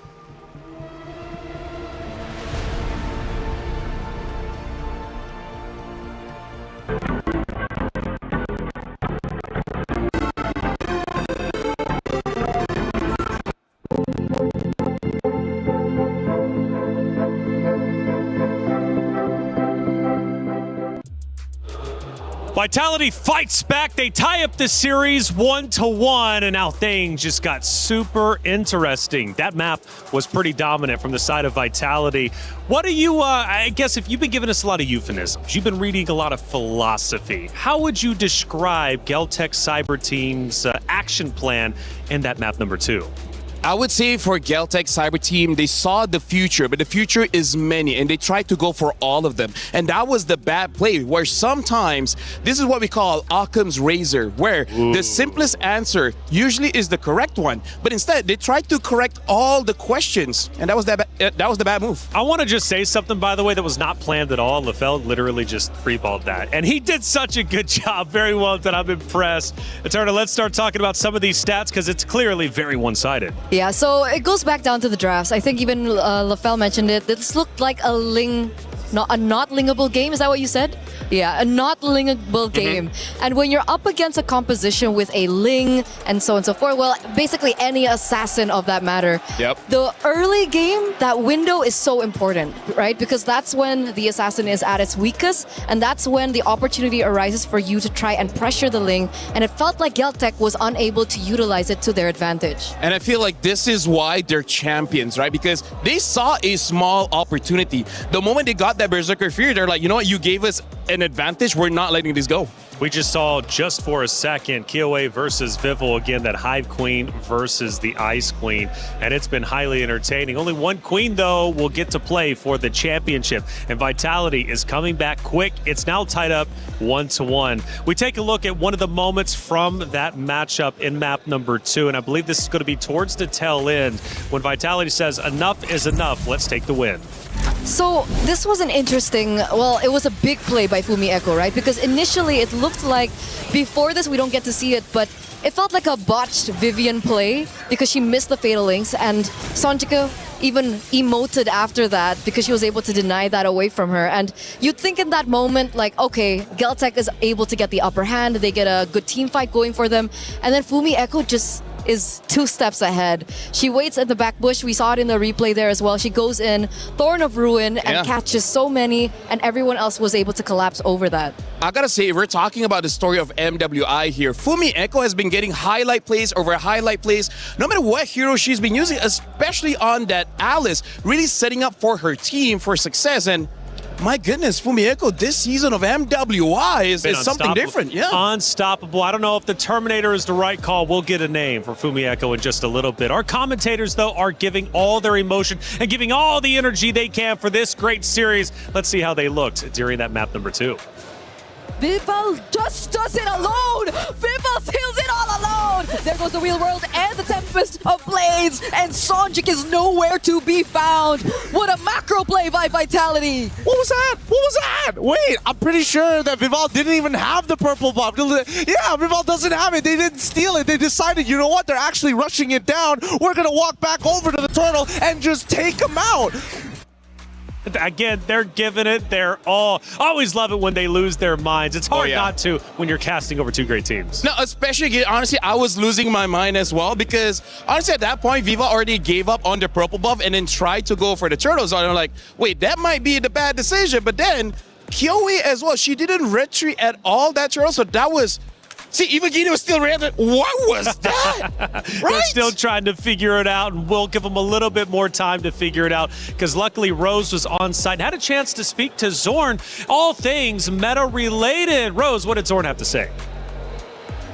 Hey guys, Zorn here all the way from Malaysia. How are you? Hello guys, I'm good.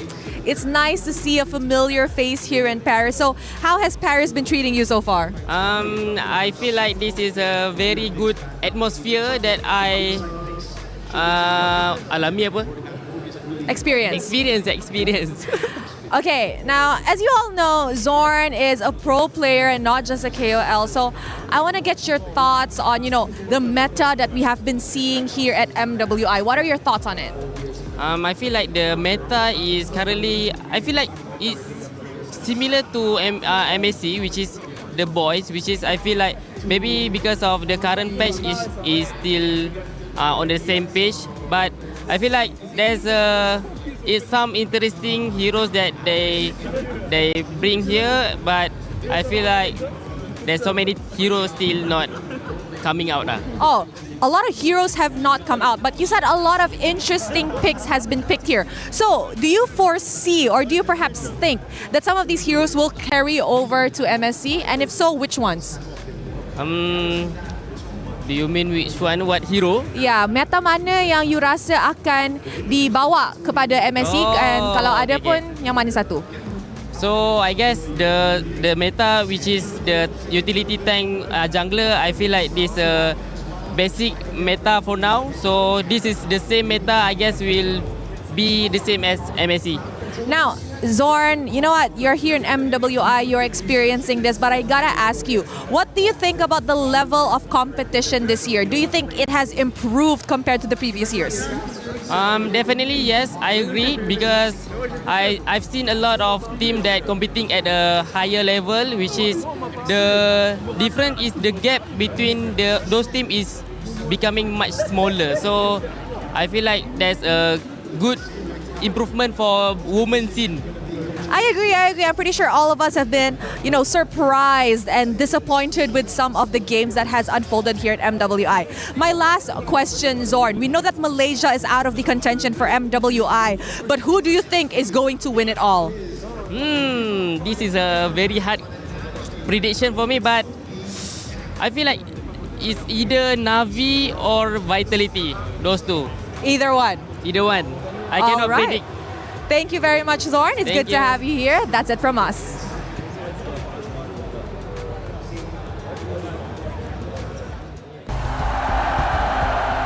Whenever we let it out, it becomes our superpower. Now imagine an entire city being built to supercharge it. Kadir City, powered by play. Thank you, Rose, for that interview with Zorn. His official predictions are in. Grand Finals, Navi versus Vitality. But who's he going to cheer for if they're both in the venue? I noticed he was sitting on the Vitality side. How could you not? They are the loudest in the venue. I got to say, he was pretty brave to be like, I don't know, could be Navi, could be... Honestly, for me, I would just say, oh yeah, Vitality. Woo, for sure. Well, we're going to the stage. The fans are getting hype, and the Vitality fans continue to jump. I don't know how they do it. How do they have so much energy? I guess they're not 34 like me. They're giving it their all, and they've been screaming at the top of their lungs, and one name has been coming to the attention. It's Vival, constantly chanting her name, and Vival is about to play once again. Now, I've got to pick your brain, Lefel, because we were talking about the hero selection from before. Correct me if I'm wrong, and please correct me if I'm wrong. I think you mentioned that Team Vitality did fall a little bit behind in the hero selection, yet they dominated that map too. So is this one of those rare moments where even though their heroes were a bit outpaced by Geltic's Cyber Team, their overall skill and experience ended up overdoing the hero pick from Geltic? Honestly, that's an amazing question, but I would actually say it was Geltic's mistake. They made such a big mistake where the best way to explain it is they lost focus, right? It looked like they were autopiloting. It looked like brain fog because they started doing things that doesn't make sense according to the draft. In fact, the very last play, Fumi Echo jumped in. That was great and all, but why didn't Geltic Cybertech check the bushes, right? Isn't that like a normal thing when we go into the late game? So it really looked like for that one, I apologize, but this is a true analysis. They were just autopiloting for that one. Which is why we were always talking about that window, that early game. The early game has been so important from game 1. The early game has been so important to game 2. And it was the execution of Geltic in the early game for game number 2 that really lost them the battle at the very end. Like that 10k gold lead that eventually built up by Team Vitality, that was because of the early game once again. And that concerns me because now it's one of those moments where it's like you have the hero pick, you won the pick and ban, but now your fundamentals are starting to fall. You cannot afford that against the final boss of Team Vitality. Going into map 3, they got to pick themselves up. Now, Lefel, though, the reality is we're here at the MWI. We're in Paris, and we are the home turf of Vitality, and the fans are loud. How much of an effect do you think that is happening for Geltic Cyber Team? Because they've got to listen to that. Dude, that's huge. Like, imagine when we just started becoming talents, right? The cameras are intimidating. The lights are intimidating. After years, then we started getting used to it. But for them, they got to get used to it pretty fast. I mean, like, Kiwi, sure, maybe the Ice Queen, she can handle it, but it's a 5-player team. Everyone has to be on the same page. That, and also Kiwi is the only one with international experience. Yeah. So she's here with 4 new faces, and I've spoken with a lot of, the female players when they've made their debut from last year, even the year before, and every single one of them has mentioned the lights, the stage, the audience, it all has a mental impact. It's hard, isn't it, as a competitor, but if you want to be the best, you have to ignore all that and play the game you know. We know for a fact Celtic Cyber Team can win this series. They won map number 1 in a convincing fashion. If they can just play like that, who knows, they might take down the Titans of Team Vitality and be in Grand Finals tomorrow. But they've got a lot of work to do. We're tied up 1-1. Let's see how our pick and bans go. Eternal, let's talk about this. Cassius, Banner, the Boxia, the Aulus, as well as the carry. Does this not just scream like, we're respecting you and we want to take this game? This is a completely different system or a completely different strategy, I would say, from Game 1, Game 2. The fact that Team Vitality have swapped sides with Celtic, they've really tried to facilitate the opening of this debut Hirara pick. Right? First pick Hirara here for Team Vitality. They're very confident with that. And the surprising thing is, when you're up against Hirara, do you not think that heroes like the Moskov would be more of a problem compared to the carry? I feel like that shows that they just want to make sure that both Vivian as well as Fumi Echo has a good time, because, you know, Hirara, jungle, damage dealers are probably going to have an EXP that's more tanky. I think they just understood in this game, as long as Fumi Echo has a good time, as long as Vivian is having a good time, Vival is just going to have a good time. Okay, so we're talking about the EXP lane now. Because on one side we have Esmeralda, and on the other we usually see either Sora or perhaps a CC or a Yuzong sometimes even. Even Freya is open. Right? Even Freya is open. So this is very interesting here, because I wonder what pick Kioe will pick here, because technically 4 junglers has been banned. Now, Aulus has been banned, Baxia, the Gwyn, as well as the Akai. Celtic, they early picked the Esme. I respect that because there is no carry. And now they early picked the Clint to possibly say, hey, don't pick the Claude. We already have your counter. And now the Atlas has been picked up, and even the Alice. Look at the AoE that Vitality has. It seems like they want to fight. But what do you think about the Alice into the Esme matchup? Because it's not necessarily like the best of matchups for the Alice. If Fumi Echo wants to get a good time going, usually she's the one who's playing strong side instead of Shell. Just ignore the hater. You know, like, I'm not going to win against you, so I'm not going to fight against you, right? The way that you play Alice against Esme, you just try to freeze the lane on your side, get level 4, and then try to win the first turtle, and then after that, do the same thing at game number 2. Okay, so we're expecting that kind of mentality coming into game number 3, and technically it did work out for them in game number 2, so let's see if it crossovers to their 3rd game. But of course, we are still waiting the last pick in for Team Celtic, Lilia. Okay, so they see really strong heroes for the first 3 from Team Vitality. They're picking up something of a momentum hero of their own, the Lilia, with highly fast clear and already really good base damage in the early game. Very good against tanks like the Alice as well as the Atlas. I'm just slightly worried because going up against the Hirara, because Lilia, out of all the heroes in ML, has one of the lowest HP pool, making it so that she's extremely squishy. So a good engage by Hirara, she's dead. And we don't know what the mid is going to be. If the mid is something like an Eve or even a Farsa, this Lilia will not have a good time. So I think it's an amazing pick, but it's not without its weaknesses. She needs to be very quick when and how she gets that level 4. Because that's the only saving grace that she has, her black shoes. The black shoes can take her out of really sticky situations, and she's going to be relying on that. So they need to be able to facilitate that with an equally strong roamer pick. The only question is what is up right now, right? Because now the Belleric is gone. I wonder if they want to go fight fire with fire and possibly pick up something like a Gatot, something like a High Loss, someone that can bring Revitalize so that they can stay in the fight for much longer. But if they do that, they need some kind of fighter in the jungle. Because when it comes to the tanks, yeah, it's just Bellman as well as the Barat. So I'm actually not entirely sure what their roamer is going to be. I agree. I think they need counter engage. And other than the Gatot Kacha, the one hero that has been trending so much with counter engage was the Belleric. So that is a really good ban coming in from Team Vitality. And the second one, which I'm kind of 50-50 with, but it has won games, is the Minotaur. Surprisingly so, it has gained popularity, and it also can bring out the Revitalize. Yeah, I feel like if Minotaur lasts after you see Vitality's pick in mid, it's fine. Because if they pick up an Eve, which they have not banned, if they pick up a Jushin, which they also have not banned, that might be very difficult. It looks like Vitality is on the same page as us. They're taking out the Belleric as well as the Gatot. Revitalized carriers, so now it's only High Loss which there's multiple heroes that can deal with the Hylos. In fact, they can pick up a Gord, and the Gord might still work well here. Which is why I don't like the Hylos pick.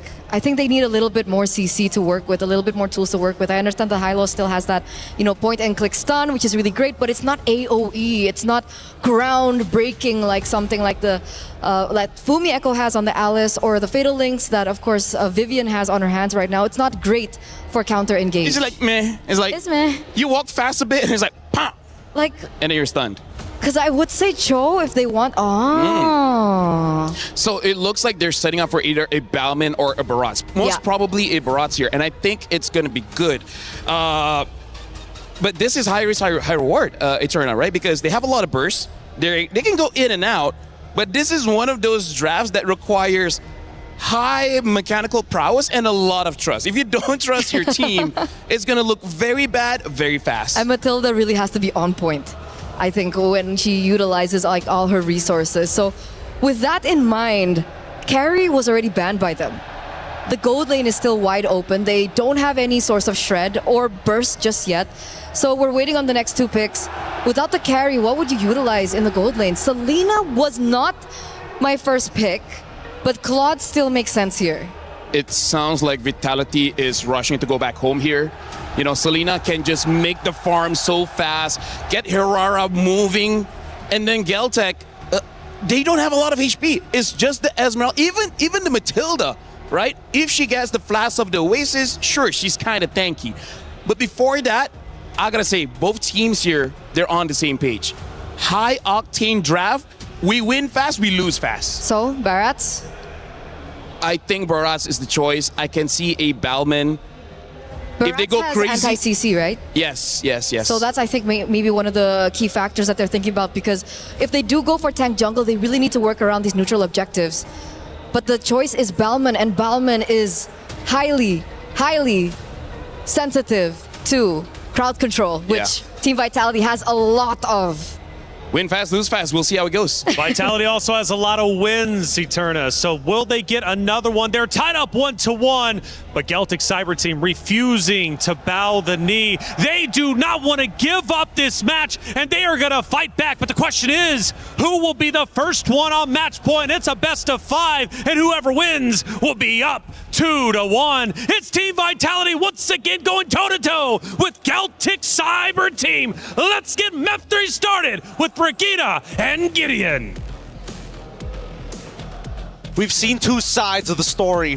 One where Geltec might overcome the defending champions, or of course Team Vitality holding on to the trophy all the way to the end. Only one spot in the Grand Finals to fill as we jump into the land of Dawn. The match score is 1-1. And we will be witnessing another Selena game from Cine to top off this draft that Vitality has decided to field, which I think came as a bit of surprise for both of us and even the panel, as they've decided to go for this instead of any other source of burst and or even shred.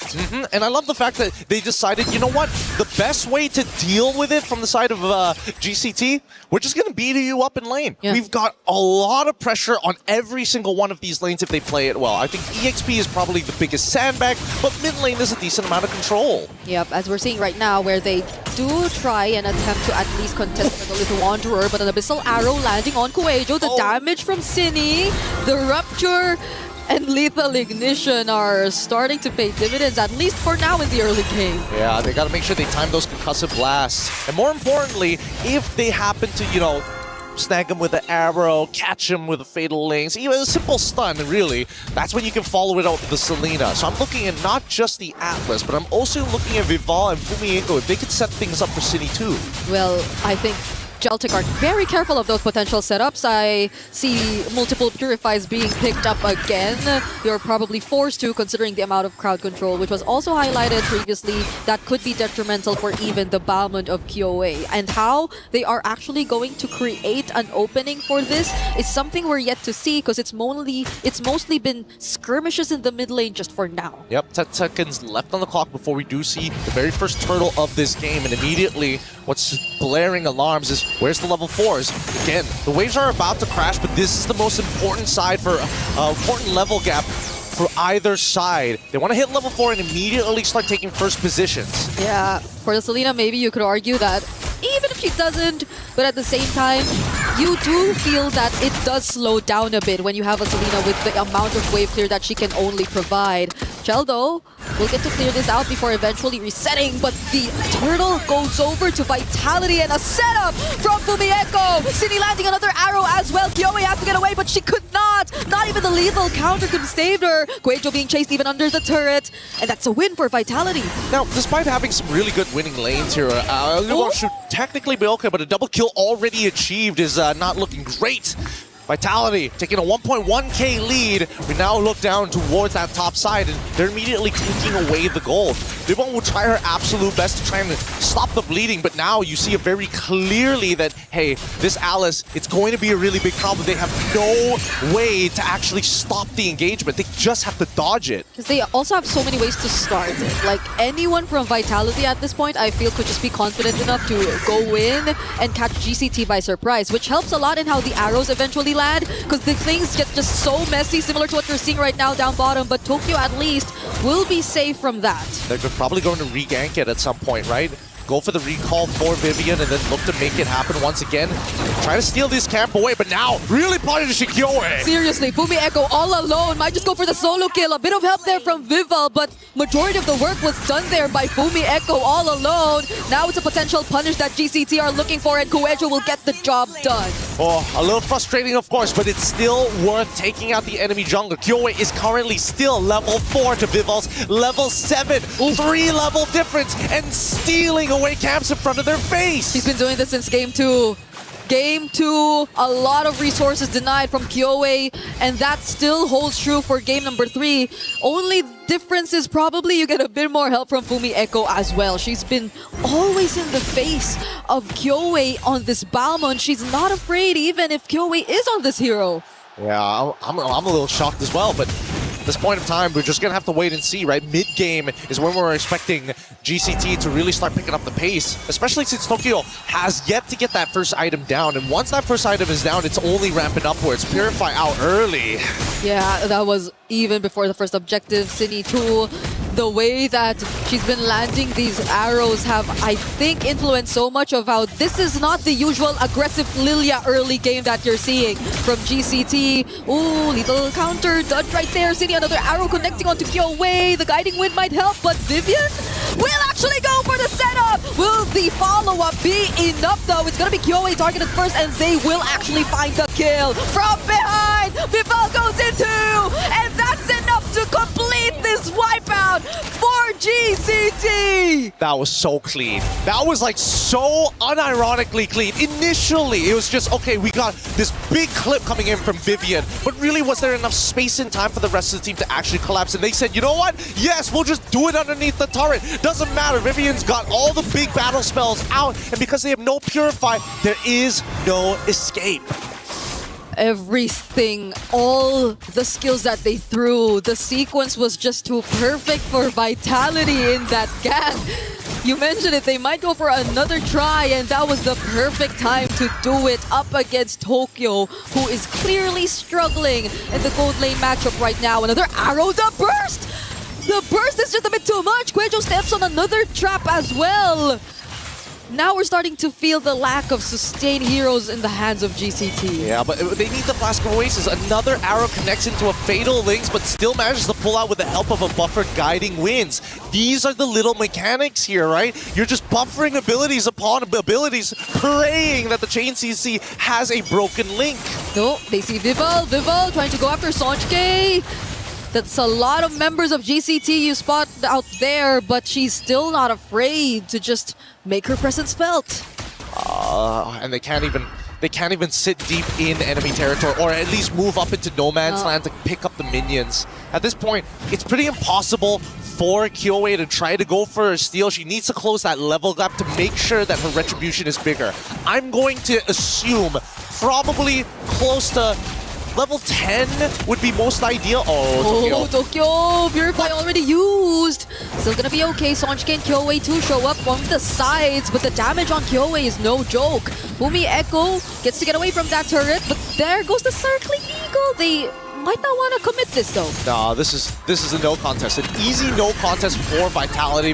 Going to deny the purple buff as well. And they're probably going to cut off the mid-tier 2 here just to make sure they secure mid-tier 1. Just how many resources have been stolen away from GCT at this point? Vival's movements across the map have been a bit too unpredictable for GCT, or maybe they just couldn't also keep up because of the pressure that she's been doing. Look at her up against Kyoe. Even using... Oh, that wasn't the retribution. Oh! Yep. Was able to iframe her way out of the lethal counter! This is super silly. It is clear. It is clear. They don't remember every single one of Hirara's abilities. She has 4 to work with here.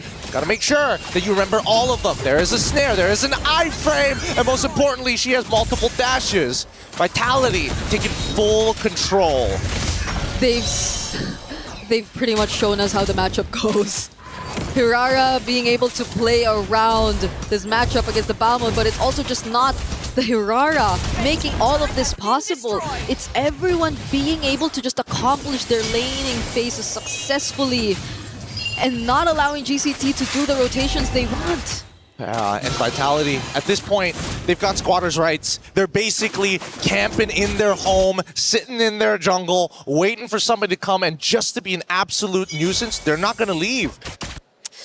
Looking at the items right now, you could, I think, see how significantly behind the EXP laner and gold laner is. It's the sides that are feeling majority of the pressure, but there could be no comparison to the jungle. I think that's almost 4K that they have to deal with, but Vivian and Fumi Echo once again are gonna go in. They're waiting for the perfect moment, and there you go, Vivian! Without the Purify, sets up for Sochke, but she still has the black shoes, but it's space that they want. It's space that they create to steal away more and more objectives from GCT. 6 seconds left. Oh, wait, the arrow actually hits, but they know punish just yet. Kyoe able to get out just in time.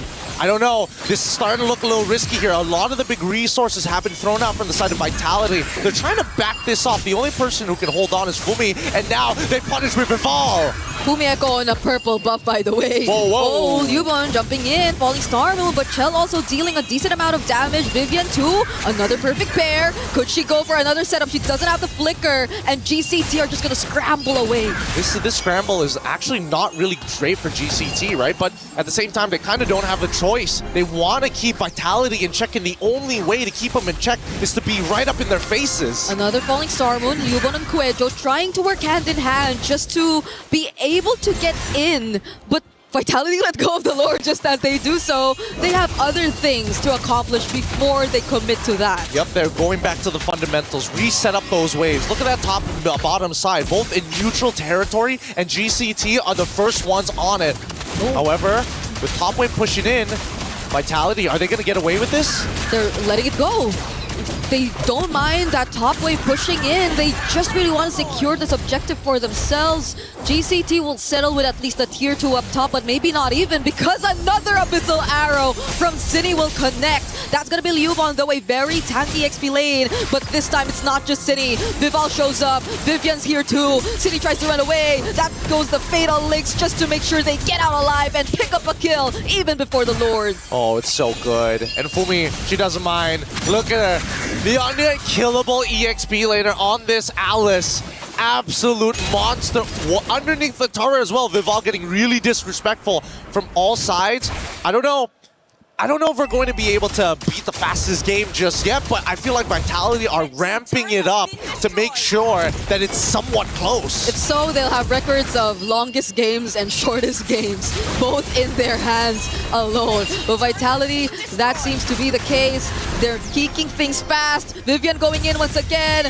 There haven't been Purifies forced out just yet. Oh, there you go. Just as I mentioned, the 2 are already down. Yep, big, important spells here. And we know what's going to happen. You know, yeah. How much you want to bet? It's either the Throne Ruin or the Fatal Links. Which do you think is going to hit more targets? Okay, maybe I might just go for Fumi Echo right here, but they will focus on the turrets for now. They want to create space. They want to go for the base turrets, and that's exactly what they need to keep the pressure going for GCT. Just letting it happen. No wait, the arrow. It hits on the correct target. They move backwards, and yet still they maintain this pressure. I love the fact that Vitality plays textbook because they know they can guarantee the win if they just take their time. Yeah, they're not doing much of the risky plays. Everything seems very calculated from them. Even the moments where Vival does things like this or dives. Fumi Echo already showing up in the back lines. But there goes Vivian with a two-man setup, and Vival is already godlike. It's a double kill, which she actually picks up. Moving on to a triple and a maniac. Can she make it a savage? Yuba's the only target left, but they're gonna respect. They're gonna play it by the book. Flying clouds to where? She wants to clear the wave, but she cannot. It's a savage for Vival as Vitality take match point. Insane game there. Vival coming out huge with a savage, making it look easy at the same time. At this point, it's Team Vivality at this point, right? Hirara has to make her way back to the bans. It's gotta be banned. After what happened here, I doubt GCT wanna go through that. It's all over again. Ridiculous plays here coming in from game number 3 to turn it 2-1. We look at these plays and we see, yes, the Fatal Links hint into 2. Even the Throne of Ruin to kind of make sure that they stay apart for half a second before we see the full combination from Vival. 10, 0, and 2. A literal perfect game coming out of this team. Oh my goodness, Liubon too. I think she desperately wanted to just utilize the flying clouds to clear whatever she could, but that was just not one wave, that was a lot. As I think it's about time we break down this game and throw it over to our panel after these messages.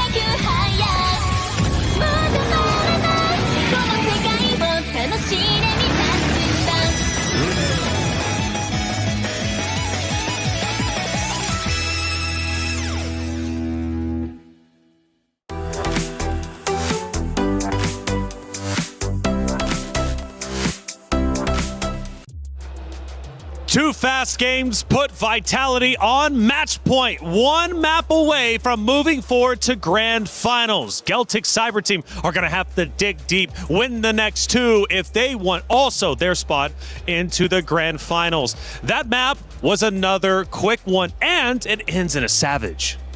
Yeah, honestly, that was amazing, but here's the thing, you were asking about Vival, when are you going to use the assassin?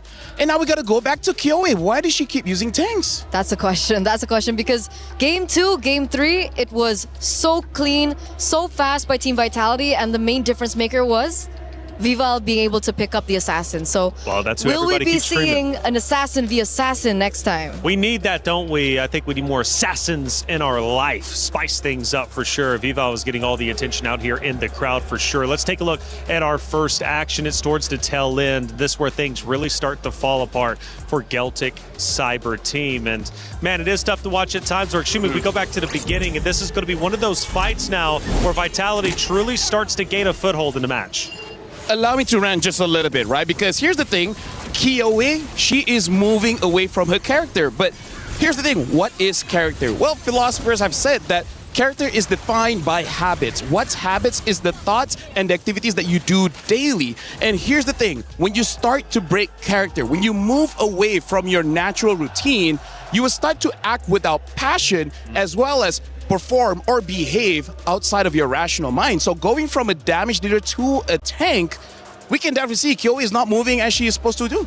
That, and also she wasn't set up for success, right? If she was on maybe a different kind of tank that like a Barrett has anti-CC, maybe it could have been different. But we already did mention in the drafts it would be either the Balman or the Barats. But the fact that they chose the Balman is so susceptible to CC, and you could even see her in that particular clip being taken out by a trap. Let's go a little bit deeper into the match and look at around the 10-minute or so mark. And we have one of these incredible fights that ends up unfolding.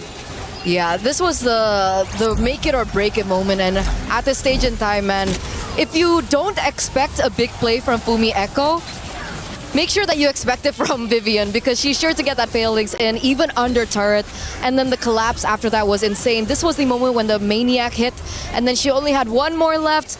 Liubon had no choice because she really needs to clear the minions, but she then technically gave it to Hirara, gave it to Viva on a silver platter, and that is one of the first savages that we've seen so far here at MWI. Honestly, looking at that play, I really want to make sure, because right now is match point. Geltec Cyber Team, we've seen teams going back to comfort, and honestly, it hasn't worked out. But I feel like for them, they really have to, because here's the thing, Kioe, you're not a meta player, right? You always play things that's outside of the meta, but it's something that you've practiced non-stop. And I also feel like Cassius have seen that, right? That's why we see an unorthodox ban, banning out the Baxia, banning out the Owls, and then eventually even the Yisun Shin. We were talking about if the Yisun Shin was there, maybe they would do well. So is this one of those cases, you go back to map 2, the Hero Select actually benefited Geltec. Did it benefit them this time around, or was it once again one of those factors of mechanics? No. Game 1, Game 2, it felt like Geltec still had a chance, an opportunity, because it looked like Team Vitality wasn't winning on the drafts per se, but in game number 3, Cassius really set the team up for success, right? Winning lanes, they were able to facilitate that as well. I feel like going up against the very best, it comes back down again to the drafts. Taking a look at Vitality's dugout, they're in there, and you notice not a lot of really talking going on, strategizing, and I think because they're in their flow state, they just feel comfortable. They know they're in control, right? This would be a much different story if they had lost. They'd been down 2-1. I'm sure they would have been huddling up, but right now, nice and relaxed, calm LaFell, they look good. This also shows that they have one thing in mind and they don't want to disrupt it, right? Because right now I feel like Cassius is having checkmate after checkmate when it comes to the bans. So I feel like the entire team, they're on the same page. Make sure Kioe doesn't play. Step number 1. Step number 2, make sure that Fumi Echo gets out of lane. Step number 3, win. Well, the club championship update is well underway. From what I'm hearing, Trev is traveling. He's over on stage 3. What's going down over there?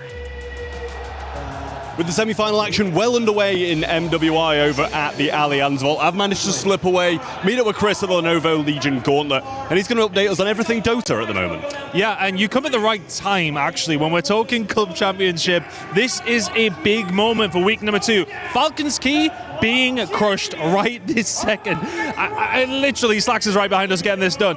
That is a massive, massive result up against the team they've gone up against with VG, but for them, Falcons only getting 200 points. They topped their group. They only come in with 200 points. It has been a miserable start for Falcons on this side of the arena. Yeah, absolutely. And the same over at the Allianz Vault as well. Falcons, both teams dropped out in the quarterfinals too. So it's left down to Vitality playing off in their semi-final now. Faced a bit more pressure than they thought. And Na'Vi straight through to the Grand Finals as well. So that's another Grand Final appearance for Na'Vi over at the Allianz Vault in MWI. Stay tuned. More Club Championship action soon. There. For every click, every clutch, every respawn. We were there for the years of grind, and we're here. Now, the proud founding partner of EWC, powering the biggest event in gaming, shoulder to shoulder with the world's best, making history. Greatness deserves a stage. Lenovo Legion, reach your impossible.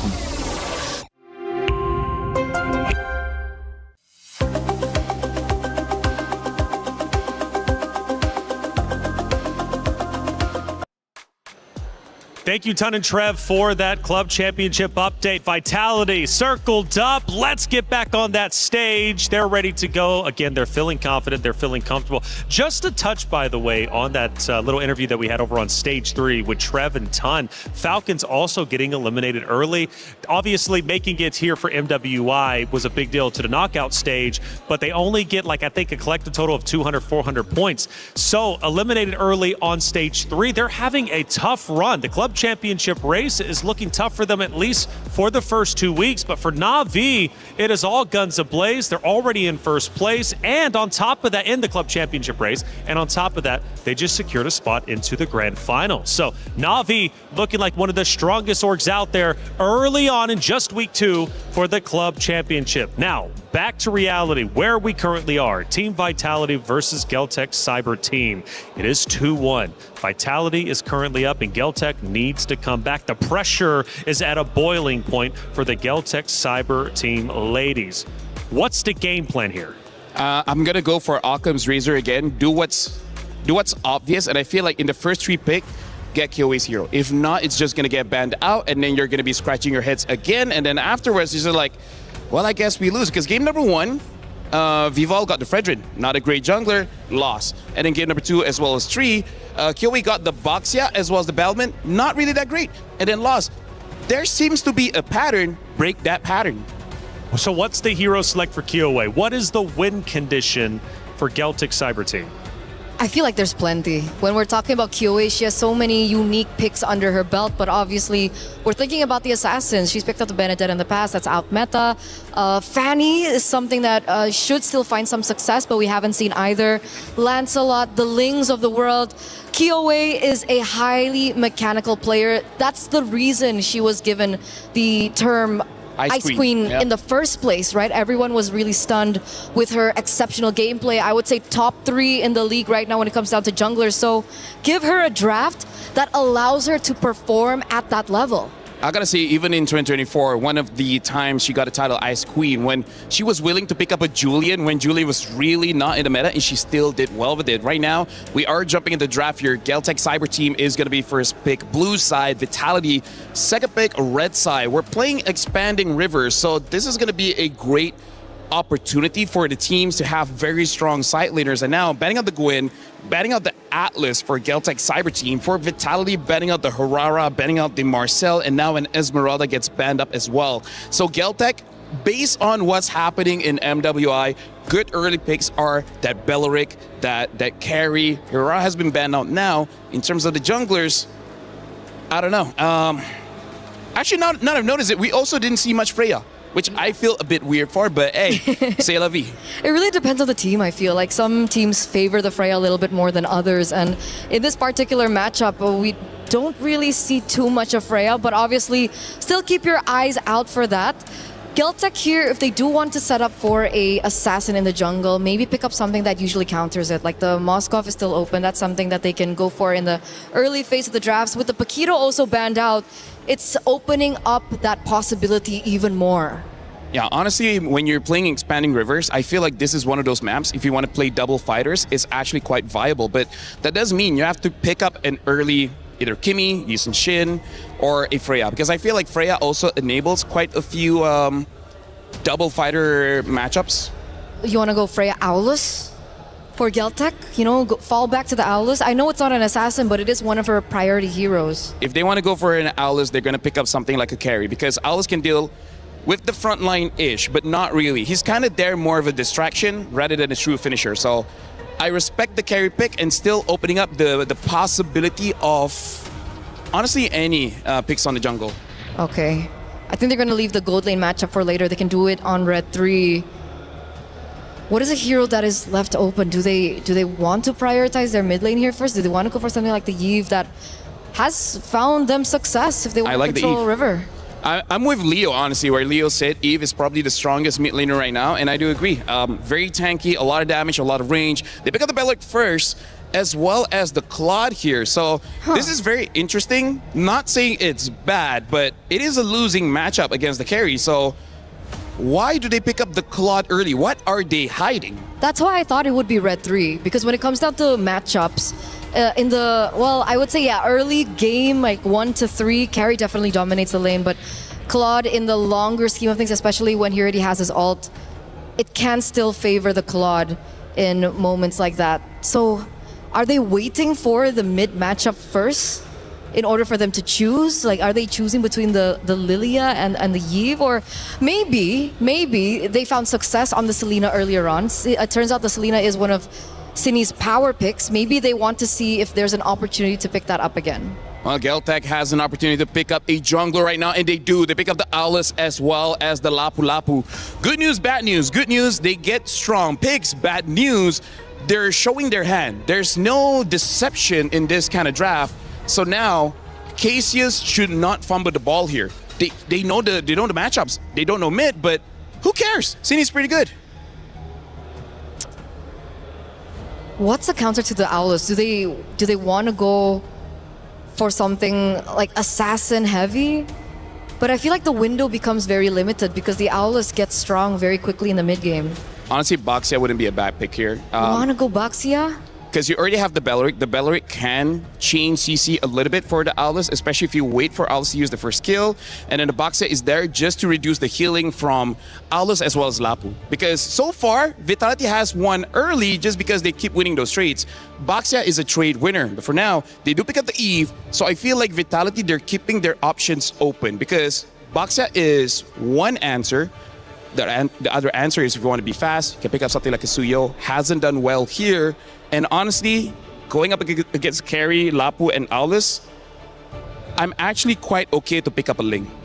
I feel like this is one of those games, you're looking at this matchup, Ling doesn't get punished that hard. Yeah, there's no lockdown potential so far, right? With the Lapu being picked and the Carry. That's why I thought that maybe they want to prioritize something like the Moskov. But obviously, they chose the Carry to set up for their own Aulus pick.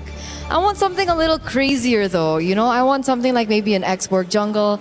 Again, it's still something that I really do enjoy seeing in this current meta. Or maybe even something crazier like the Assassins of the world. But obviously, they are trying to set up for it. You do see the Kaja being banned out. So they are opening up more options for Viva. Oh, okay, well, there he goes. Yeah, because Galtech see this coming. They don't have crowd control, right? At most, they have slows. And Lapu's stun, it's very predictable. Sure, Eve might have difficulty avoiding it, same as Belleric, but a very fast assassin. Honestly, I'm looking at the draft even more. There's a lot of assassins that can really do well here, even the Hayabusa. So Galtech, I don't think they will have enough bans to really shut down Vival, and that's kind of scary. Vival has a lot of heroes. Even though we've only seen her on a few picks this time around here at MWI, which were mostly tanks to begin with, she has a lot that she can utilize. So I want to see them really like pin down on it. I mean, the Suyo is still definitely an option because... Wait, no, I'm seeing an Akai. Akai is available too. It is. They have an Eve as well as a Claw. They have enough damage, right? And they, with that Akai, they can punish all three heroes of Galtech. Force, Carry, Purify. Honestly, just shut down QA and then you're good, right? Start QA with 0, 3, and 1. You're off to the races, and now even the Lilia gets banned out. So this is looking more and more like they're setting up for one more tank here. I mean, gets banned. Okay, you know what? We know each other so well. You know, at this point, we're in his ears somehow. Somehow, some way, the Akai gets banned. So again, Suyo is an option, which is why maybe they banned out the Lilia, right? Lilia, heavy burst, heavy damage in the early stage of the game. Suyo, very susceptible to that early game magic damage. So they set up for the Arlet first. That would have been a perfect Akai pick in if they were able to combo it with the Arlet as well, but it's not going to be available to them right now. Yeah, I actually feel like maybe even Belleric is enough-ish for this Arlet as an activator. Because other than that, I really don't think there's too many more junglers that can really activate for the Arlet. So now for Galtech, they need a very heavy front line here because Lapu can dive, Aulus can stay in the front, but not alone. He needs a friend. So what is going to be a good friend here? I think a Gatot would be quite well. Other than that, am I missing something here? Atlas is banned, Belleric has already been picked. I don't think there's room for Minotaur. They go for the... Okay, listen. I know there's a lot of NT tanks from the side of Vitality, but the Glorious Pathway negates the slows coming in from the RWM, so maybe. And here's the thing, Galtech, they want to play how they usually play, which is force fights. I move forward, you fight me back. You die, I die, someone wins. Which is why the Belleric is still really good in this matchup. Yeah. Because that's what they want.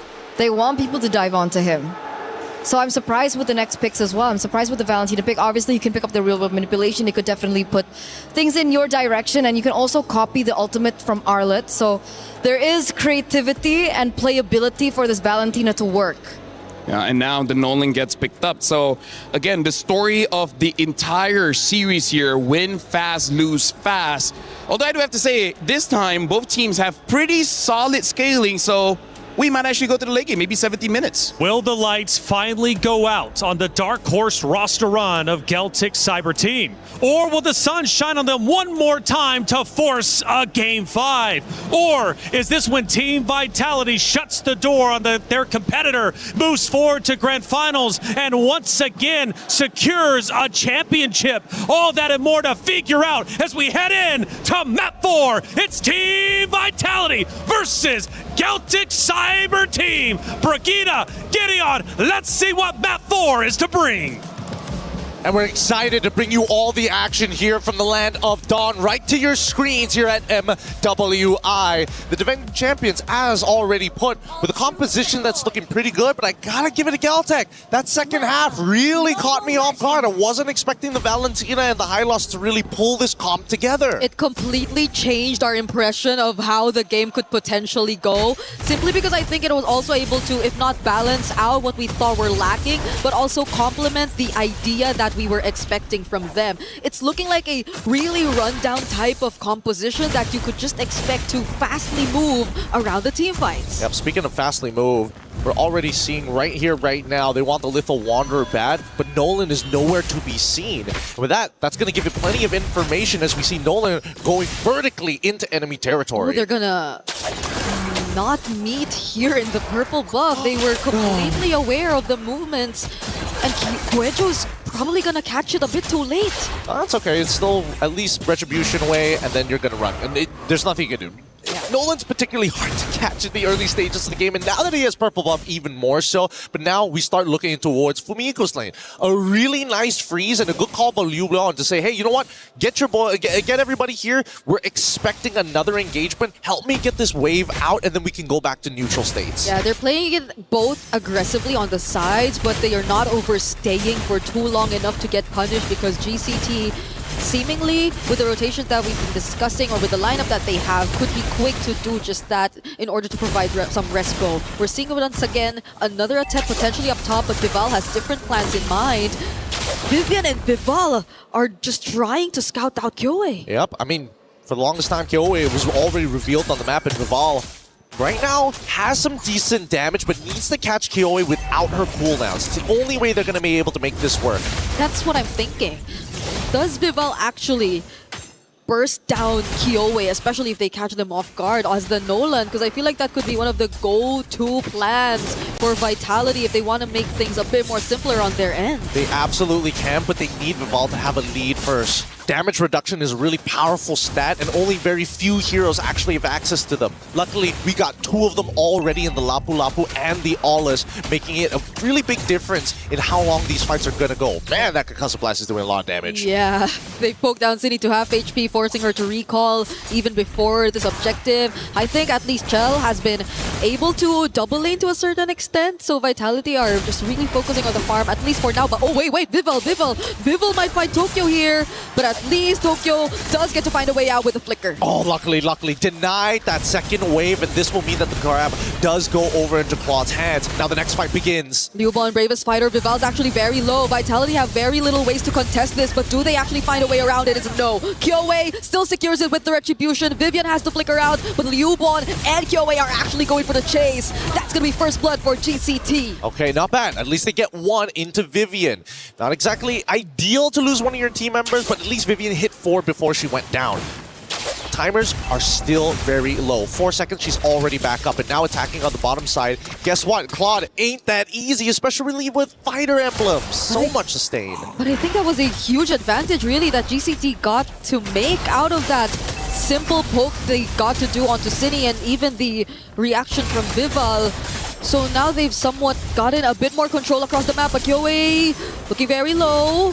Still not enough to take her down. Yep, the people who want to burst her down can't catch her without the cooldown. Everybody else just doesn't have enough burst to finish her off. And even so, we see that GCT, honestly, this has been a very honest game from both sides. No sly movements, no overly thought out plans. It's very straightforward. We're looking to play it and keep it simple. Vitality. So far, we've only seen the biggest play, Vival trying to catch out Tokyo. I don't know if they're going to be able to do that again, but they're readjusting to move a lot of their forces to the top side of the map.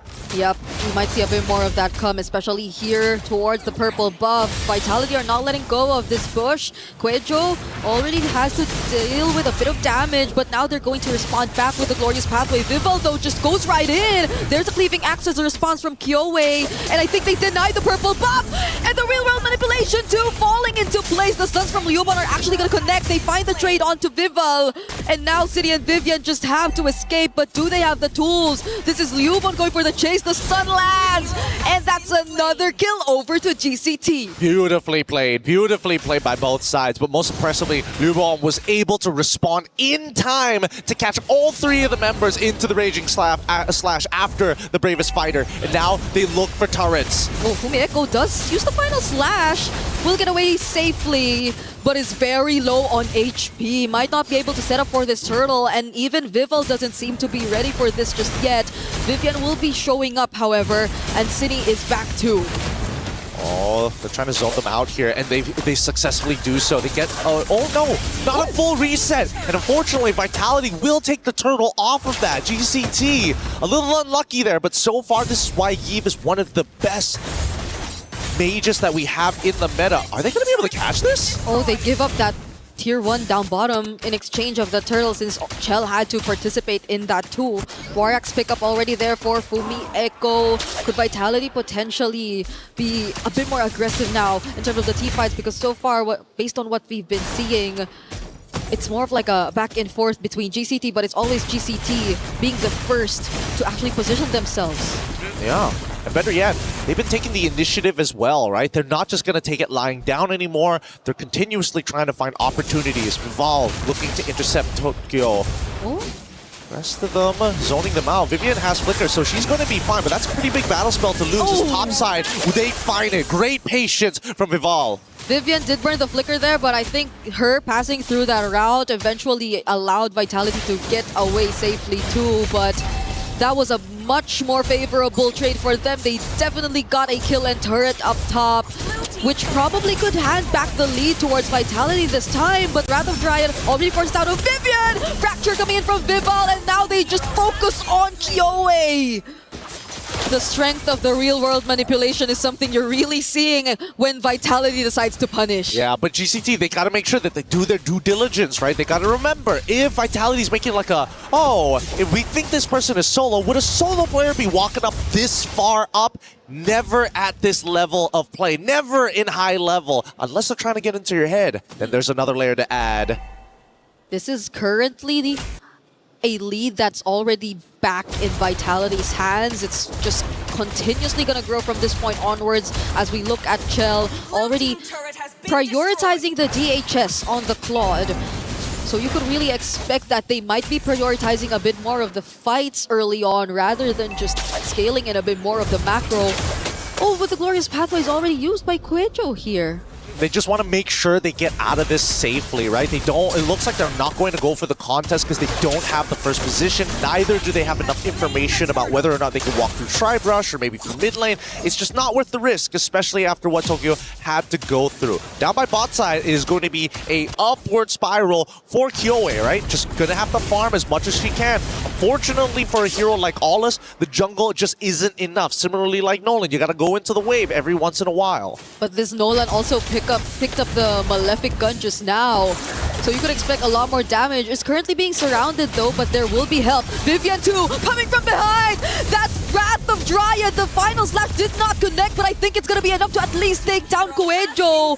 GCT did not expect that quick rotation to come in from Vitality, and they still want more. Vivian going for the chase. Fumieko dashing in with a vengeance. Chell and the blazing duets! Fractures from Vitality! Damages everywhere! get to take down 3 from GCT. Real unfortunate here. Oh, hey, Luon, they're going to make a try, but unfortunately, if you're not going to commit the flicker, it's just not enough. Oh, Tokyo too, trying to find a trade cheat, does find Fumieko, but they lose out on too much. I mean, at this point, Vitality understand they've all the early game heroes who've hit their power spikes, they're ready to go. But even better, if we pull up the item list, I'm fairly confident that Vival is already like 2, maybe 2.5 items, arguably 3 items at this point. Yep, we get to check that later on as Quajo just tries her best to clear this minion wave in mid, and there you have it. 2.5 items, now slowly building up. Oh, whoa, Chell, let's calm down here. Yeah, it'd be a really bad time to give over a shutdown over to GCT at this point of time, because we look at GCT's items, right? Lubon is kind of the only one who can really compete with some of the members of Vitality. It really depends on the advantages. On the opposite end, Kyoe, 2 items, but not enough attack speed to really start benefiting off of all the extra benefits from all this. Not to mention that it's going to go for the endless battle. Just need a little bit more burst to sustain through the power, sustain through the pain. Yep. So at this point, it's really Lubon who you probably expect to lead the charge, if any, for GCT. But do they really want to risk it at this point? Because they get spotted out in mid. There goes the real final slash, already committed onto Quejo, but that's just space. That's just time that Vitality are able to buy. And they move away. 3.4, 3.6 now as it continues to skyrocket for Vitality. I'm expecting it to end up closer towards 6 to 7k. The 7k depends on whether or not a fight breaks out, but 6k if they get all the outer turrets from this point onwards. Yeah. And I think that Vival, very happy with everything that has happened. Nobody can stop him, right? There is only one Kyoe. Nobody else has a point-and-click stun. And even Versailles still needs to apply the Terrify 2 times to trigger it to happen with a Shadow Strike. So, I don't know. Vitality, the way that they're going in and out of these fights, it's just too much to deal with. I guess at most it's if you get the Wrath of Dryad or the Final Slash, but Vivian actually goes in to use it first. They really want to take the space turret. Chell trying to focus down on this objective, but still GCT are heavy on the defense. Kyoe pushing them away. Lubon jumping in with the bravest fighter, but the Land Shaker does not connect onto anyone. GCT are forced to disengage. Unfortunate. They really needed that Land Shaker to connect to Cine. But now, underneath the turret, there's still a possibility of that final slash. And I'm waiting for that big play by Fumieko, but I think that Vitality says, hey, calm down, girl. Not right now. Not right now. Wait till the next Lord. I guarantee you GCT is going to walk out. I think they're trying to constantly remind each other to just not give any openings to GCT, especially now that we're finally seeing that 6 to 7k gold lead that you've previously mentioned as expected. But even the panel too, they also brought up a point about this potentially getting to the 16 to 17-minute mark, but I'm not sure if Vitality want to make it to that point, especially now that they're looking at a lineup which could really heavily scale into the late game. Well, there's only 2 ways that can happen. Either number 1, Kyoe somehow steals the Lord, this next upcoming Lord. It's the second one that's spawning, by the way, so it is kind of difficult to chunk down, especially since Vitality are all over level. Wait, speaking of all over the place, they're actually trying to pick a fight here in the orange buff. Kyoe already bursted down heavily by the damage coming in from Vival, whereas Fumieko trying to go into 1v1 versus Tokyo, but the blazing do it from Chell! She barely made it out alive there, but the damage is going to be enough. Vival trying to go for more targets. There goes another kill onto Tokyo, or Kyoe as well.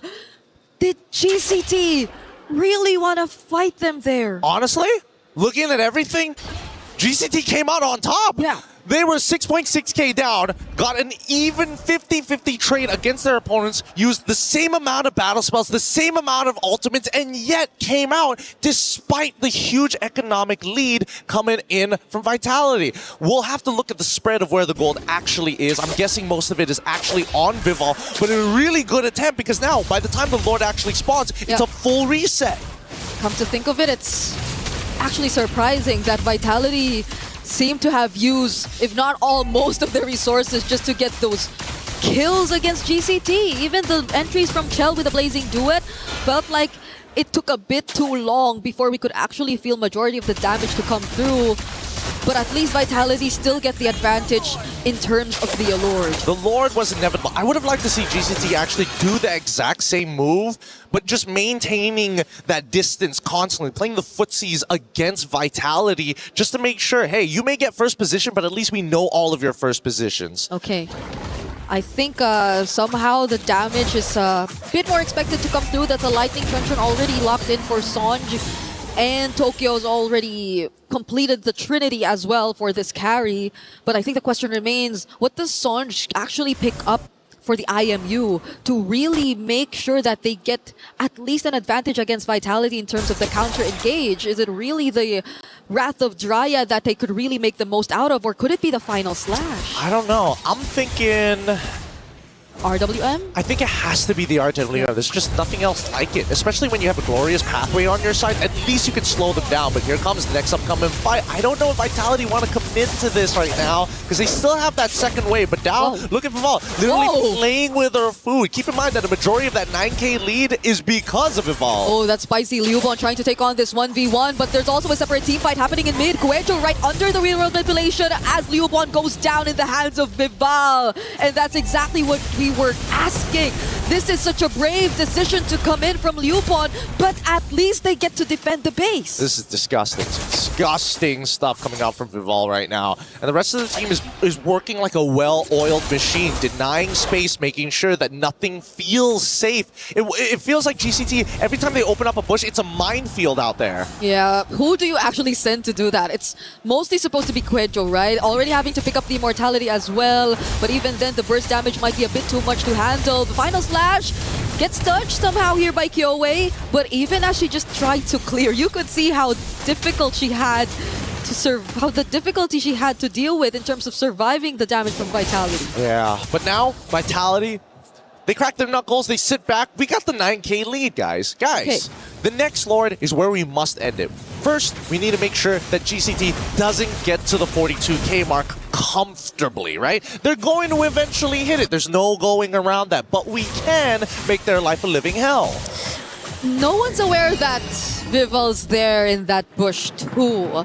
GCT have seemed to understand that they might need to group together a bit more, and there have been some movements down bottom, but they just can't confidently push further. They have barely little idea of where Vitality are currently positioned at the map. Oh my goodness. After looking at the damage dealt and damage taken, it's kind of difficult to argue that GCT doesn't have enough damage, but the truth is they just don't have enough items. They don't have enough gold. And finally, the Malefic Roar is out for Kyoei. Oh, Kumieko going in, tries to dive, goes for Sonjke. Sonjke steals away the final slash, but they're still yet to go for the counter engage. Just challenge Viva from the back!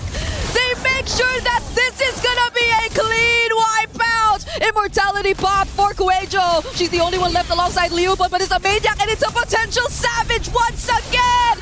Vival takes 2 savages in this series as they walk their way to the Grand Finals potentially! Oh my goodness. What a game this was.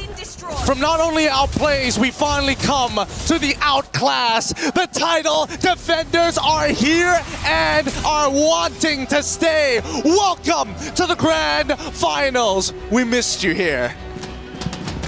The MWI champions of 2024 and 2025 will meet at the Grand Finals of this year.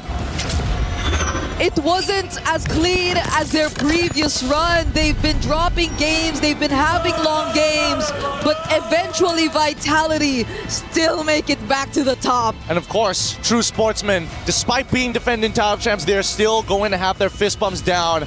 But with every competitor that we see have to leave, it breaks my heart to see Geltec put up one hell of a fight. Game 1 gave me so much confidence that maybe their hero pool was bigger than we thought, but the comforts, they need to expand how comfortable they are on multiple heroes, especially when you're at the top.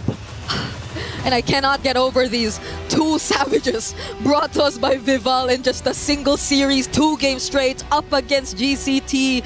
That was a statement brought to us right there by this jungler from Team Vitality. So happy for everybody involved here, especially for those at Vitality.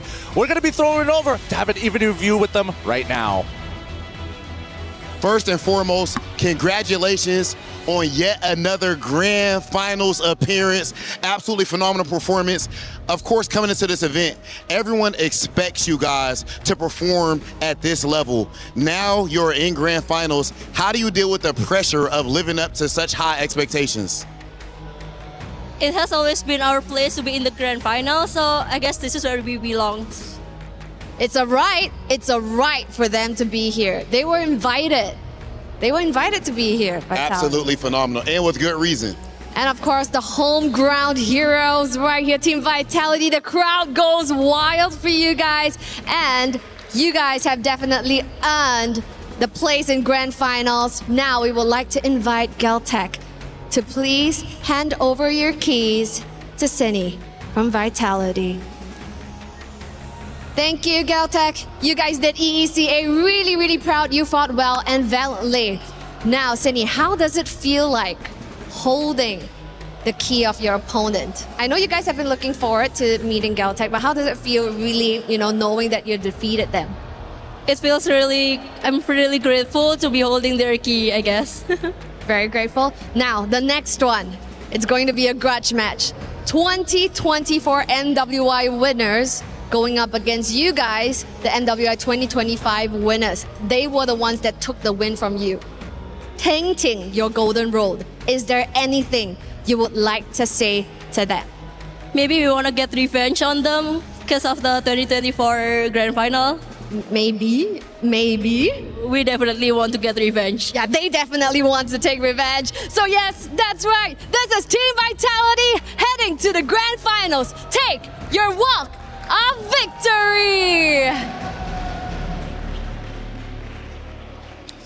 And of course, to the fans' delight, it is time for Vitality to crush yet another key. This is Geltec's key going. Time to set it up and crush them. And technically only one key to crush before Vitality can keep their throne as the undisputed queens of MWI. They won last year and they're looking to win this year again. It is time to turn that crusher on. As always, one dream shattered and the other one stays alive for tomorrow. It is time to get ready for the crusher.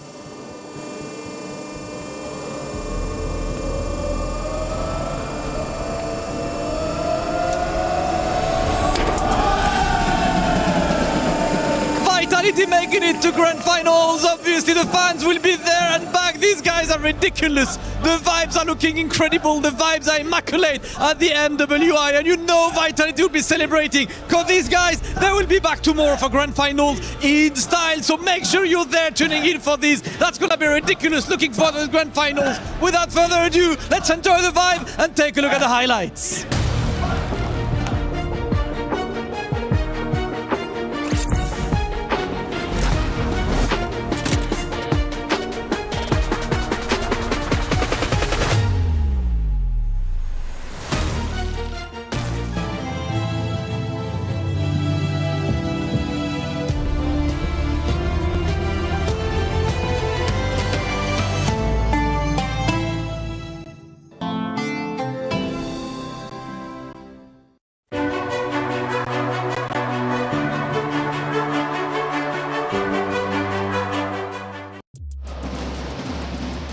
The Vitality fans rejoice and they jump and they bang the drums and they celebrate as Vitality have officially done what they came here to do, make it back to Grand Finals, and it's going to be a rematch from 2024.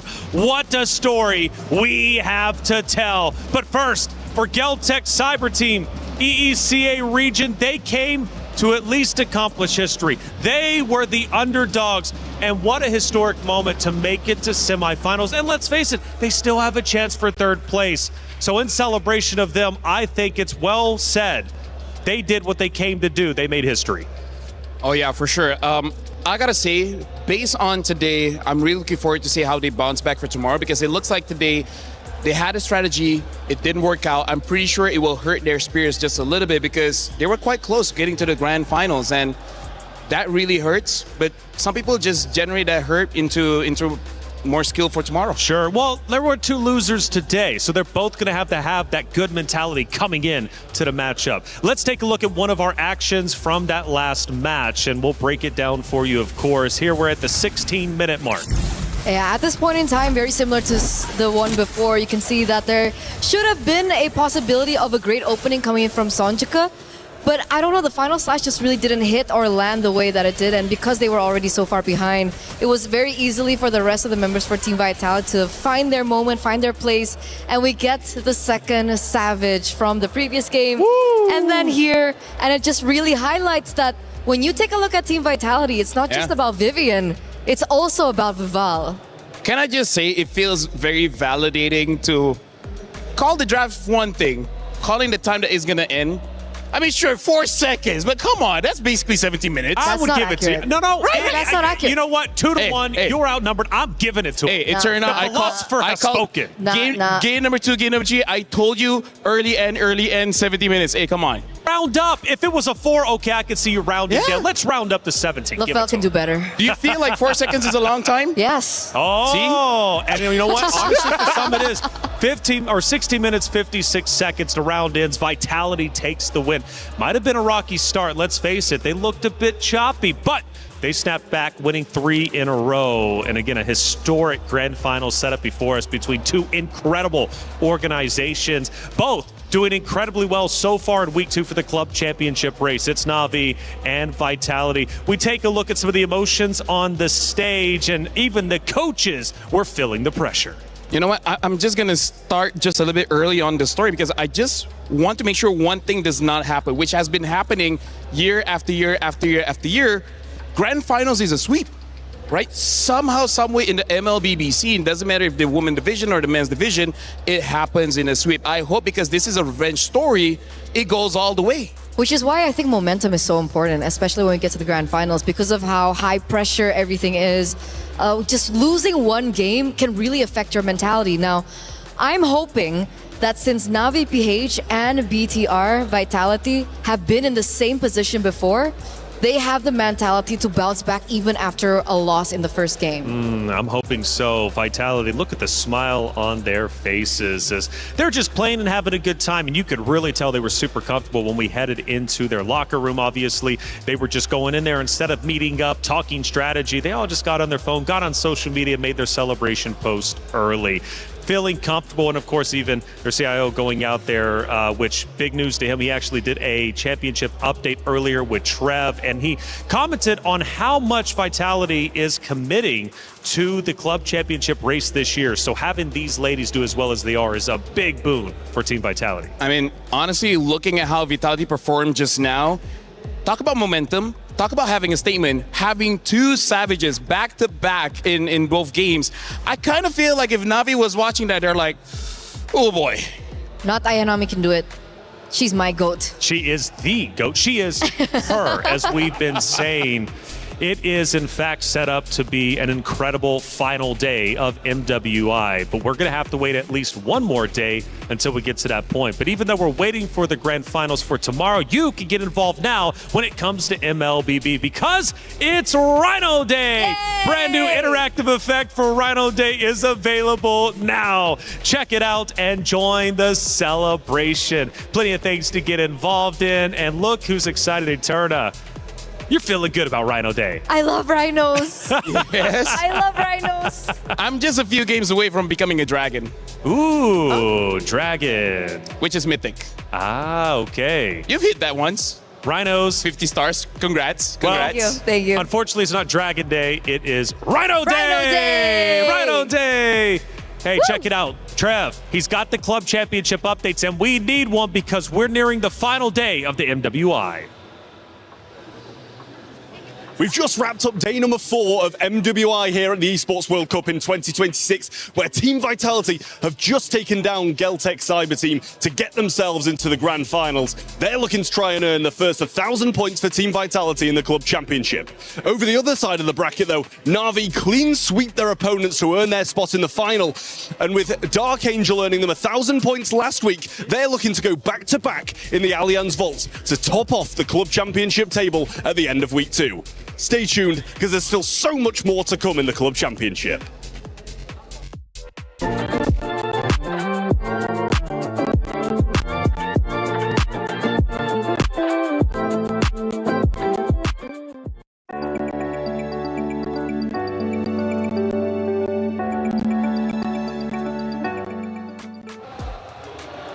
Thank you, Trev, for that update. He's right. Dark Angel won in a previous title just last week for Na'Vi, and Na'Vi could win once again here in the Allianz Vault. This is, I guess, turning into Na'Vi's arena after all. They're doing such a great job, but they've got a Titan to get through, and it's a rematch of epic proportions. Again, we take a look at some of the emotions of the players and even the fans, man.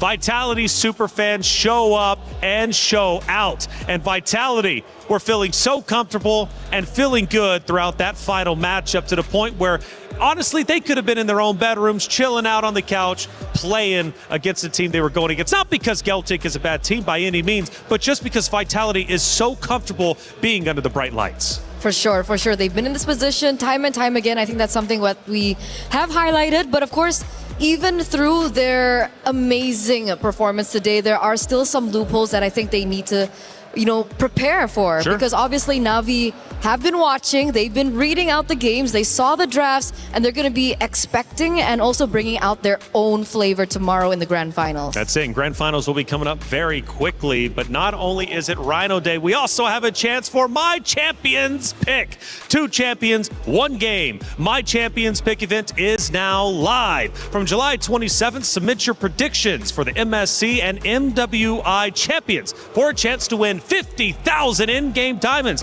and MSC 2021 through 2025 tournament skins. Don't forget to leave your picks under at MLBB Esports Post for even more chances to win. Lock in your champions now and cheer for your favorite teams. My Champions Pick now live. A lot of things to earn, and you know what? I want you all to earn. Let's take a look at a couple of our highlights that ended up happening throughout the day because we had several of them. Again, the coaches feeling the pressure, feeling the pain of each and every moment. For the players themselves, though, they had to go through the gauntlet. Unfortunately, for 2 teams, their keys were crushed. However, we will still see them again tomorrow as they play for 3rd place.